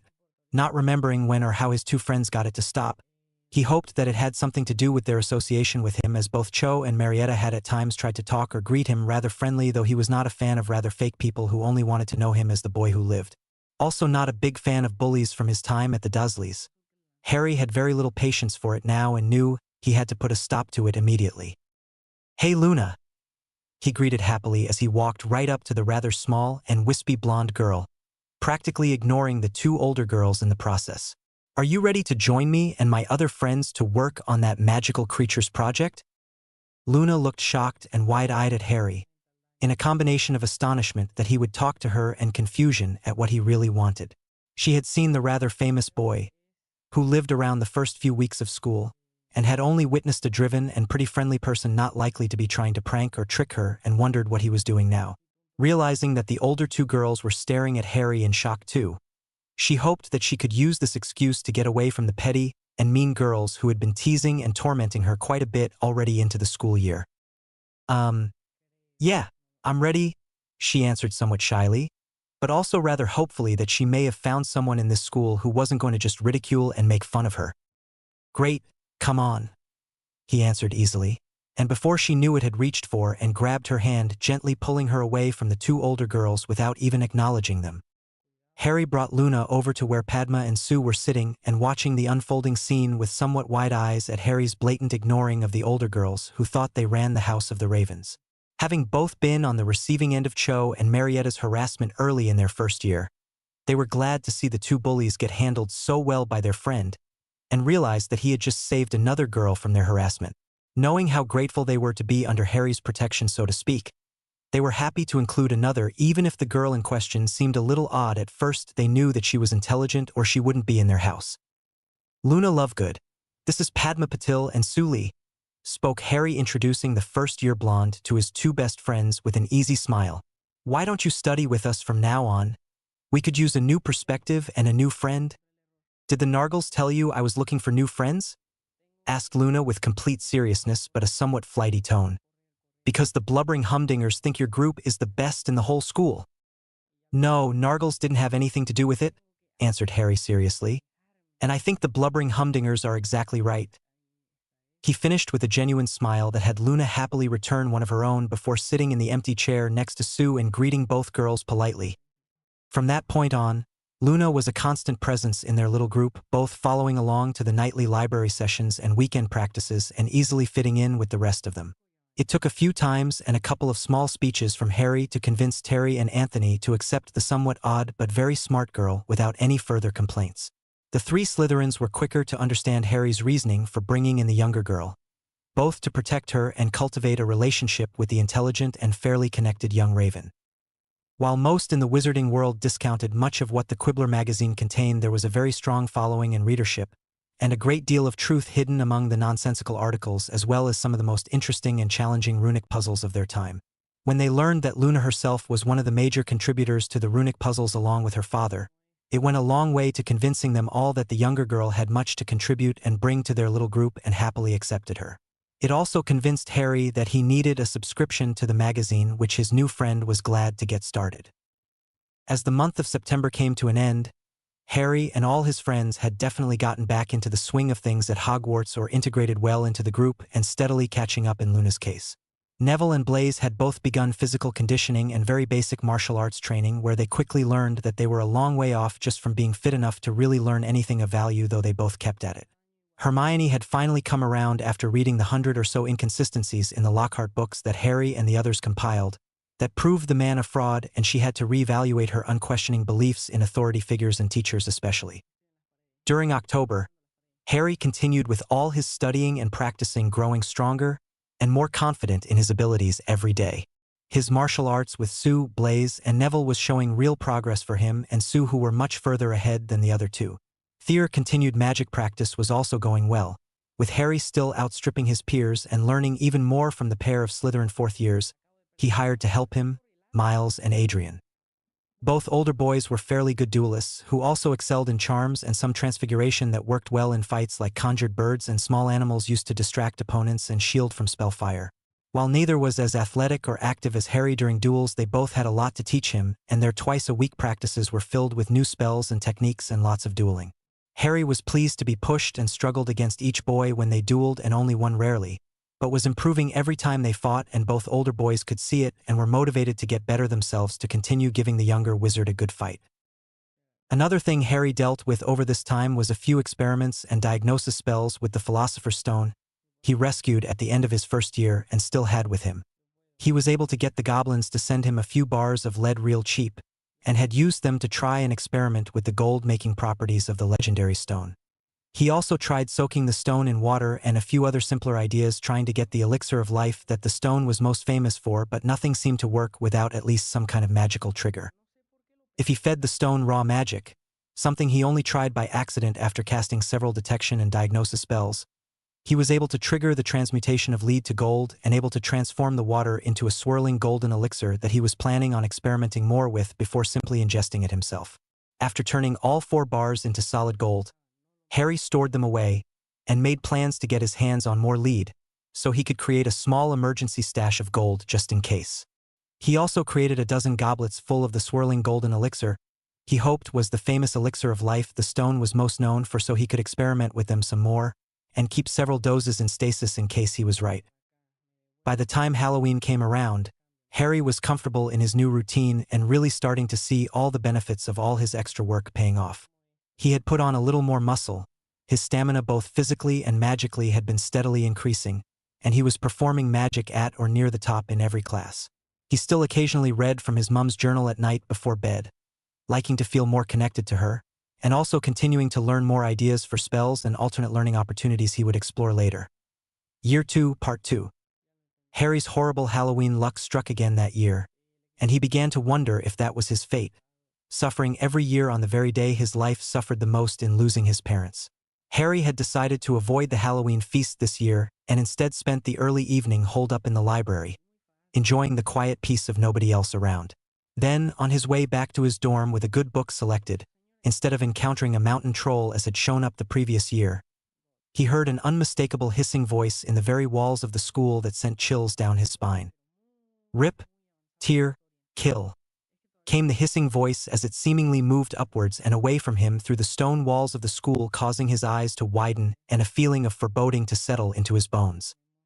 "That can't be good," he muttered to himself, before quickly trying to track the moving voice and ending up near the second-floor bathroom that was famously haunted by the ghost aptly named Moaning Myrtle, where it disappeared. While the voice disappeared there, Harry quickly became aware that something else had obviously happened in the hallway before the bathroom as the floor was flooded with water.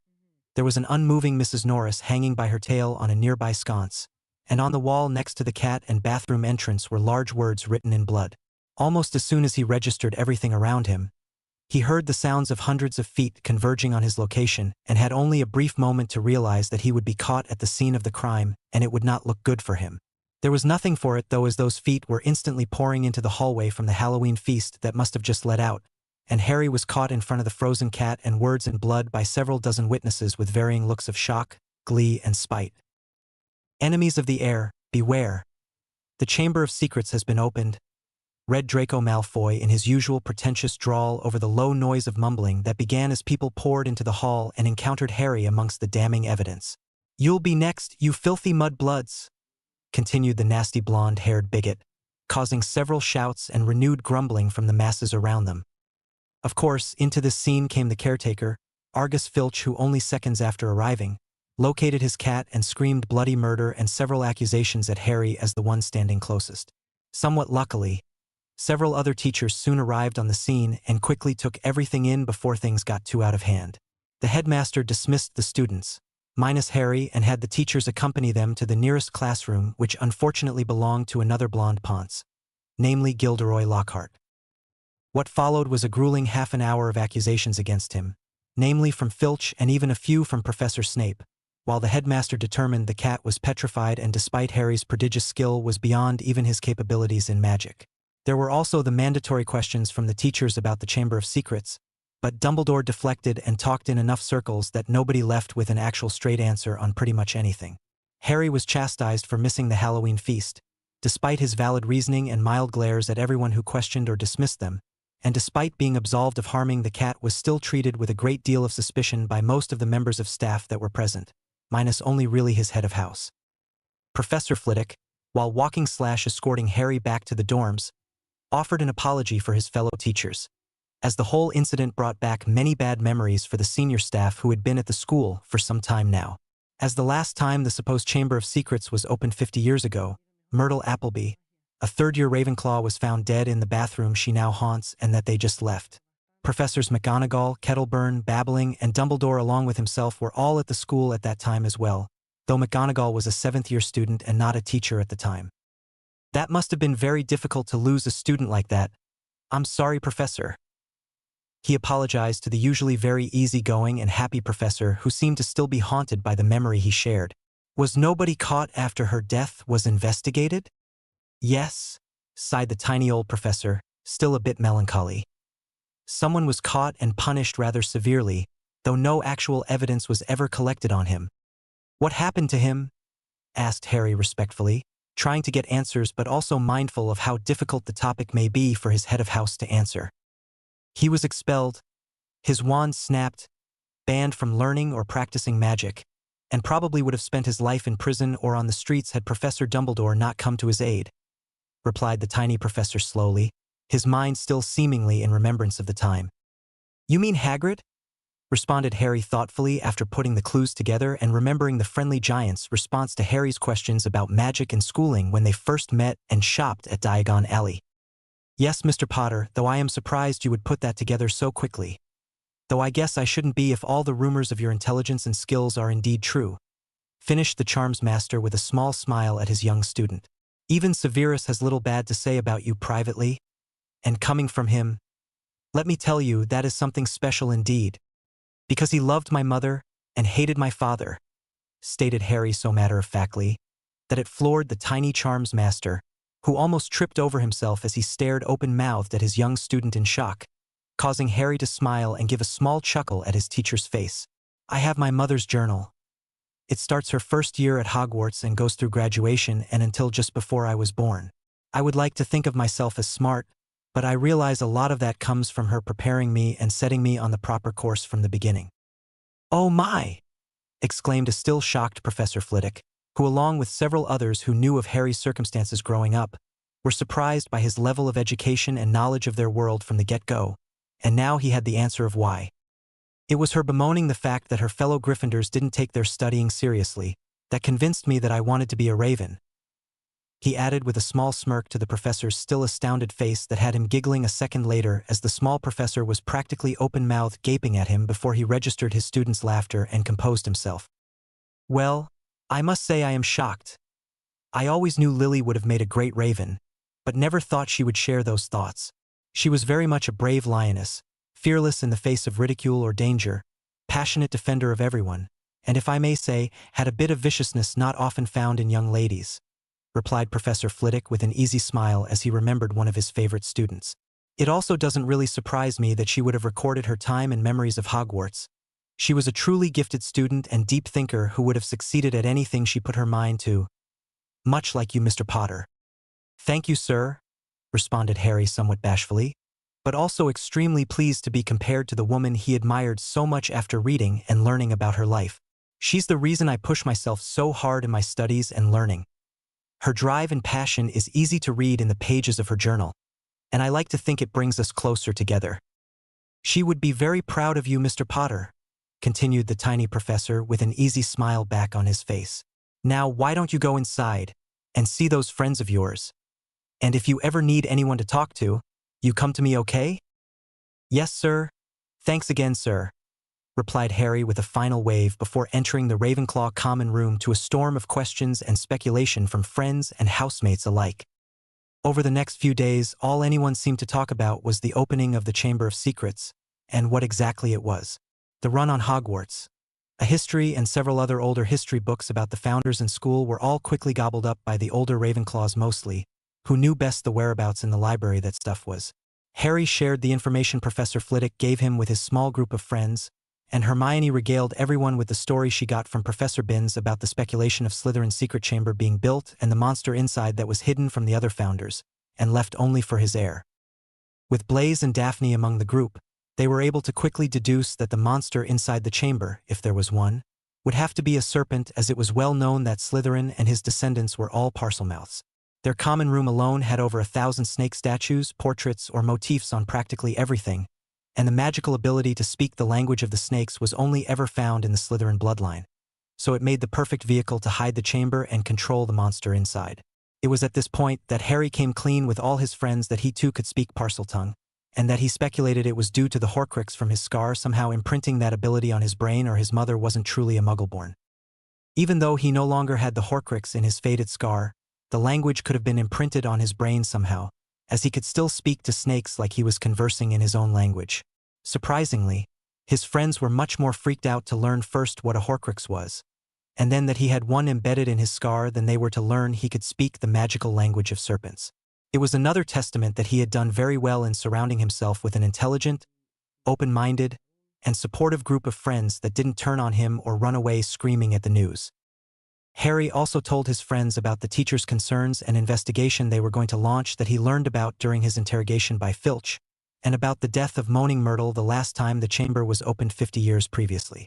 It was then decided that they would discreetly do their own investigating into the hidden Chamber of Secrets, thinking they had an advantage over others with the ability to speak the language of Slytherin. They knew they would have to investigate the second-floor bathroom thoroughly, as well as interview Hagrid to try and learn a few more details about the last time it was opened. One additional thing that was brought up by their youngest member, Luna, was the strange behavior of her formerly best friend from her childhood, one Ginny Weasley. She said that for the first 2 months of the school year, that her once bubbly, loud, and outgoing friend was seemingly shutting herself off from friends and family and acting very out of character. It had gotten even worse over the last week, leading up to Halloween, and she was worried for her childhood friend.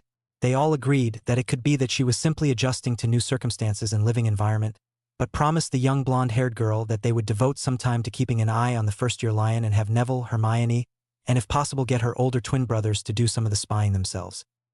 During the next few days, the group investigated the haunted bathroom and interviewed Myrtle and Hagrid, and learned that the entrance to the famed Chamber of Secrets was indeed in the bathroom and that Hagrid really had no involvement with the whole thing. He was caught and set up by a Slytherin prefect named Tom Riddle, for raising an acromantula inside the castle that had since escaped to the Forbidden Forest and started an enormous colony of the feared arachnids there. Padma, Daphne and Tracy all remarked on how much a goldmine acromantula silk cost, and the group thought up ways to try and get their hands on some of it if the opportunity arose, though none of them were willing to go visit the colony consisting of hundreds of man-sized spiders. Myrtle confirmed that a boy had opened the chamber in her bathroom, and that was what caused her to confront him and eventually die, after seeing a pair of large yellow eyes near the circle of sinks in the bathroom. With those clues, and finding a sink that never worked but had small snake motifs carved into the spout, they knew they had found the entrance but were cautious about simply going in after something that sounded so dangerous. It was after learning all these facts that they researched snakes and found the reference to the king of serpents known as the basilisk, whose venom and stare was lethal. They surmised that Mrs. Norris must have only seen the reflection of the basilisk's eyes in the flooded water on the ground, and that is why she was only petrified. They also learned that spiders were terrified of the basilisk, and were able to confirm that when they saw a mass exodus of the arachnids from the castle one day before class as they waited by a window near the charms classroom. They also figured that the snake was using the existing plumbing and pipes to travel around the school undetected, as the creatures could grow to truly enormous sizes that would be very difficult to hide, and also explained Harry hearing the voice move through the walls. They also learned that a rooster's crow was fatal to the basilisk, but found that the school's roosters had all been killed the night before Halloween, so couldn't use that method to fight the king of serpents. Knowing that a basilisk's hide is damn near impregnable and stronger even than dragon hide, they didn't have much luck in coming up with a way to fight the beast without serious risk to themselves. Harry had everyone practicing their transfiguration to create solid shields and spears, hoping if they did encounter the basilisk the shield would provide a barrier of protection between them, and maybe a spear would get in a lucky shot with banishing them at the beast. Their first real breakthrough came when Neville noticed Ginny Weasley writing frantically in an old diary late one night in the Gryffindor common room that had a faded name in gilded letters on the back spelling T.M. Riddle. After researching the prefect that set up Hagrid, they learned he was a model student with flawless grades that everyone seemed to think was destined for great things. Though after Hogwarts, nothing about the man Tom Riddle was ever mentioned again. He seemingly disappeared completely. Several of the group thought this was highly suspicious for a well-known Slytherin to not capitalize on his ambition. When he was well-liked and a known genius, he would have had many opportunities available to him. That clue also confirmed that Ginny was somehow involved in all this mess. But the overstressed and ultra-reclusive girl was getting hard to corner or pin down, as she usually ran from anyone approaching her these days. They realized that they had to enlist the help of her brothers, and the only two any of them could even tolerate were the twin troublemakers. Harry was left with the task of approaching the pair and getting them to help confront and eventually help them in rescuing their sister, as they knew the little girl was not capable of this level of evil on her own. He was pleasantly surprised how caring the twins were once they realized the seriousness of the situation and the danger their only sister was in, as they promised to help in any way they could. Their help turned out to be enormous too, when it came to locating a single student hiding in a large castle, as they produced something that Harry recognized immediately from his mum's journal. That the twins had somehow located and activated the Marauder's map of his father and his friends was eye-opening and somewhat shocking to Harry. After reading several of his mother's stories during her 7th year when her and his father had finally got together, he had learned about the rune-activated interactive map of Hogwarts created by the combined efforts of 4 genius pranksters.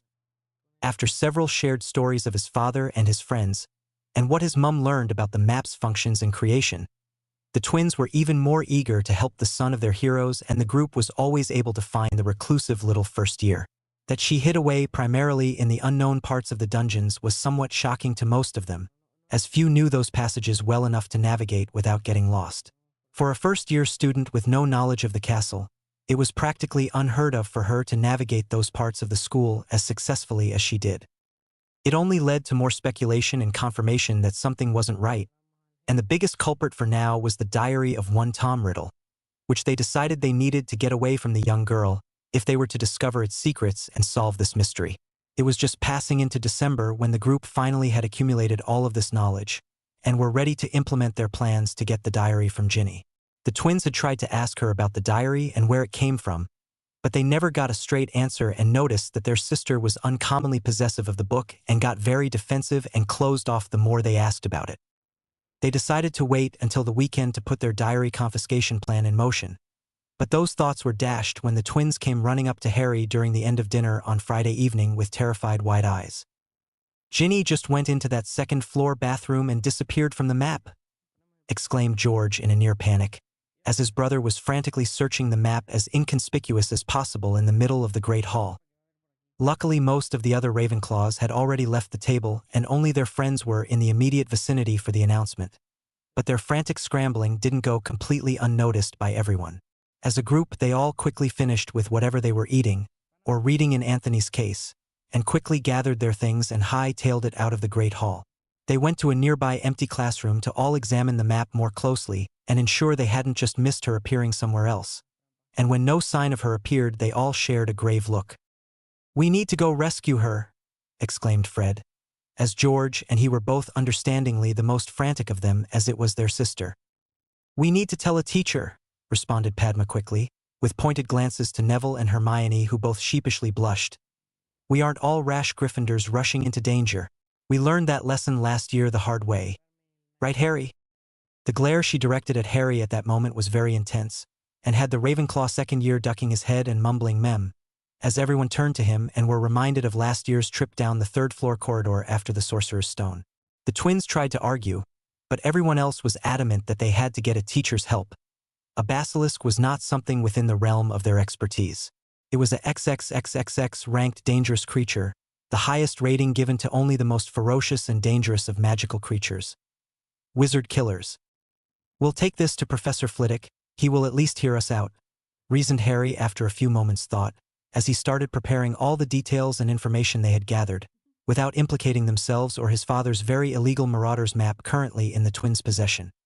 Professor Flitwick was just getting to his office after dinner when a large group consisting of 5 second-year Ravenclaws and 1 first-year, 3 second-year Slytherins, 2 second-year Gryffindors, and 2 fourth-year Gryffindors all rushed up to him frantically, and he knew instantly that something very serious was wrong.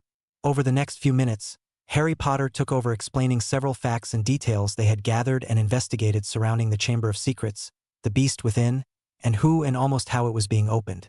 The students ended with seeing Ginny disappear from the second-floor bathroom completely, and knew she was somehow the one going into the chamber. The small charms master was shocked and appalled at times when he was told details of their investigation and discovery into this issue, and because of the urgency and seriousness of all those before him, knew that this was the truth as they knew it. He looked at them all very seriously, and told them he had to contact Professor Dumbledore immediately and include him in any discussion going forward, regardless of their objections to slowing the rescue of Ginny down even further. The rational members, i.e., the non-Gryffindors, all understood this reasoning and were mostly thankful that the diminutive professor took them seriously. A short flu call later and Professor Dumbledore was stepping out of the fireplace in Professor Flitwick's office, looking very powerful and serious as he took in the many students crowded around. Another couple of minutes explaining all their discoveries, investigations, and conclusions regarding the chamber had the old headmaster very impressed with the young students, but also very serious about the matter at hand.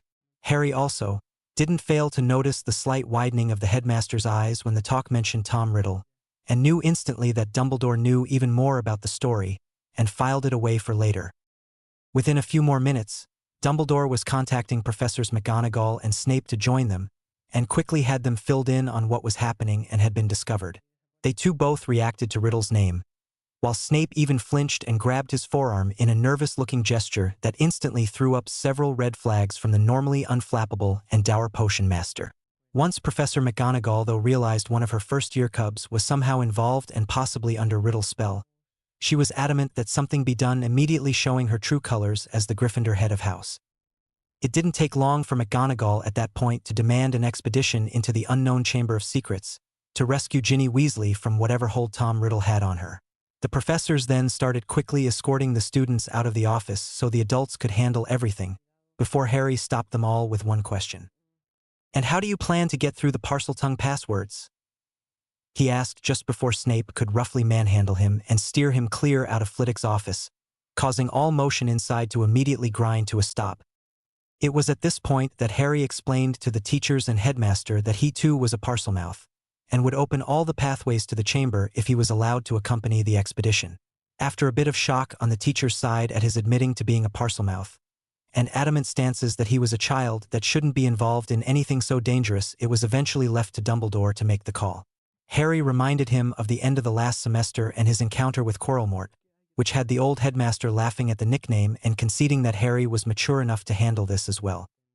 Part of Dumbledore's thinking though had to do with how much Harry had already learned and knew about Tom Riddle, aka Lord Voldemort as Dumbledore knew him to be, and also to again further test his young prophesied hope of the wizarding world, and get the somewhat reclusive young wizard more intrinsically attached to the light.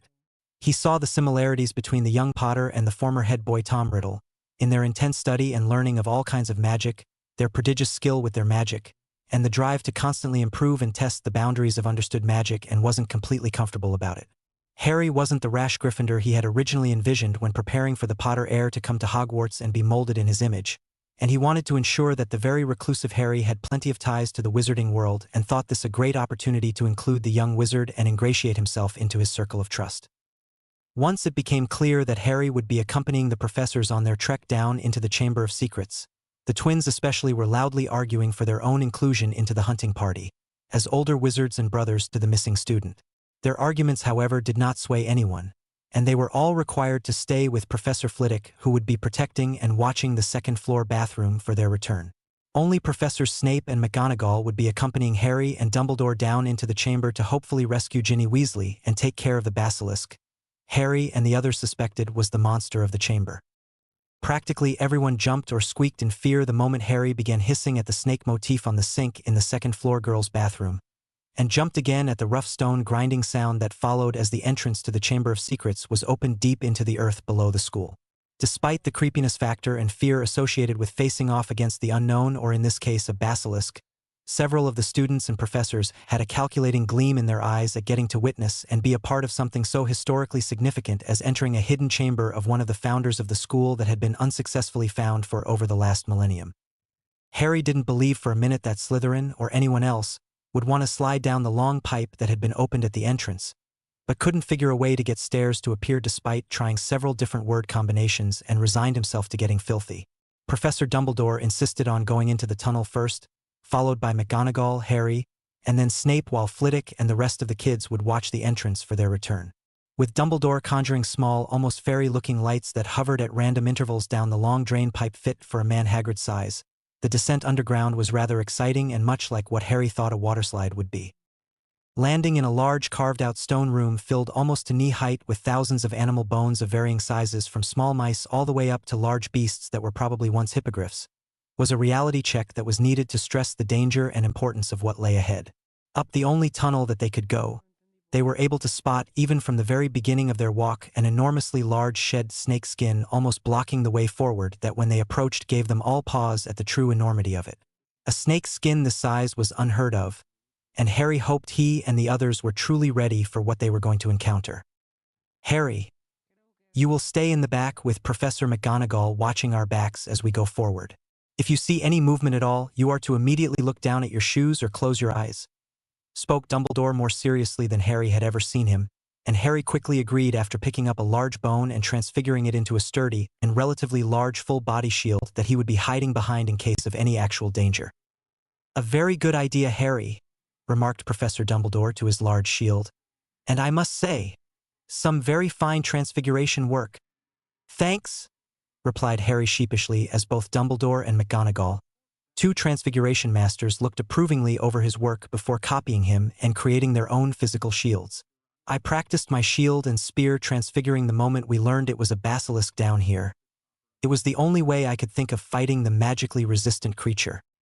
"Very clever indeed," agreed Professor McGonagall, who then asked the headmaster how they were planning to fight the basilisk. In answer, the old headmaster retrieved another bone fragment and expertly transfigured it into a living rooster that he then silenced until we were all in position. At that point, we had come upon another elaborately locked door that truly marked the entrance to the Chamber of Secrets, as it was easily a whole 5 meters around with a heavy iron door that looked more like an oversized manhole cover with several snakes bracing or locking the door. Everyone shared a solemn look as they all took a fortifying breath, knowing they were about to enter the chamber proper. And then Harry hissed another open command and watched as the elaborately carved snake rode around the outside of the circular door and unlocked every snake blocking its path until it completed the circuit and the door swung open inward.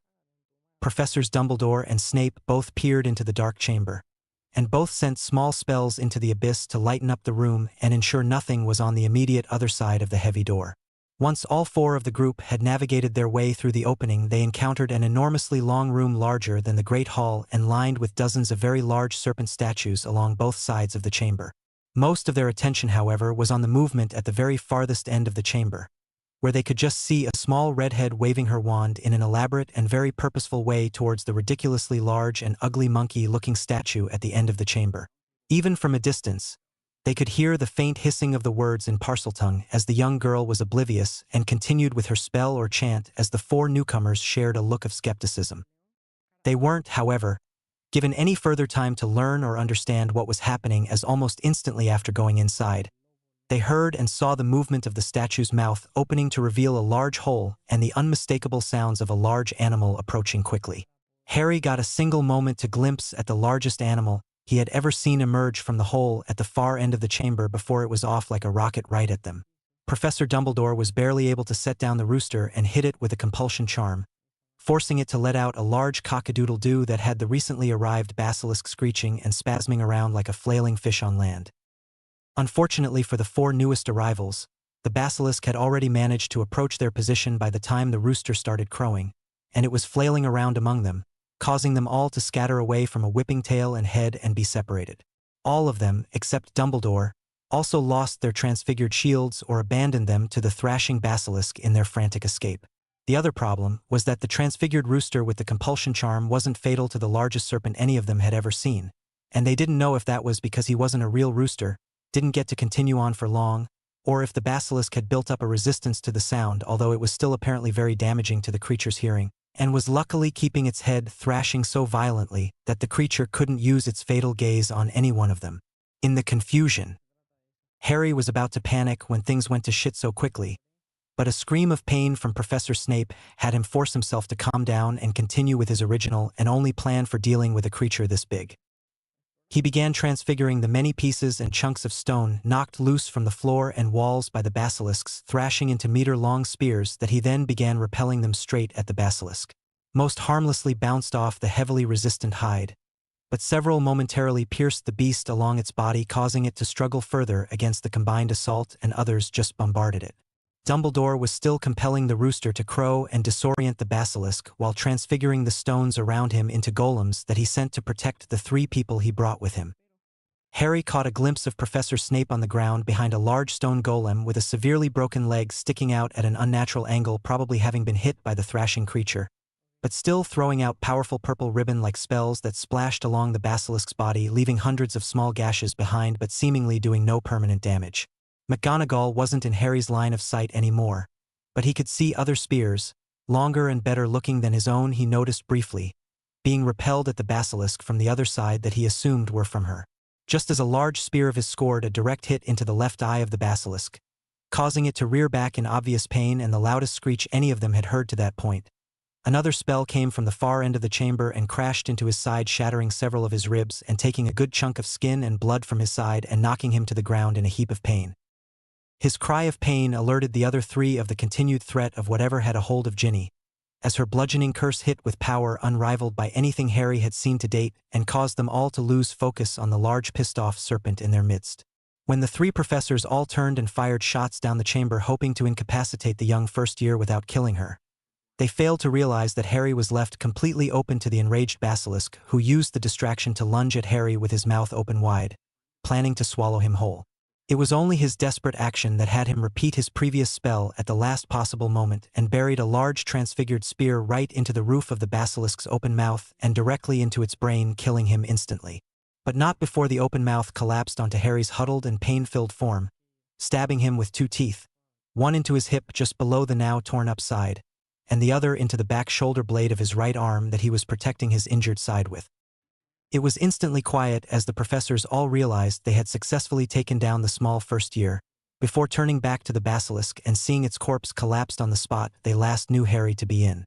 Now frantic with worry over the last Potter's possible demise, Dumbledore banished the basilisk with an anger-fueled spell that left an angry and heavy ozone feeling of power in its wake to reveal the crumpled form of their boy hero. The growing pool of blood underneath the talented second year had the headmaster scrambling to help his prophesied savior, and he instantly called for his trusted companion Fawkes, the Phoenix, to come to his aid. Approaching the downed second year, Albus Dumbledore could only wince in pain as he stared in shock at the two almost foot-long basilisk fangs stuck in the Potter heir's body like a pin cushion, and didn't know if his Phoenix friend would be able to save the talented young Harry. He knew time was of vital importance, and quickly grabbed the closest tooth emerging from Harry's bloody back shoulder with his robe-covered hands, and yanked it free from the boy before his Phoenix instantly hopped up on the boy's back and began crying into the now sizzling wound. This caused Harry to instantly come out of his stunned shock, and let out a grunting wail of pain that swept through his entire body as he finally realized he was still alive despite almost being crushed and eaten by an enormous basilisk. Being alive for the moment, though, didn't fill Harry with much confidence as he quickly saw the remaining basilisk tooth sticking out of his hip just below his completely torn-up side and ribs that hurt so much he was somewhat delirious and somewhat unconnected from the pain. He wondered if that wasn't actually death approaching him as his body felt heavier by the moment. The arrival of Professors McGonagall and Snape, one magically supporting Ginny Weasley's unconscious form and the other hobbling over on a transfigured crutch with his still broken leg splinted heavily and carrying an old black diary with a very distasteful expression on his pained face. Throwing the offending item on the ground at his feet, since the magic leeching off the black diary felt all kinds of wrong even to the man who most closely resembled a dark wizard within the school. It landed between the entire group without a thought as the two professors rushed forward to try and help their headmaster save the life of a very important and promising young wizard.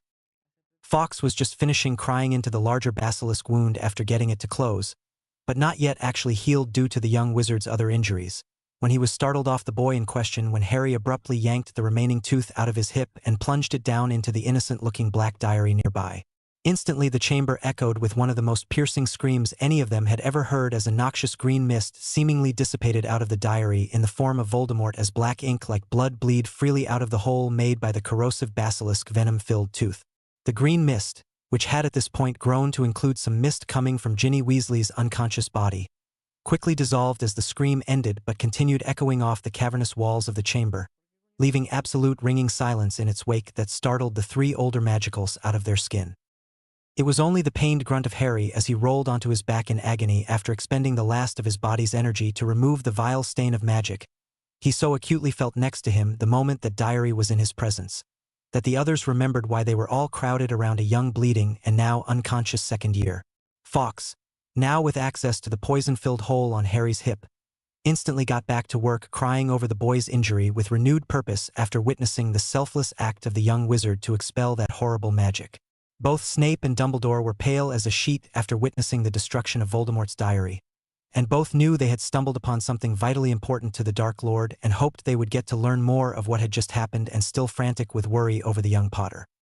Fawkes had at this point moved on to the bloody and open wound on Harry's side, but couldn't do too much there outside of healing some skin and promoting Harry's own magic to continue to heal the young wizard, as his tears didn't set or regrow bones.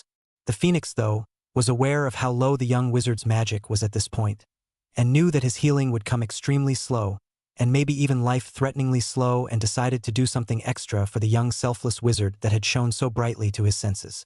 So, taking his beak and ripping open a wound on his own foot, he allowed a single drop of Phoenix blood into all three of the still somewhat open but slowly healing wounds of the boy before sealing each of the three injured spots with a final tear. Dumbledore, while his brain was still trying to process and understand everything that had already happened here tonight, was left wide-eyed and somewhat flat-footed as he witnessed what his Phoenix had just done and knew instantly that it was a very significant thing. Snape at this point was being fussed over by McGonagall, so they both missed the freely given blood of the Phoenix, and Albus realized it was probably for the best. Seeing the wounds finally come to a close on the young Potter, and his breathing to slow down and even out, while his color slowly returned to his cheeks, left Albus with an almost incredulous smile on his face and twinkle in his eyes as he realized they had gotten past the very worst of it. "Severus," spoke Albus to get the other man's attention. "Once you have both successfully recovered, you and young Mr. Potter here can come down here again to harvest the basilisk and clean out this chamber of anything before we get the ministry involved." "Yes, sir," mumbled a stunned Severus Snape, who just then glanced over Dumbledore's shoulder to the side of the chamber where the enormous carcass of the dead basilisk lay, causing his eyes to widen in excitement and a small smile to actually appear on his usually dour face. "Then let us gather together, and maybe Fawkes here can transport us to the hospital wing before I go and collect Phileas and the others who are waiting." Dumbledore responded happily, glad that this Chamber of the Secrets business was done and that everyone appeared to be fine.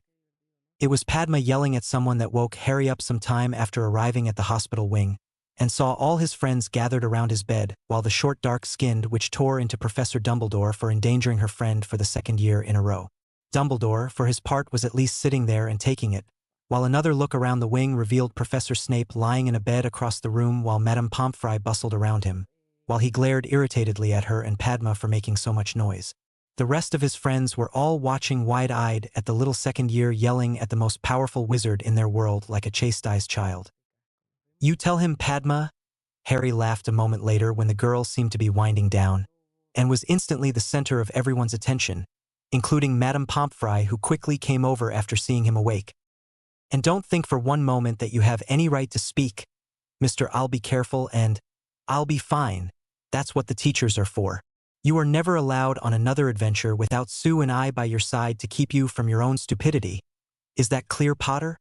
The small girl practically growled as she turned and continued her rant at her now awake best friend, as she got right in his face glaring at him to accept her new terms, while Sue smiled behind her and ducked her head a bit in embarrassment.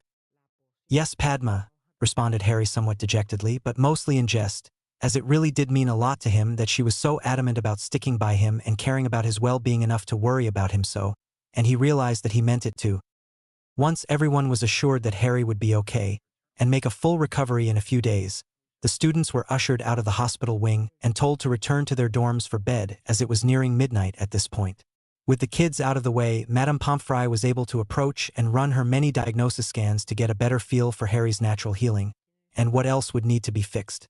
She had already reset the broken ribs and shoulder blade that both suffered significant damage while he was still asleep, but now that he was awake she could treat his concussion, and provide the potions he needed to help strengthen and mend his bones further, blood-replenishing potions, as well as several to repair the internal damage the 3 injured areas and the basilisk venom caused. Before she could administer those potions, though, she left him alone with Professor Dumbledore for the two to have a private chat while everything was still fresh in their minds about what happened down in the chamber. Harry told what he remembered about the fight with the basilisk, and how it ended, including the destruction of what he guessed was one of Voldemort's Horcruxes, causing the older headmaster to choke in shock. Harry then continued with what he was told when he had his own Horcrux removed from the scar on his head right before he started at Hogwarts. With the soul fragment the goblins removed being so unbalanced and incomplete, they speculated that Voldemort's soul was already so badly damaged, most likely from the creation of multiple Horcruxes by the time he attacked Harry, that his unstable soul simply latched on to the only living thing it could despite not going through the rather elaborate Horcrux ritual. They had discovered this through multiple processes, and having dealt with several soul fragments in the past, their knowledge on them was second to none and more than simply speculation. Dumbledore was completely floored to learn about this after the fact, having no concrete evidence that Harry's scar was in fact a Horcrux, even if he secretly thought it might be something like that. He was amazed that the goblins had learned so much and been able to remove it from Harry without killing him.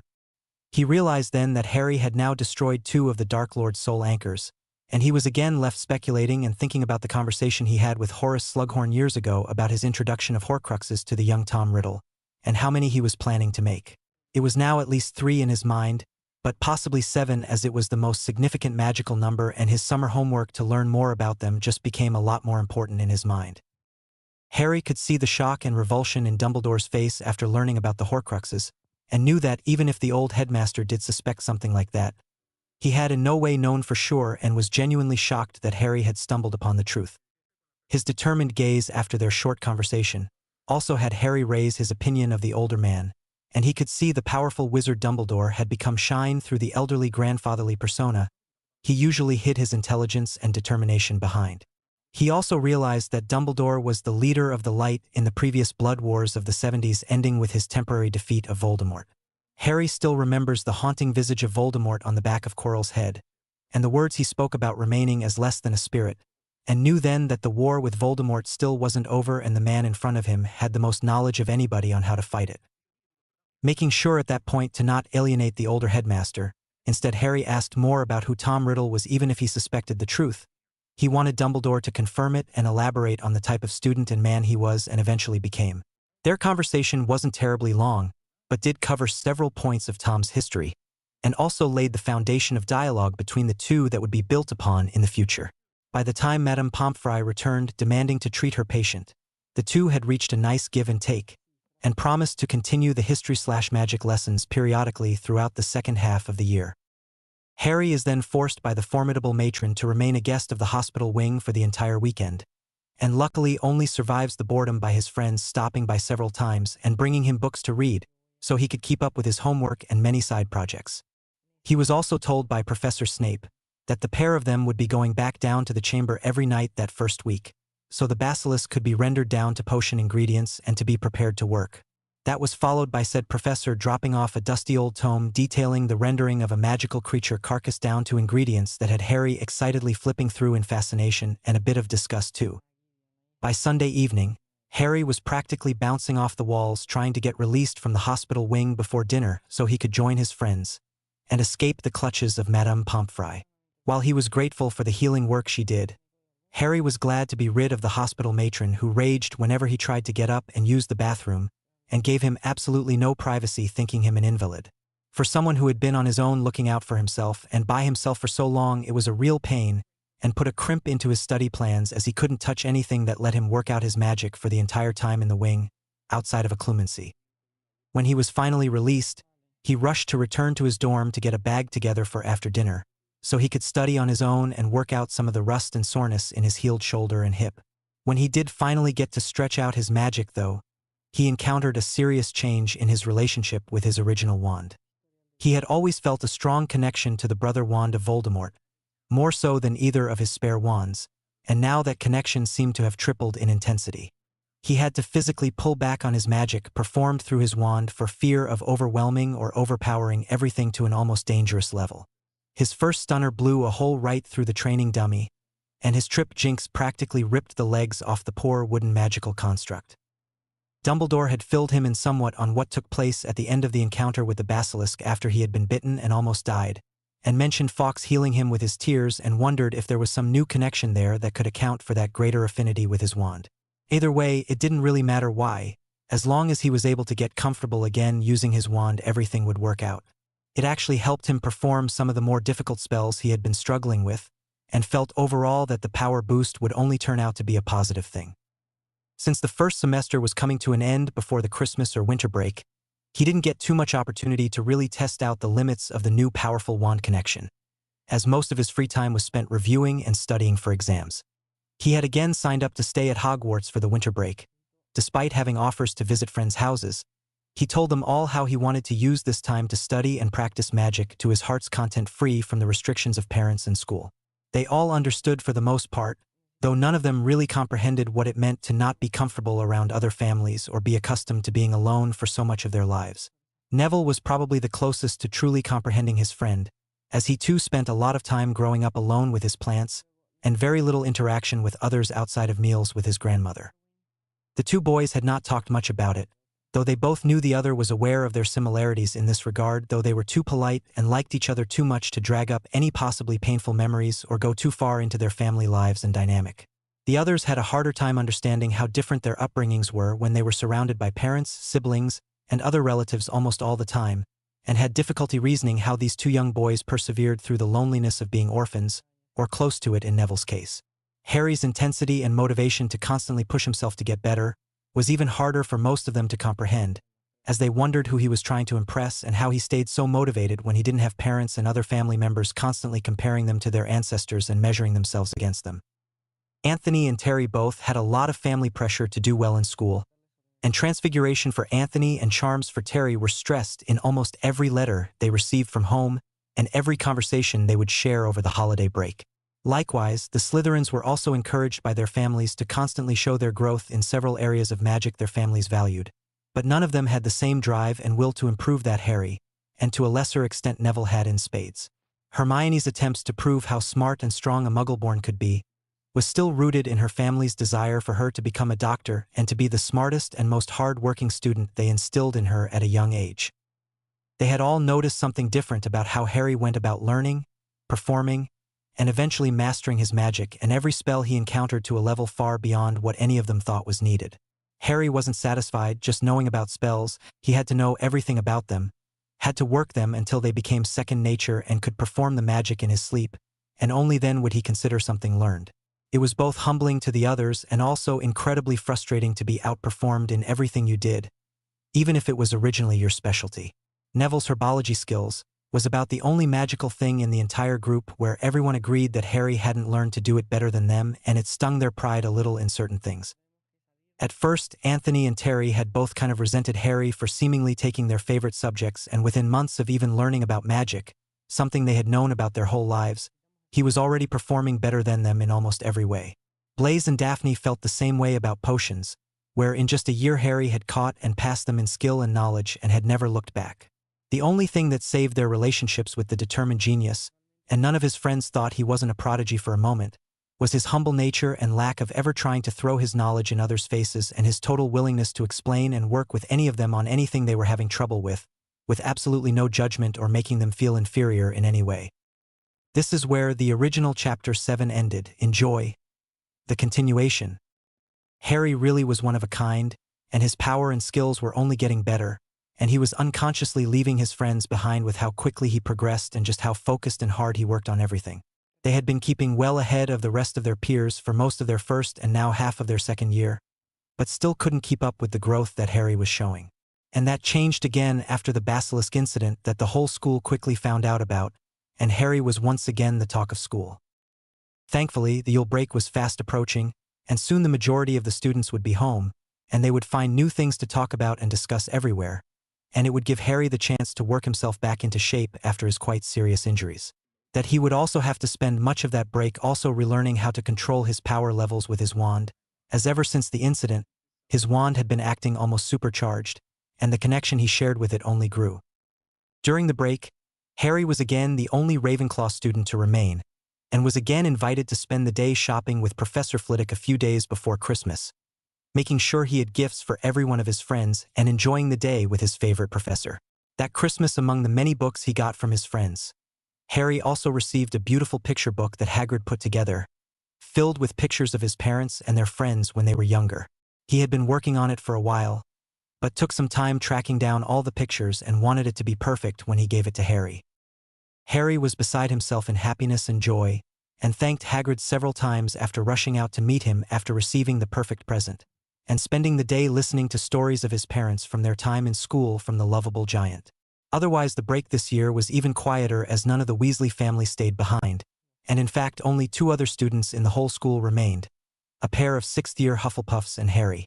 It made for Harry having a lot of free time to study and research until he dropped, spending days reading books in front of the fireplace in his favorite chair. He only ever got to sit in when everyone else was home. Harry had a much easier time of dealing with things mentally this time through, as he had the experience of the past to build on, and less of a moral dilemma this time as the basilisk was a mindless beast that needed to be put down, and he had a lot less guilt because of it. Instead, he worked on his fluctuating magical power levels until he had a good handle on it, just in time for the students to return and the second semester to get underway. His friends all thanked him for their messenger bag Christmas gifts like the ones he got himself and Daphne, and he in turn thanked them all for the reading material and additions to his library. With the spring semester in full swing, Harry was back to keeping up with his busy schedule of evening nights studying in the library with his group, starting later on Monday and Wednesday nights because of the dueling lessons from Miles Bletchley and Adrian Pusey right after dinner on Mondays and the potion lessons from the Weasley twins on Wednesdays. With his weekends spent practicing magic and martial arts with his friends and on his own, Harry's schedule left little in the way for anything extra, until a letter he received in late January had him scrambling to get ready for a great chance. Dear Herr Potter, thank you most graciously for your wonderful correspondence. My wife and I were oh so happy to learn that the end is not as near as we had feared. I would very much be interested in an exchange, and to that end, we would like to offer you a summer apprenticeship at our home in Marseilles. I would pick you up at platform 9-3/4 foot S when your train arrives on June 5th, and return you perfectly healthy, but minus 1 stone in payment, to your train platform on the morning of September 1st. If this is agreeable to you, please respond in the positive, and we will make all the necessary arrangements. To long-lived health. Sincerely, Nicholas Flamel. Harry could hardly believe his luck. Getting a letter and invitation to study magic under someone of Nicholas Flamel's experience was unheard of, and would make a great summer of working and pushing himself. But before that could happen, he still needed to finish out the spring semester and accept the invitation, starting a correspondence that lasted a few months until it was time to meet in person. Harry was given titles of books to read up on in preparation, covering all ranges of subjects, and pushed himself to learn and study as much as he could every night.